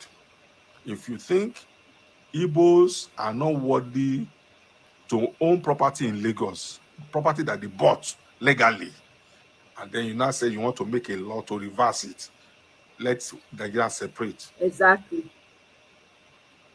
Let Nigeria separate. It's as simple as Exactly. ABC. But that's what I would prefer. Let Yeah. Nigeria, if I have my way, let Nigeria separate. Yeah. Being in the same country with Fulani, it doesn't make sense to me. At all. I even prefer us to be with Igbos than to be with Fulanis. I prefer Yorubas to be together with Igbos than to be with Fulanis. So let Nigeria separate. Let everybody go No, his they or her can own go way. with It's not by Fulani. I force beg. that we must be a country. It's not by force. So and I'm not insulting anybody. If you know that Igbos are not worthy to be president of Nigerians, if you know that Igbos are not worthy to own property in Lagos State, let Nigeria separate. Simple. And I'm like, I will say it again, I'm watching Peter Obi. I want to see his reaction. Please, if Peter Obi has made any comments, please let me know. I'm watching Peter Obi. I want to see his reaction. And I want to see the reaction of Olisa Agbakoba, SCN. He's my senior as a lawyer. He's a senior advocate. I want to see the reaction of Olisa Agbakoba, SCN. I want to see the reaction of Orji Kalu. I want to see the reaction of Joe Igbokwe with the new laws that Lagos State House of Assembly want to They pass. won't tell anything. Sorry for Just go interrupting and you, and I don't will even interrupt you. bother. You see, what is going on in Yoruba land now, we are not in support. Let me tell you that, number one. Number two, is the lazy one among us. Lazy, I'm saying it, lazy Yorubas.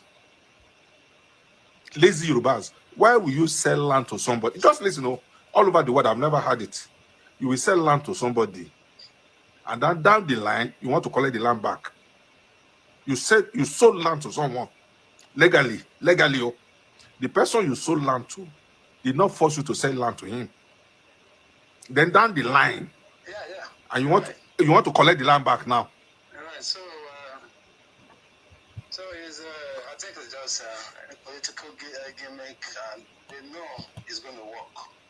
if you want to divide Nigerians, just bring politics, bring tribal and religious sentiment, and that's the only way for them to get Lagos. They lost Lagos. So the only way to get Lagos back is try to divide the people, and unfortunately, some people told the line and believed them. Well, But let's see how it goes. no. Happy birthday. No. You see, thank you. We will not allow it, and I will tell you why. People like me will not. I might not be nobody. I might not be nobody. I might not have access to steal Nigerian money, but I won't allow it. And I will tell you why I won't allow it. Not that I have a power I want to use, but I will enlighten people. Just listen. I will enlighten people. Tinubu, Yoruba is not Tinubu's personal property. But yes, Let's get that one clear. Yoruba, as a whole, is not Tinubu's personal property. There was never a time that the whole of Yoruba land was willed to Tinubu. If Yoruba land has been willed to Tinubu, let him bring his documents where Yoruba land has been willed to Tinubu as a legacy. Okay? So whatever is planning to do is between him and his gullible supporters. If he's not a lazy man, if it's not, how many jobs has he created in Lagos State? Exactly. How many industries does he own in Lagos State, apart from politics? How many manufacturing companies? Go to the east. You'll be hearing people like GMO Group of Companies, Ibeto. You'll be hearing people like Chikasi. How many of them do we have in the Yoruba land? Okay. How many Chikasis are Yoruba people produce? Now in Yoruba land now, when we are hearing of people like, even let's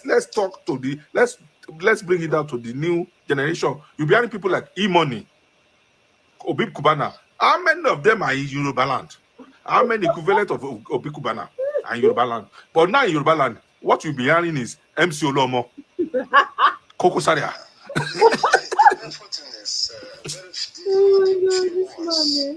I hear that you think would think differently. Some of them are still supporting this problem. And because they are foolish. No, they are foolish. People like you, a lot of people like you that don't believe in this nonsense are standing up. But we still have those, no matter the level of education and exposure, still supporting issues. No, Sesi. Let me say, you say happy birthday and Before you go, let me tell you something. For the mere fact that you're a graduate does not mean you cannot be stupid. Exactly. We are mixing it up. For the mere fact that even stupid people, we have some stupid people who are billionaires. You see, when it comes to political office, money is by sheer grace of God. It's not by your willpower. That's right. On a serious note, that's right. We have stupid people who are billionaires. Okay? And then they will employ intelligent people to work for them. So then some inherited their wealth. Some, they are stupid, but they are at the right time, they are at the right place, they are at the right place at the right time. Okay? So don't think everybody that is in power is intelligent. Don't think everybody that has money is intelligent. So if somebody is living in either USA or UK, it doesn't mean that they are intelligent or they are sociable. Exactly. It's just by sheer grace of God. I will let you go. Thanks. Thanks for your call.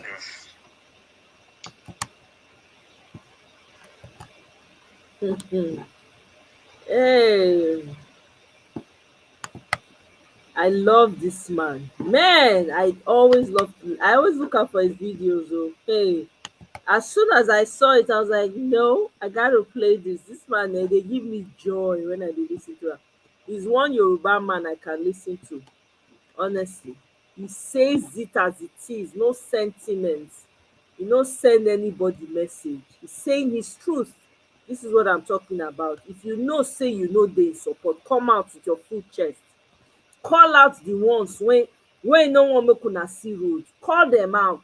That's what it's about. Don't just sit in the back and then you keep quiet while they do bad thing to your neighbor. You turn your other side because not be your countryman, not be your village, not be your tribe man. This is why I love listening to this man. Always speaks the truth. Always speaking the truth. Nothing will happen to you if you speak the truth. It's time up. All that BS wey we dey cover under carpet, everything don grow maggot. We are pulling everything out. If you know you are one of those tribal bigots, we go let you know to your face. All that one of telling your children in the bedroom back in the day, don't speak Yoruba, don't do, all that one is gone. We are saying it to your face now. Again, I'm not on social media to make friends. I'm not. If you are sensitive, you don't like it, don't come on my life. Matter of fact, unfollow me. I no dey look for celebrity status. Na truth I come tell. If e too heavy for you, no join. Simple. Mr. One Love, welcome o. Good evening, sir. Good evening to you, Amaya. I hope you're Good doing evening, well. my brother. Mm, Welcome o. Happy Monday. yeah, happy Monday to you. I guess it's almost Tuesday now. Yeah, on your end, huh? Yeah, I saw you on YouTube. I'm like, wow, you're still there tonight.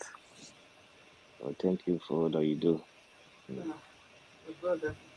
We yeah, get choice. Do we I have a was choice? Do I have a choice? I know.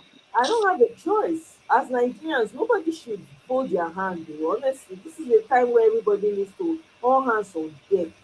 Literally, Yeah, no Nigerian has an excuse. You cannot sit in the corner and be say, "I beg, I don't want this. Too much headache." Who is going to fight for? Who's going to do it? If you don't, who's going to do it? You don't know where. You do not know where the wind is taking you tomorrow. You have no idea. Dis folding our hand and saying abeg Nigeria matter na im carry us reach where we dey so. Na yeah. im carry us. When we no dey talk true, when bad thing dey happen we no go talk am, na im carry us Mm-hmm, reach where we dey so. mm-hmm. Yeah, that's the thing. I was listening to that. They said, what's his name? Agbado gave some speech today. I didn't even bother to I listen. didn't I bother just me, got it God because forbid. I don't listen to anything you have to say someone does not have anything to say. What is he at gonna all. say about democracy? Come on, let's stop deceiving ourselves. Exactly. Yeah. I was listening to this guy you just was playing on your channel like a few minutes ago. I think the guy pretty much said it all. Yeah. One time I begin to before I left Nigeria, I was trying. I mean, I never really paid attention to it. It was when I came here, I started like trying to figure out why is it that maybe you might have an idea because I think at one point you said you lived among Yoruba and Hausa and all that. Why is it that most some of the Yorubas that I won't say all of them, probably I don't know 50% or so are Muslims. Do you know what that is? Is Yeah, it just because they because? intermarry. They marry, they don't, they're very liberal when it comes to religion. They can marry, a Right. Muslim can marry a Christian, and the influence of the Islamic religion came from the north because they've always partnered with the north now, right? Yeah. They've Yeah. always part, so that's where that came from. And most of them travel to Saudi Arabia and all of that. So they come back with the religion. And it's easy for them to cross carpet. They can be Christian today, tomorrow they change, they say they are Muslim. If they marry, some woman can be marrying a Muslim man, next thing she will change her religion and become Muslim.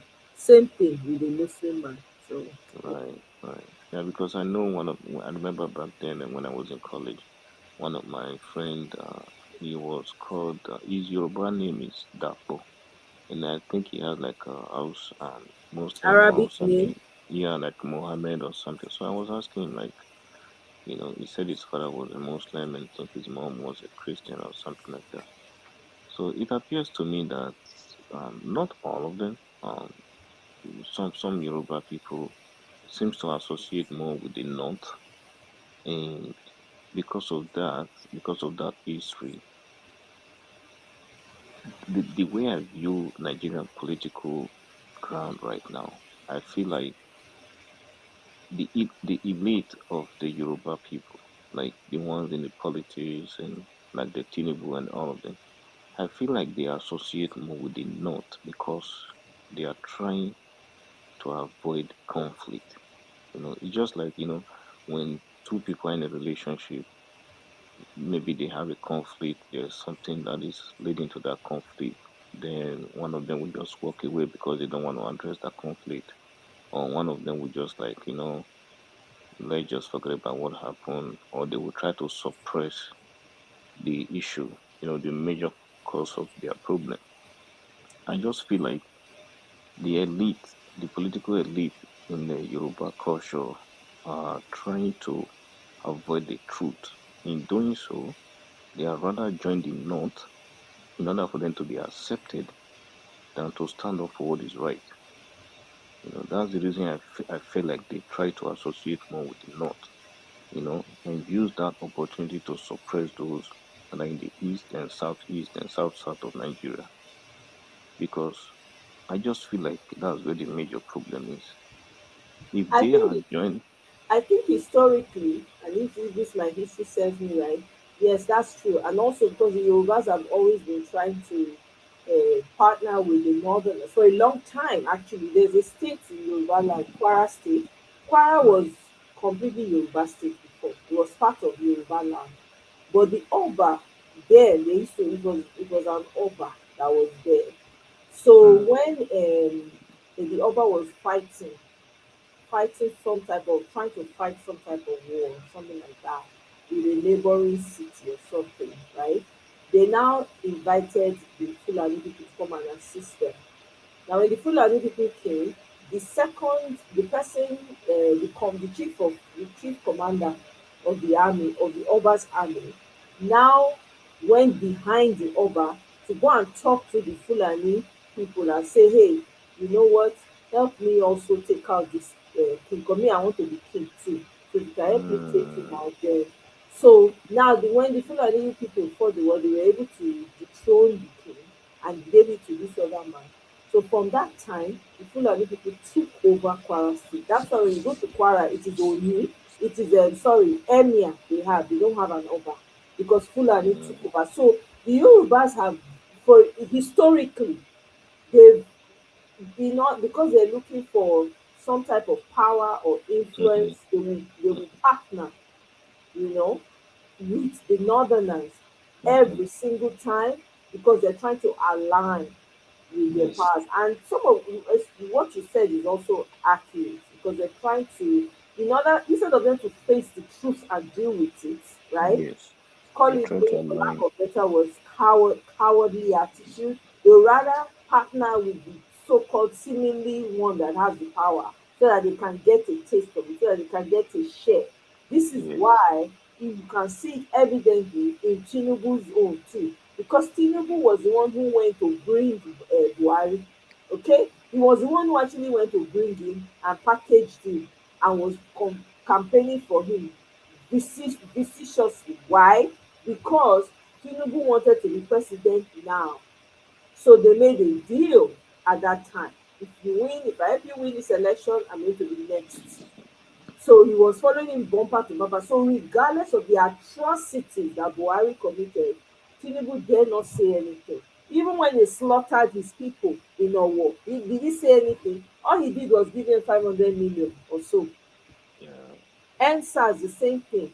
So for a long time, historically, Yorubas have always partnered with Fulani people because they want yeah, to align with power. And that's the yes, result of what we're yes. seeing today. That's the kind of the way I view them. I mean, it's not all of them, just the one that are, Yeah, it's not all politically, of them, absolutely. the one that But are, it seems like because it seems like it is general, it is more yeah, because you don't yeah, have a lot of people coming out and speaking against this. yeah.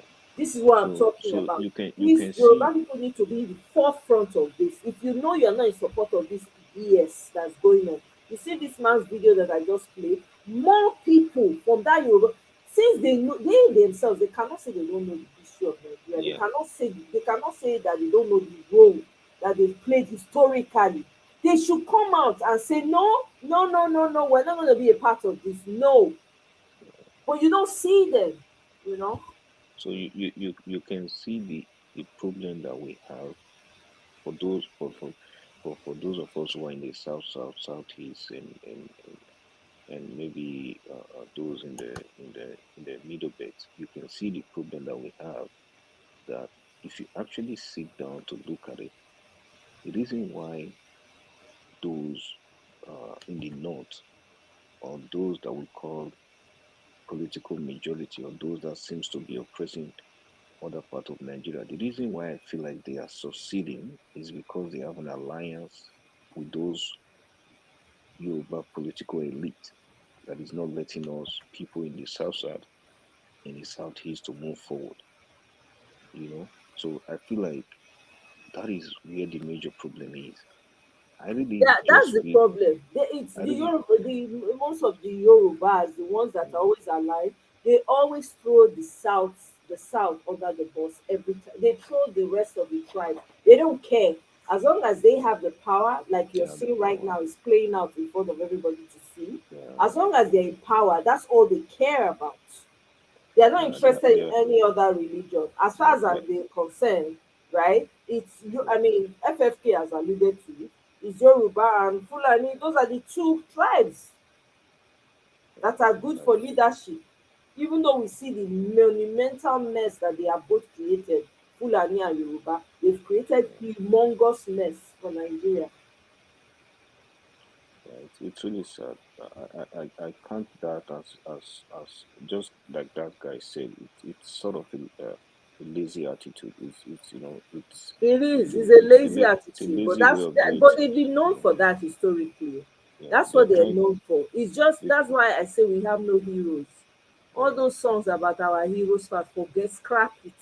We have no hero. I think the only hero we probably have is Nahoro and Brosali on the state level that I remember. What's it called? The likes of Kensaro Wiwa that's no longer with us. Dele Giwa, all those people that stood for the truth and fought for their people and did the right thing. Ogede, is it Ogedengbe or Ogbemudia? Ogbemudia also did well. And also that woman that was the first Nigerian woman to become a senator. I forget, she was from Edo State. I forget where she was. I yeah. forget her Forgot her name now. name. She Yeah. passed away recently. Oh wow. Yeah, imagine being the only woman senator at that time with this type of men. Hey, God, I beg. Can I imagine can what imagine she what was she going had to through. deal with. So she was the Yeah. first senator in Nigeria from Edo State. So we have a lot of heroes, of course, from other regions too, right? That they don't talk, they push them out of history books. They don't talk about them. So they will write over them and they'll be giving you the likes of Awolowo when you say na him be the papa of this tribalism when we dey face today.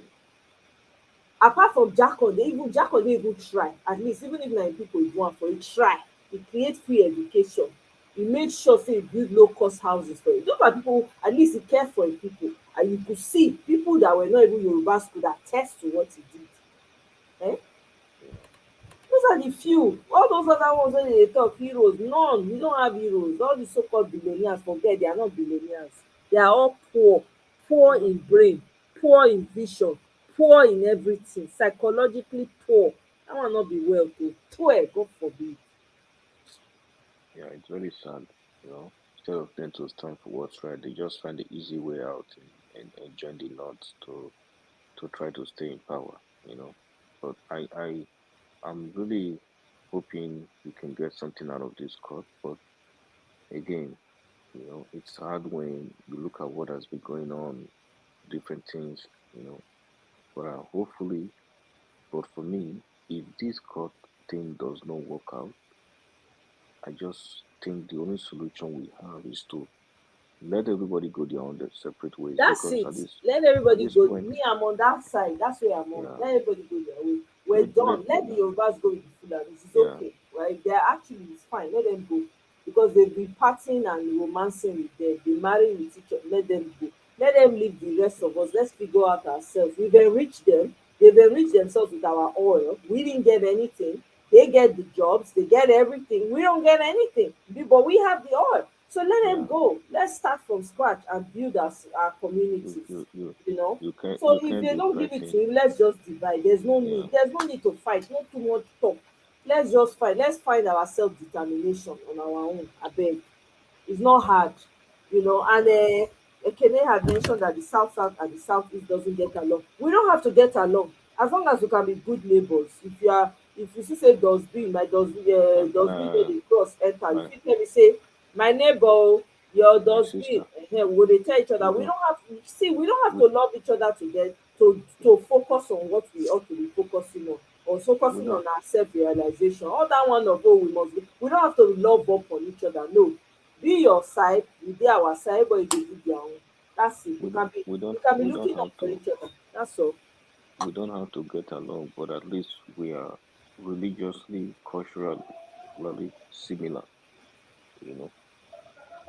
Yeah, but if we don't get along, because not everybody is going to want to be together, which is fine. I'm fine with that. As long as every region can be in peace on their own, that's okay. Do you develop your own? We also develop at our own pace, no competition.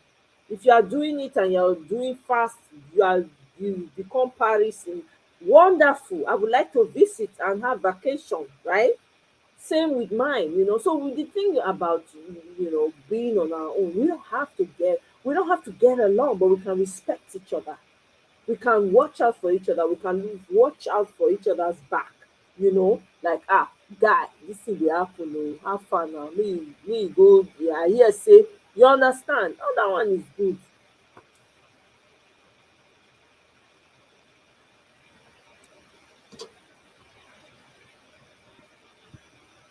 Fireworks. Fireworks. What you say? You say if we go our separate way as a Yoruba guy, I'm joining the fire wall o. Join us o. We are very welcoming, homely people. We not dey get gripe with people o. We dey always live harmoniously with each other. Of course, we dey get inner squabbles, but e no dey reach like that. There's a saying where I come from. Esan gbedo, meaning no matter where you are from, Edoites, if you belong to it, we never fight each other. The Asians don't fight with the Benin people. If you're from any Edoid region, we don't fight with each other. We might disagree, but we will never fight with each other. It's a saying that goes thousands of years or millions back. Inside Gbedo, we do not fight each other as Edo people. It is an abomination for us to fight each other. Hey, you fit come my brother, you fit come. Nothing spoil, you know, nothing spoil. As long as we can live in peace and harmony with each other, that's what matters. Ah, Yeah. That one of difference okay, go that ahead. that that difference the differences we have, I wish we were able to get together and be united, because that differences in some way is a rich culture, it's a blessing. But because some, you know, kleptocrats have decided to keep us behind, they don't want to use that differences as a blessing. Instead, they are using to divide us because of their political gain. For me, I think it's better everybody just go their separate ways. Yeah, it's better. Let everybody go there. But I'm going here's the thing for free. If they say, if let's say the region on the south decides, okay, let's make Peter Obi our president, I am for it. Let Peter Oh yeah, Obi be the president of our region. I support am fully. You understand? Because if it gets to that, if we're gonna divide, let's divide. We just have to we can't continue like this. It's not feasible. It's not fit. People and every day that they fight people every single day. It cannot. It is abhorrent. It is inhumane. We can't close our eyes. We can't keep quiet. Let's just, if they not let Peter Obi enter, may everybody go their way. May Baba Blue make e go dey rule over himself, in people wey wan follow am, and in Fulani people. I'm telling you, let them go, because they've I, caused us pain. They've not brought any. Since I've been born in Nigeria, there's no joy from having a Fulani president. Nothing from having a Yoruba president. Not zero, no gain. All they do is enrich themselves. yeah, all the westerners, they enrich themselves. You go see this one, go see him be billionaire, that one go come out, go give him brother contract, tomorrow he don become billionaire just like that. Meanwhile, other towns, other ethnic groups are impoverished, and you're using our money to make yourself wealthy. We can't continue like this, so we cannot. Let's tell each other the truth all the way. We cannot. They've enriched themselves with our resources. That's what they've done. Can you boast of anything? As you are, you're supposed to be getting some type of benefit from your state because it's an oil producing state. Do you get it? No. Yep. It doesn't make sense. So Nigeria, let us go Nigeria our is a separate country. ways. If you It's a don't give country Peter where, Obi, let us go our separate. You dare not touch yeah, Peter Obi, because the day you touch it, that's the end of Nigeria. Forget it. Because na that man everybody dey look. as rich as that country with all the oil, the resources, Uh-uh. every Greed. Okay, citizen. let the person who knows how to do it. No, you won't let him. No, You want to sit on it, impose yourself on the people. Who do you think you are? Who do you think you are? it's like someone who said he wants to drive a bus, but he doesn't know how to drive a bus. But Thank you. still, he said he wants to drive the bus because of tribalism. And He you are even told the blind. person You he want can to teach him drive to the drive bus, the but you bus. are blind. That's even the worst, because that's the situation. You want to drive the bus, but you don't have eyes. You can't see. Who you want? How you want to drive the bus? You know, you see this whole religious war thing, the Muslim religion, the people who brought the Muslim religion, they are living in peace. They marry one wife, they don't marry multiple. That's to tell you that there's a problem with this borrowed religion. The Christians that people are saying, oh, Christian, Christian, look at their cities, look at their towns, look at their countries. They've developed it. They don't spend half the time you spend in church, but yet you are coming here, you are disliking your fellow human being because they worship different from you. They speak different ethnic group, ethnic language than you. Meanwhile, in the larger world, they see you as one. You are one and the same to them. Eh? Some people are practicing supremacy. We dey talk of white supremacy. We get Yoruba. Now Yoruba supremacy. Yoruba and Fulani supremacy. Let's call it what it is. Yoruba and Fulani supremacy. Na dem dey practice for Nigeria.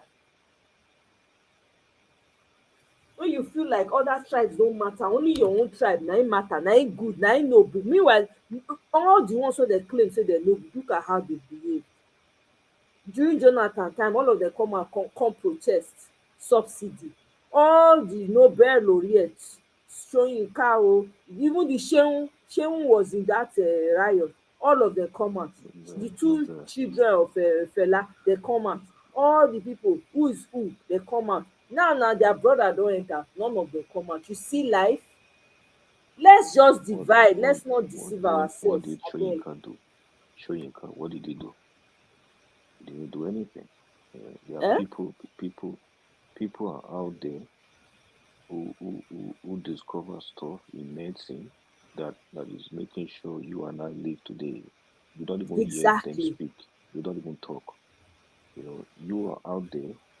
You plagiarize a lot of people's work, and you got a Nobel laureate for it, and you are out there telling people that they are fascists. Are you serious? You know. So Exactly. it's You know, Nigeria. it's a Nigeria shame. is That country is a beautiful country with dynamic group of people, all the tribes, with their own different languages, their own, way of dressing, what they eat. It all made Nigeria beautiful. You could visit any part of Nigeria. You could say, oh, you're from here. Oh, wow. You learn the language, you get infused with the culture, and all of that. But no, these greedy people, demonic people, they don't want to give anybody a break. They just want to sit on it. No, you it's see, enough. yeah. First It's of all, now, enough. Let's call out the evil. Let's open the carpet and reveal all the maggots. Okay, let's go there. For years, decades, our forefathers have kept quiet. These people just they do it they like. No, it's enough. Make dem dey go. If dem no give Peter Obi, make everybody go their separate ways, make we do our own, make everybody go self-realization. All the money wey dem don thief from our land, we no gas we wan take collect am from dem, right? If we choose to leave it, make dem go with am, but we need to develop our own. Make dem go develop, make dem go. Dem don carry the money abi, make dem dey go. It's not as if there's no ingenuity. Na thief to thief to thief. They just dey Oh steal yeah. steal steal, Oh that's yeah. all they do. There's This nothing, there's no subsidy. job creation anywhere, Yeah. nothing. They just stealing from here, stealing from there, increasing their pocket, not producing anything. Visionless group of visionless people. No vision, no ingenuity. How dem wan take progress for dis life? Make dem This dey go. subsidy that If they dem no do. give Peter Obi, Yeah. all dat rubbish wey im come talk, anybody decide to truncate democracy, him wey sit down for there, him no be kleptocracy him dey do for there. No be steal, e steal, broad daylight stealing, no be put am for there. He's trying to force people to accept his demonic presidency. Who dey follow am do dat one? God forbid. Dat man, God forbid. Make e people wey dem It's want very ironic. make e follow, make e go dey read dem, make e leave us alone. It's very ironic. You came to power through stealing and illegal means. Now you're trying to act as if you are a You saint. are talking about democracy. You that stole, broad daylight stealing. You are not the president. You are not the one for that seat. You are a mistake sitting there. You were forced, you forced yourself on the people. You want people to accept you. You will never be accepted. Never. Only people that will accept you are those who have corn in their pockets that you have paid. Those are the only ones that will call you president. No normal person that believes in the truth will call you president. For as long as you remain there until we get our mandate back, you will not be known. You will always be known as a thief that you are, a drug baron.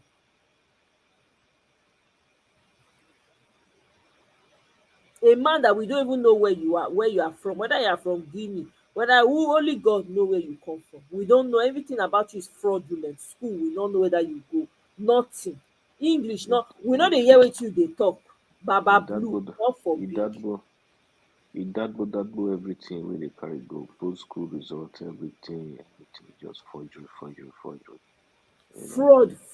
Fraud from beginning, and you are coming out to say demo. Who teach you democracy? Who teach you how to pronounce am? Democracy my behind, and you are coming out to say yeah, you want to put people on student loans, that that no fraudsters, no yahoo people will be allowed to collect loan. Are you kidding me? You wan be king of the yahoo, king of the drug baron.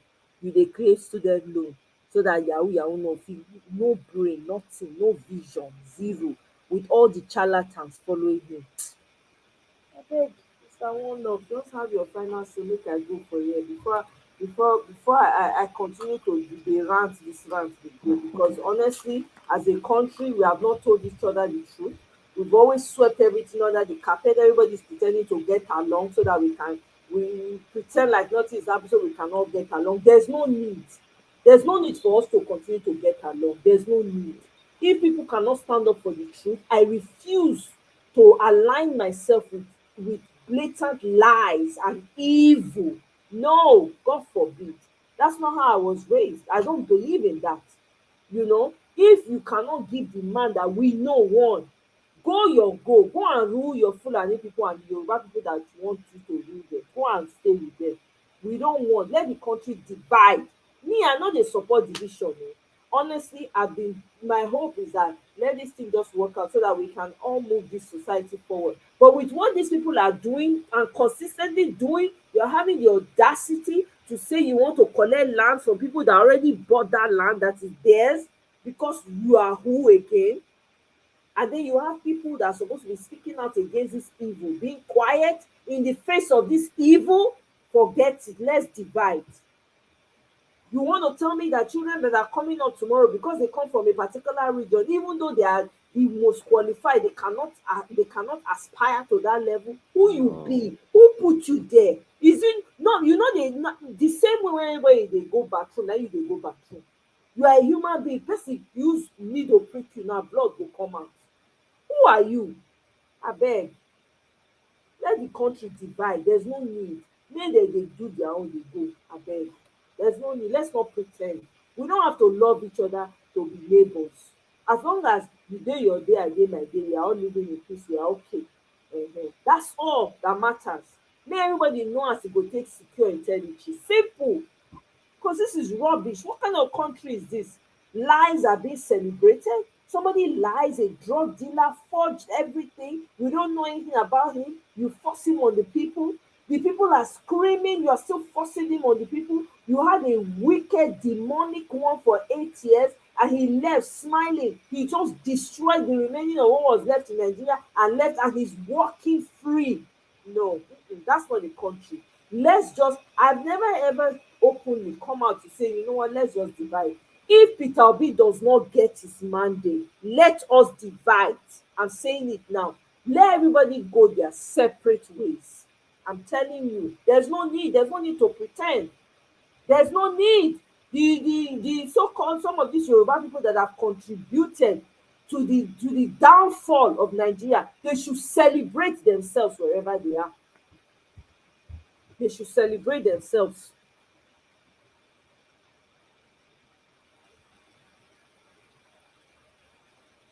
You know, we've been trying to. Everybody's trying to avoid. We don't want to talk about. Let's not fight. Let's not do this. But these people are pushing for it every single day. Every single day, they keep pushing for it. They keep pushing for it. Yeah, sometimes, if we don't talk about the issue, the major issue, which are like, religion, tribe, differences, if we don't talk about it and where we all appear as if we get along, in reality, we don't. If we don't talk about it, the problem will remain there and we keep Exactly. coming back to meet the same problem, you know. Exactly. And Sometimes decades people will from be now, like, children oh, that are don't, being born, they will grow up yeah, and they'll be dealing with the same issues. the What kind same of thing, human beings are we? When the we will same leave thing. this kind of mess for children coming, does it make any sense?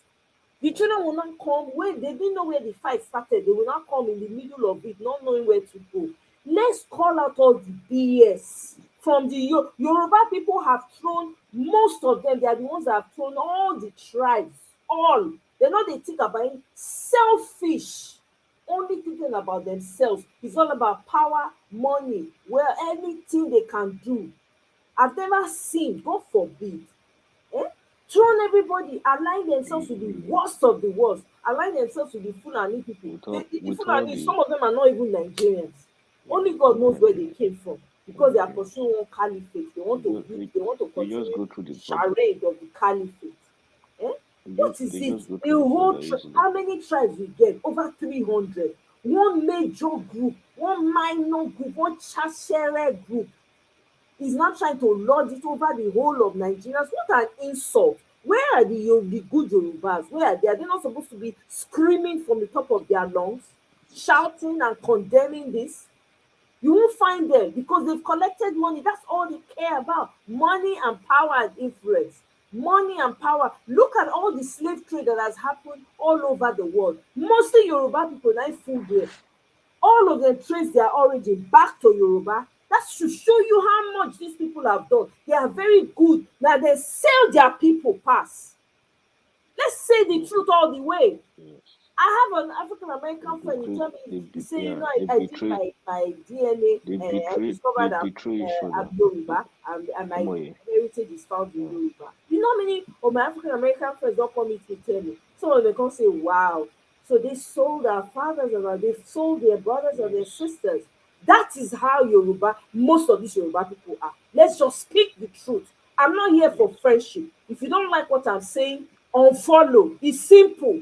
I'm tired. Look at the way Nigeria is.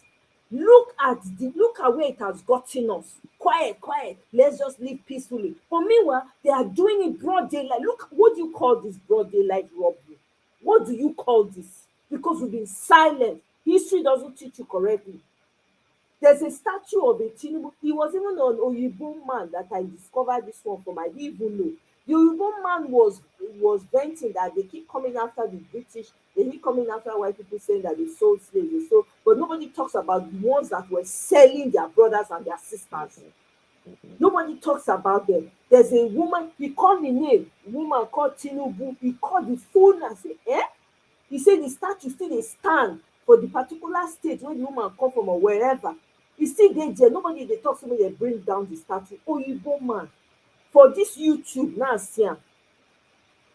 So nobody talks about them selling themselves, selling their brothers and their sisters. Who opened the door to the white person that came to buy? Was it not their brothers and their sisters that opened the door? Where is the lie?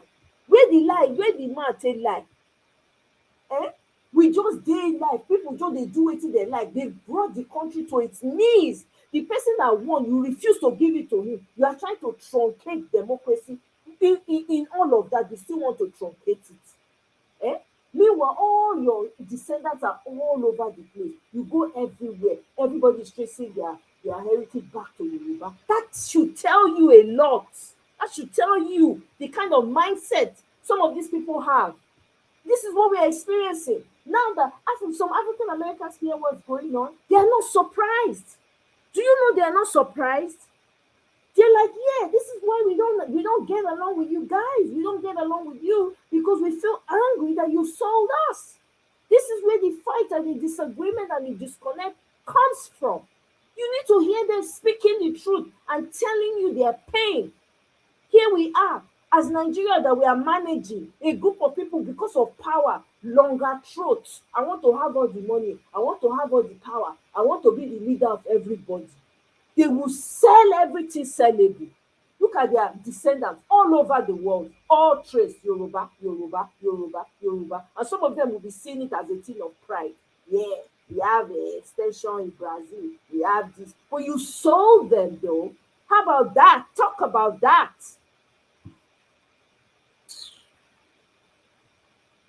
Abeg, let's just divide.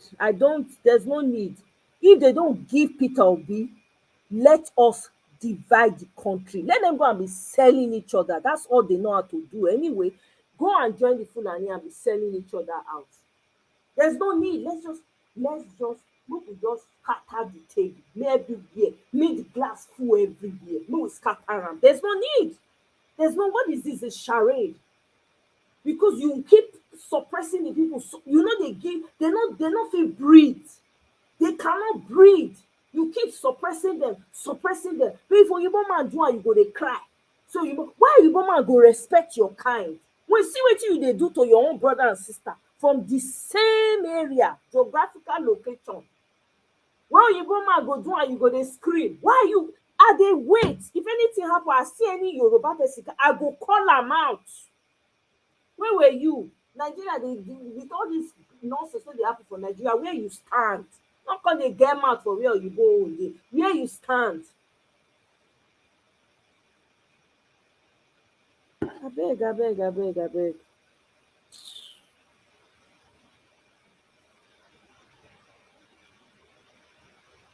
If you are standing for the truth, you cannot speak the truth. There's no need. There's no need. We're going nowhere because we don't have a country as it is right now. There's nothing functioning. The people are getting poor. People are literally deleting every single day. And we are here, we are smiling. We are carrying along as if nothing is happening. Those are human lives.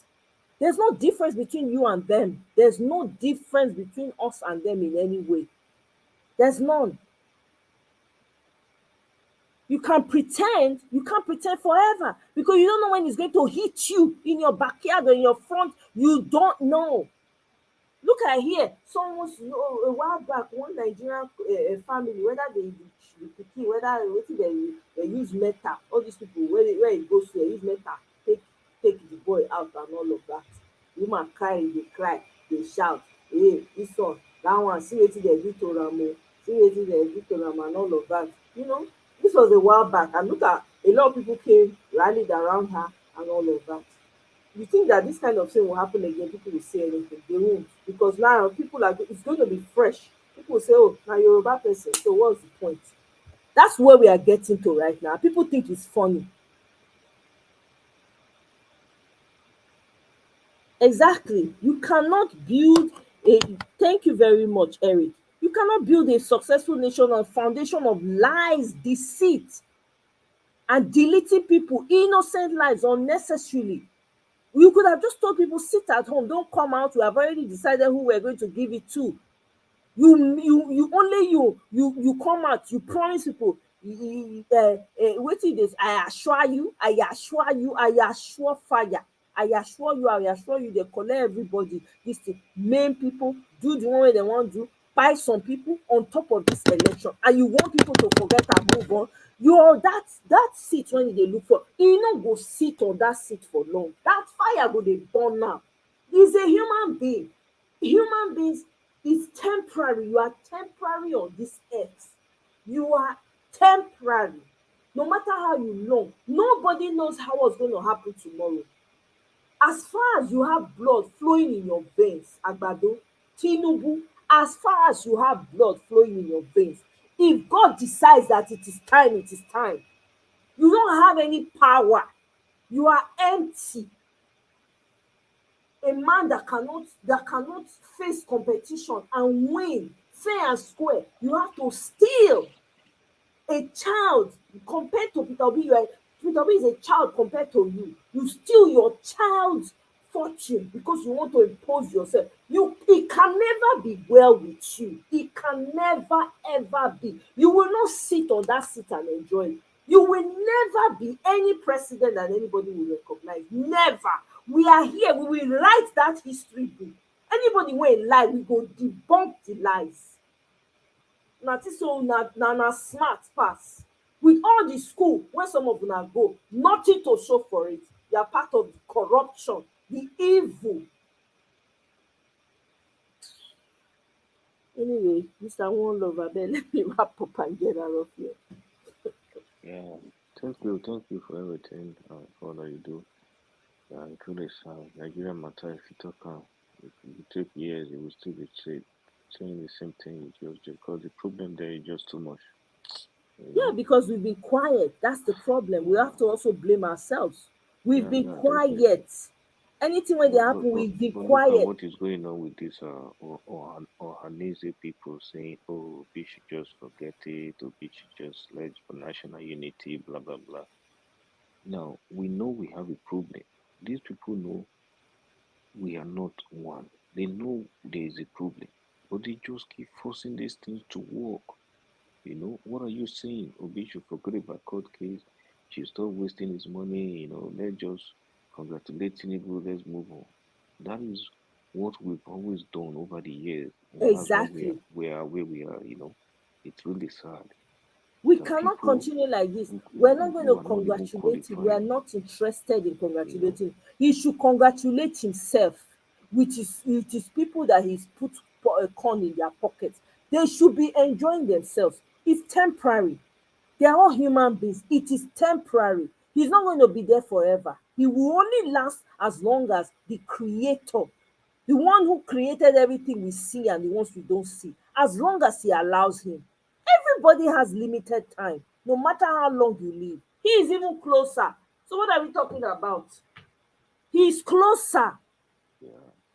We are not keeping Sometimes quiet anymore. No Nigerian should be keeping quiet. If you see the evil, call it out. It doesn't matter which direction it's coming from. Call it out as many times as you see. We've been too silent. We've been too complacent. We've been too quiet. We've been some too people, quiet. Look at where we've gotten ourselves to. In a functioning country, Nnamdi Kanu will be locked up and nothing will happen. Are you kidding me? What did the man do? He's still till there today, locked up. For what? till today, that guy is still locked up Eh? till today. Dis yeye Baba Blue don enter. He sef keep quiet, do as if nothing dey happen. What did the man do? Till In a today, society where the the guy is good is still there. not elevated but evil, we have a problem. If we don't call it out, if we do not remove, if we don't consistently call this evil out, it will consume everybody. Even the ones that don't know anything about it, it will consume them, isn't it already? Because of complacency, quietness. Let's just move along. Let's just be quiet, just to get along, so that we don't ruffle any feathers. I will ruffle. I'm here to ruffle any goddamn person's feather. If you don't like it, don't join my life. don't subscribe. I'm not looking for popularity. It's not a popularity contest. Ha! Abeg, if there's evil, I call it out. If you don't like it, do not join my life. We don't have to be friends. I didn't come on social media to make friends. It's crazy. It's very annoying. I'm just imagining children are being born into this dysfunction, and they're going to grow up. What kind of influence are they supposed to have? What kind of example are they supposed to be looking up to?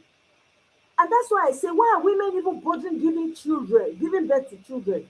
Why are they even getting married? What is there to be excited about?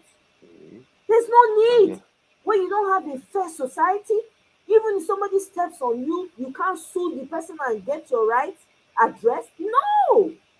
I refuse to be a part of that kind of dysfunction. Nobody is able to tell the truth. How much is money? Money is not going to keep you alive. You can only buy what you feel you can buy, but it still will not open doors to all the things you want in the world. It's not possible. Money cannot buy everything.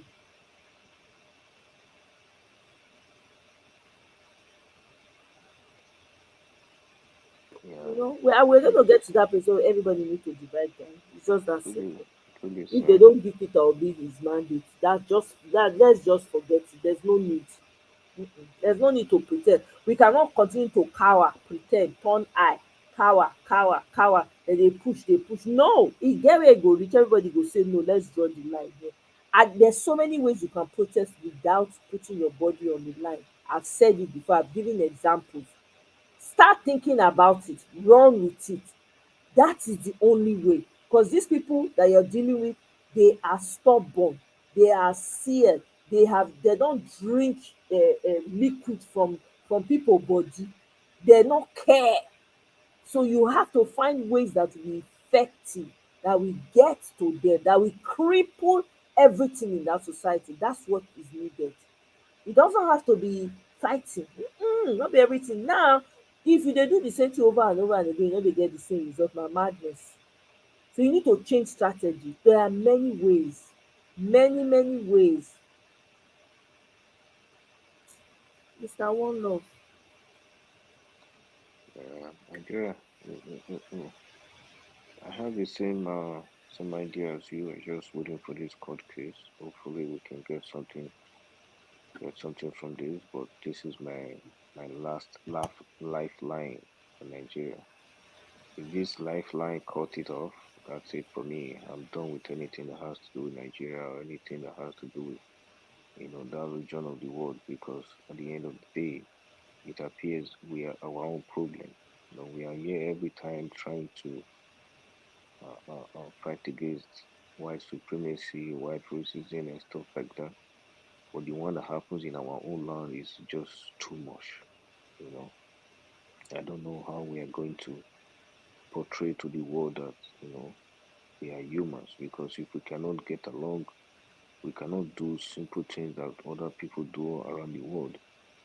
It's really sad. Election rigging, children growing up every day, it's even difficult for them to feed just once a day.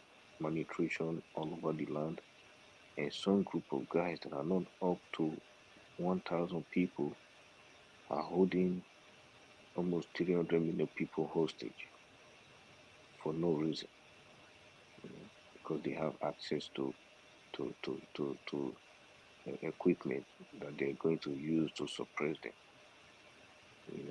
So for me, I see no reason why they are still holding Nnamdi Kanu.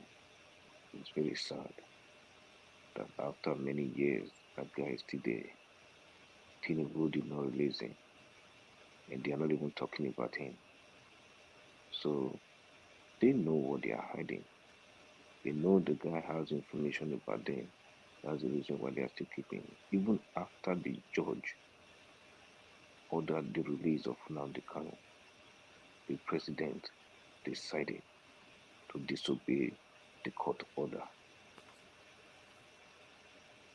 Now, how do you portray to the rest of the world or to the rest of the people that you have a law in your country that there is a law in the land.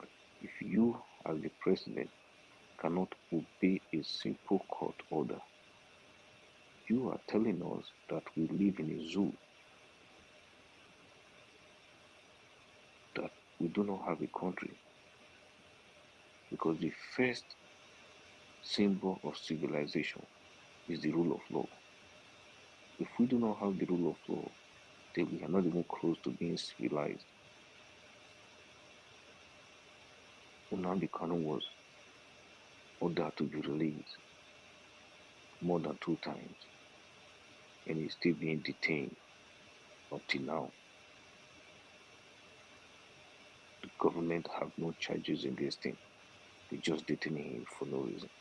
I remember then, even as much as I don't like Sowore, when he was in the courtroom, some group of guys, they just swarmed into the courtroom and took him away. When the court proceeding was going on, I looked at that event and I shook my head. I said, where are we going, Africa? President disobeying court order, governors disobeying court orders, local government chairmen disobeying court orders. Everything is in chaos. And we said we practice democracy. Is it the democracy that even Abiola himself wanted? Absolutely not. You know, if you cannot lead, let someone who know what to do get into the driver's seat. And it's been obvious since, I don't know, 1960, that this part of the country don't know what they are doing. They cannot lead, and they won't let those who know how to lead be on the driver's seat. Instead, they want to stay on the wheel of oppression, to keep oppressing those who are in the south, who are in the southeast, just to make sure they hold on to power for nothing. Holding on to power at the expense of your own people, at the expense of their suffering. You know, 2023, I believe what day was it? I think it was, I don't know if it was Venezuela or one of these South American countries. Even as poor as they are, they still had electricity in that country. 2023, we cannot boast of 24-hour power supply. 2023, we cannot feed ourselves. We still import food, even down to toothpick. We still import them. After many years, we cannot stand on our feet because of kleptocracy, because of corruption, because of greed by the political elite. I believe the judges are going to do the right thing. And if they don't, it's just one simple solution. Let the country divide and let everybody go their own separate ways.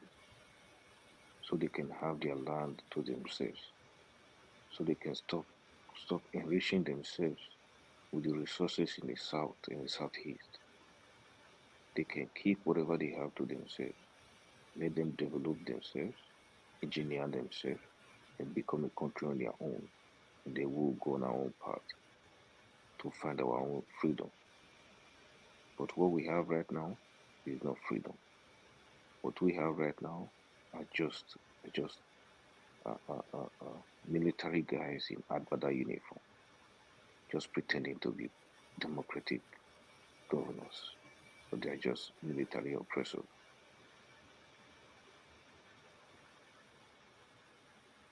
So I want to thank you, Omoyele, for what you do, and I think Niger Watch as well, for you guys continue to do this every time, for bringing the awareness to people, because believe me, there are a lot of people out there in Nigeria who don't even know what is going on.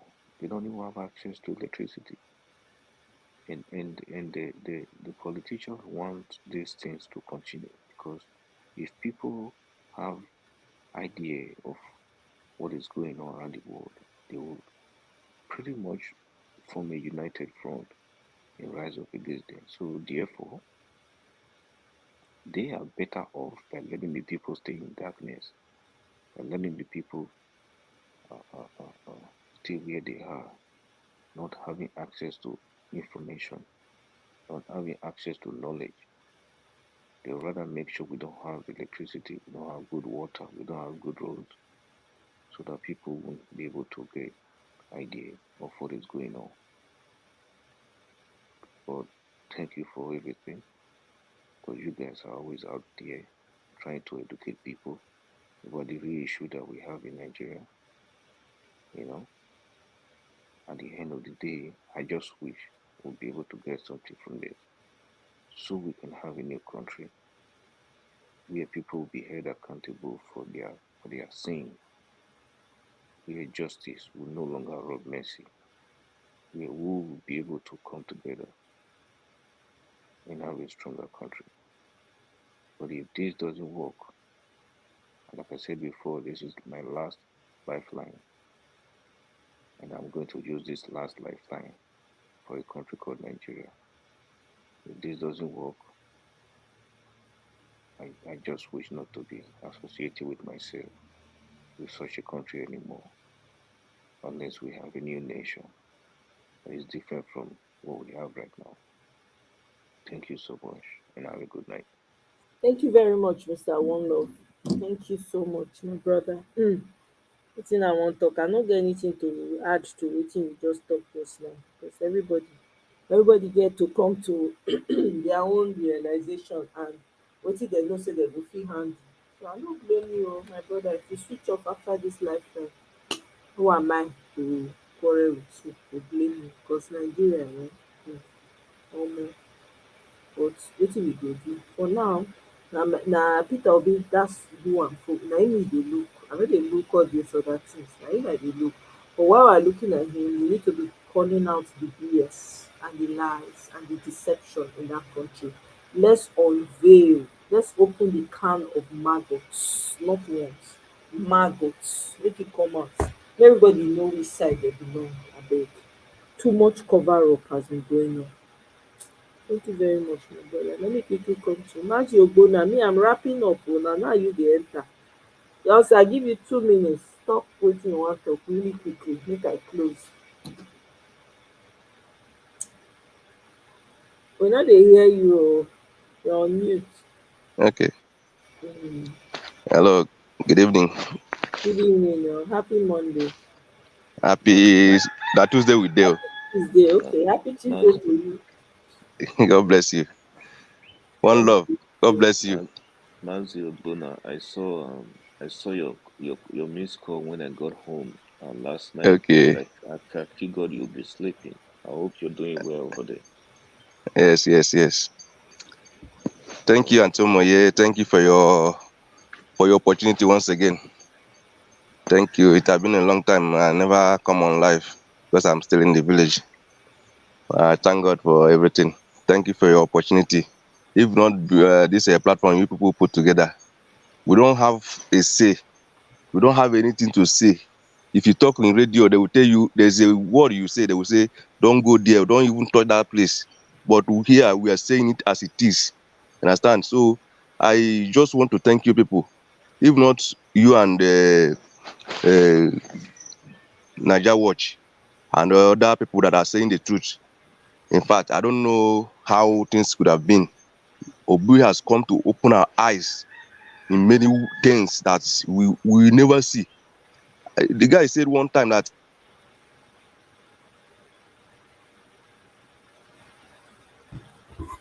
he said, if our body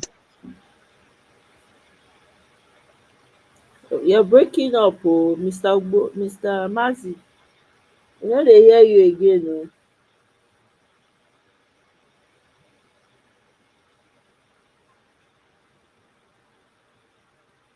We can't hear you anymore, oh, Mazi. Okay, oh. I go dey wrap am up. Oh.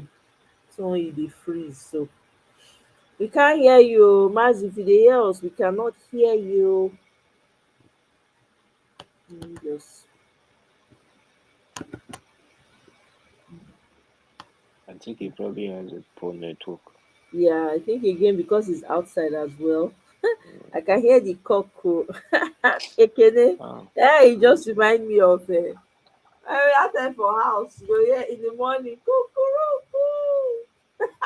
man, Africa life is sweet too. We just It have is sweet though. bad leaders. Especially when you go village. When African you life when you is when you sweet. Village life, when you when na im when be when when you sweetest. when you have all those natural stuff, you know, Exactly. God just pour us I'm pour so his sorry. glory. That's Call okay. call coming to my phone. Okay. I So appreciate. as I was saying, Mm. nothing we are saying here unless the truth. If you come here to lie, we are not permitted here.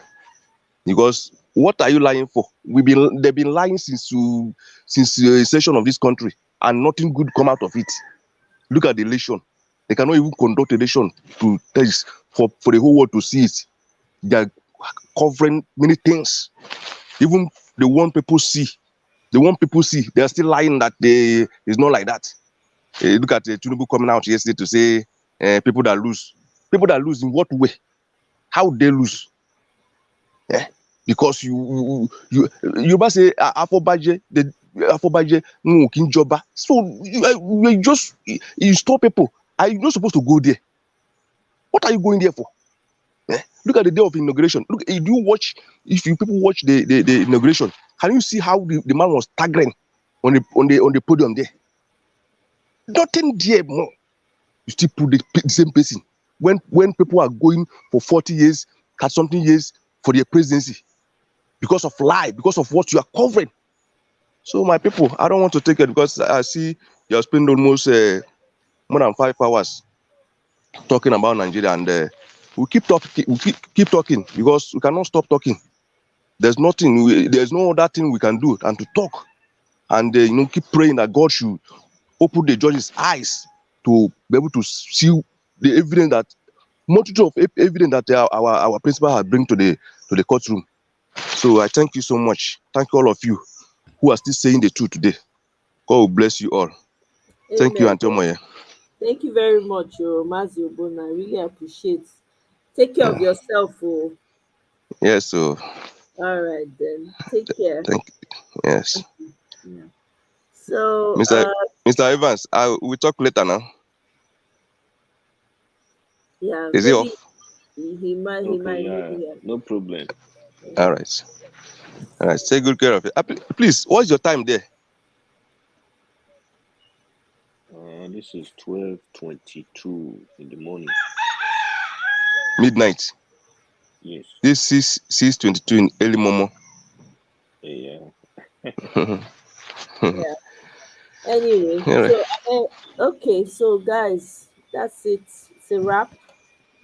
Um, thank you everyone for joining me this evening. I did not intend to stay this long. Though. Every time now, when I will come live, I will say I no go stay long.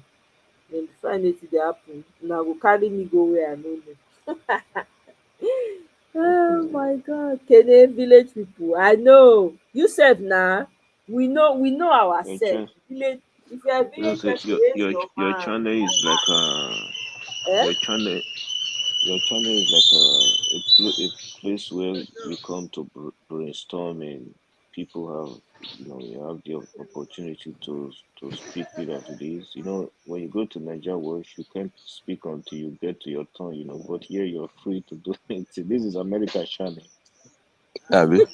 This is the America freedom. Yeah, Money. So, yeah. Mr. Bunabe, mute. Go ahead, Mr. Wono.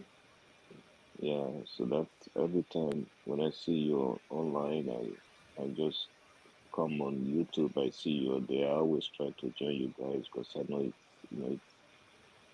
yeah, you can always speak your mind and get to the right truth and everything that is going on in Nigeria. But you guys speak on so many areas.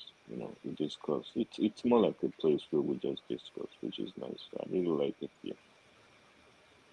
Thank you very much. Yeah. Thank you. I appreciate you, Mr. Wonder. Thank you. I mean, Nigeria is all we've got, right? So this is Oh, what we have now. Thank God for social media. Thank God for the voice that we have. Thank God for the platforms that are available. I mean, yeah. imagine back in the day they didn't have all of this, but we have this, so we have to No. use it to the Hmm. most. We have to maximize it because this is the only way we can get word out to our people and educate our Yes. people, and get them to start thinking correctly. You Because know all about the mind. The how reason why much some those people are TV, not coming out is because their yeah, mind is still stuck in that whole phase of, oh, what can I do? You know. to, to even go to those TV channels before they grant you an interview, you know how much you will pay. So Exactly. that's why so much appreciate what you guys do. It gives us all good avenue for us to speak what's on our mind, and also to be able to inform, educate other people about what is going on, in Nigeria and around the world. So many people have learned from just looking at, what is going on and how far back Nigeria is, because of this social media. And they've tried to silence people's voices. They've tried to cut down. Also, I remember there was even a guy that was trying to pass a bill so they can regulate social media in Nigeria.